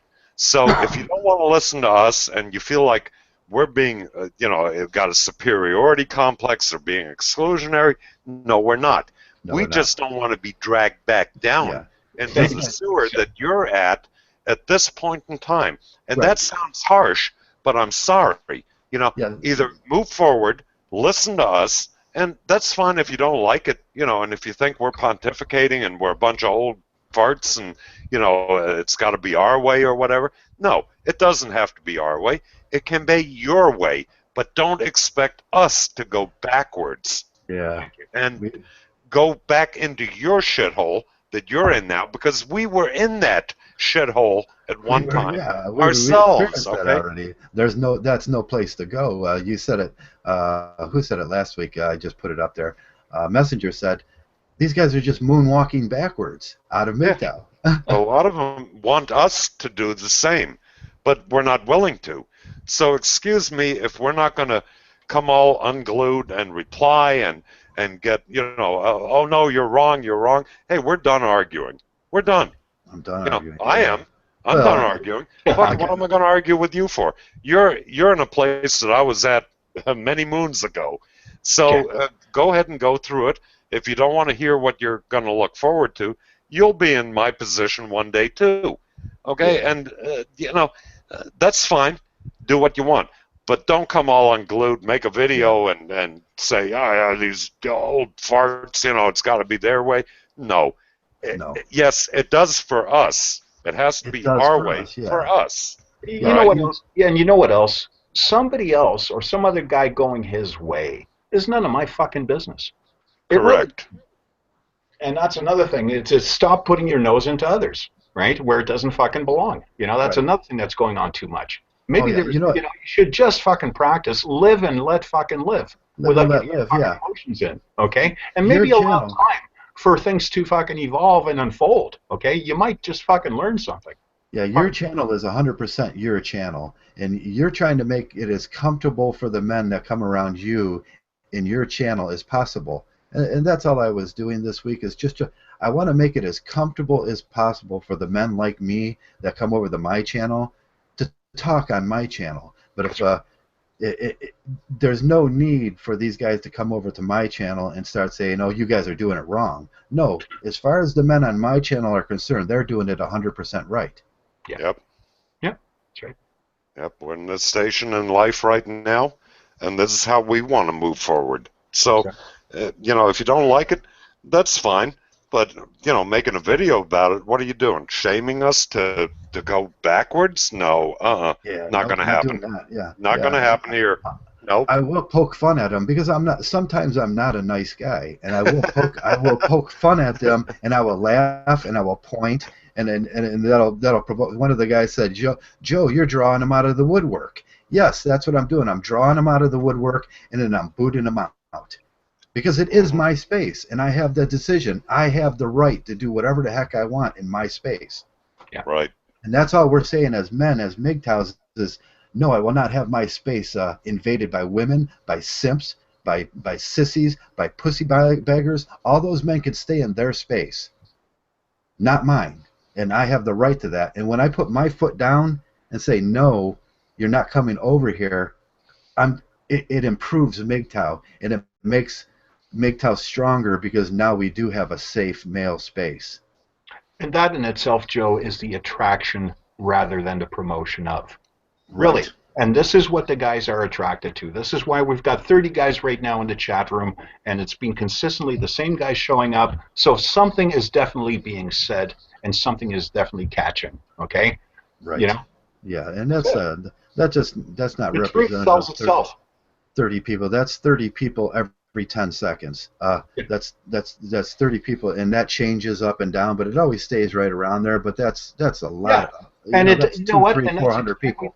Yeah, and that's exactly the way we've been running. And then there are guys saying, "Oh, geez, let us shoot you more subs and all this shit." You know what? Leave this the fuck alone. Okay, we're doing just fine as we're doing. Okay, we've had a couple of tear ups and whatever the hell, right? But we've weathered everything, and we've showed up today, right? We've showed up today, and we're more than likely going to show up again next Sunday. Yeah, it'll be next week, and then next week, and then next week, and next week. You know why? Because we have longevity, because we've become comfortable with what we are. Yeah. And there's a peace and a solace there.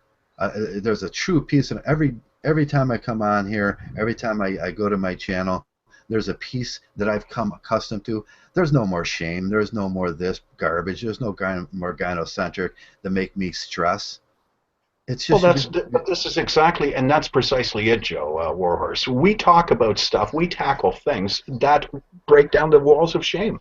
The only way you can face that is face the fucking truth head on, and that's what we do here. That's what we have been doing here, and that's what I want to keep doing here. Yeah, right? let's keep doing it. Yeah, people can only shame you if it's true. Right. You know, if it's not true, then you can't shame somebody with a lie or an accusation. Right. I mean, prove it. You know, and if you have some type of subjective idea of your own truth without having any evidence to back it up, then it doesn't matter. So I'm always willing to change my mind. If I'm wrong, I'll change my mind. Like I said, I come back early and I say I apologize. There's a need for one woman in Mgtow, not a lot of women, but we need one woman out there to take these rest of these guys. And I might be wrong on saying no, we can't have no women in Mgtow in general. No women will come to this station or this channel, but there is a need for where these simps and these pussy beggars, they need to go talk to her and stay away from me. Yeah. Yep. Good. So do we have anything else to go? I mean, we're pretty much on a roll, and we're 3 hours and 15 minutes here. Yeah, maybe are there any 4 hours? 4 yeah, hours. 4 hours. I was willing to let it go today a little longer because we did have some interesting topics. We had Steve in today, and we had Misanthrope in, and Heartburn was in, so I knew that this thing was going to go a lot longer today. Yeah, well, we discussed this, Joe. For the fall, for the autumn and winter season, that if the football game's not going on, and if I have to, I can probably carry over, on my channel, right? The part 2. So it depends on you guys in the in the chat room if there's still any outstanding questions. And my apologies for earlier on. There was a stream of questions coming, and I didn't get them all. So my apologies to the chat room on that. But I'm posing it now. Is there anything else you guys want us to look at before we go? I guess. Yeah, I missed them too. I've been back and forth. Yeah, me too. It's so hard to read, talk, listen, and we've got more than two chats today only. Yeah. So that was light, but there's no way that and even with the delay, it's kind of hard to keep up with things. Yeah. And one thing I would like to point out to a lot of the guys in the lower chat is that a lot of times we're not looking in here, guys. So it's not a sign of disrespect. It's just that we're, doing a lot of other things, and it gets confusing. So yeah. The behind the scenes things we're talking, on another station here, so we kind of, on other channels, we're doing a whole bunch of things here, and sometimes it gets. Ooh, I miss things too. I did that one day. I missed a lot of things, so you guys want to wrap this up or keep going, or? Yeah, I think we've covered quite a bit. Is there anything else from the chat room, you guys in chat? No, don't see anything. I don't see anything else coming up. Yeah, Joe. Okay, so I'm going to wrap this up, and if anybody wants to join the after chat, we'll be here for a few minutes, just chatting around and off the air. So what did we learn today? I like to do these little summations. We talked about a whole broad spectrum of things, and that was the point. That's what I said let's just talk about Mgtow stuff. Let's talk about Mgtow, and we talked about levels of Mgtows, and we learned about there are two different types of men. Men think one way, and then other men think the other way. There's a lot of guys moonwalking out of Mgtow. Don't let those guys influence you. Don't let those guys take you back out with them. There are safe spaces you can go to. My channel is space. As long as you keep it honorable and keep it about men, you're always welcome around our channels. And that's where you're going to learn the most. That's where you're going to be. You're not going to learn a lot from this pseudoscience, intellectual things, unless that's your thing and you're learning how to become a psychologist. The pseudosexual is a gateway, okay? It's a path, okay? It's a gateway. But the awakening is a totally different thing, and that's it's not so much my belief. I know so, okay? Yeah. It's explore. Go along the intellectual path. No problem. But there's going to come a time you have to move beyond that and even transcend that. Right. Yeah. You're going to have to start becoming a doer, not exactly, and that's it. Yeah. Thanks, yeah, what can I do? And Steve, I'd like to put something together in this area. As soon as we have 4 or 5 men, we can start renting a hall and having what we can just call, it doesn't have to be a Mgtow group. We can just call it men's group, where men go to talk. Let's call it the smoking room. The smoking room. The smoking lounge. Yeah, the women will never get that. That's a matter of that's a matter of $10 a piece, and we find a room where we can all meet and talk about Mgtow or MRA or even MRM subjects, and invite all the men from the area around. That's a dream, and that's easily achieved.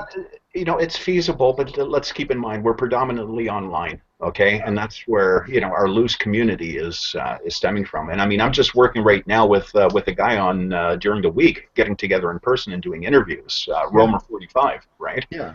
Soon there's going to be 3 of you, and then 4 of you, and then 5 of you, and then 6. Yeah.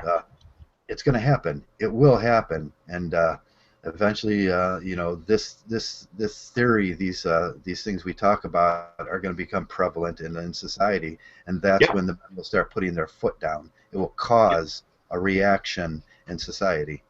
Exactly, and let's keep in mind that the majority of Mgtows are not aware, and they're the sleeping giant that's out there. I firmly believe that. Yeah, where's that next Barbarossa? Where's that next? Well, I think we're dropping seeds. Yeah, all of us, even in our daily lives in real life. I know I do. Oh, I know I do. I drop the seeds everywhere. I'm always ready to take an audio recording, if I get the chance. And, I think a lot more Mgtows are doing that also. Whether they know it or not, the talk after a while becomes second nature. Yeah. And if it comes up, they bring it up, and it puts another little seed into another man's head. Yeah. And it's going to take a long time, but hey, it'll grow. It's a good thing. It's all good. It's all good. I had an event in my life this week where one of the men, he likes turd flinging monkey more than he likes me, and that's okay. It's not a narcissistic thing. My message didn't get through, but he watched a turd flinging monkey video, and now the message is getting through. That's great, because there's going to be all kinds of us out there, and it doesn't have to be narcissistic and about my message is the greatest message. No, all you got to do is touch that one guy, and then hey, you sound sort of like TFM, or you sound sort of like Dark Knight, or you sound so. Why don't you go listen to him? And that's what might inspire him to become a real Mgtow. Yeah. And you can put your ego aside for a minute. And I've had a real light event in my life. I just sent a message to TFM about thanking him that he touched that guy. He reached out. His theory, his way of doing things, made an impact in my life, where there's a new Mgtow now. Yeah.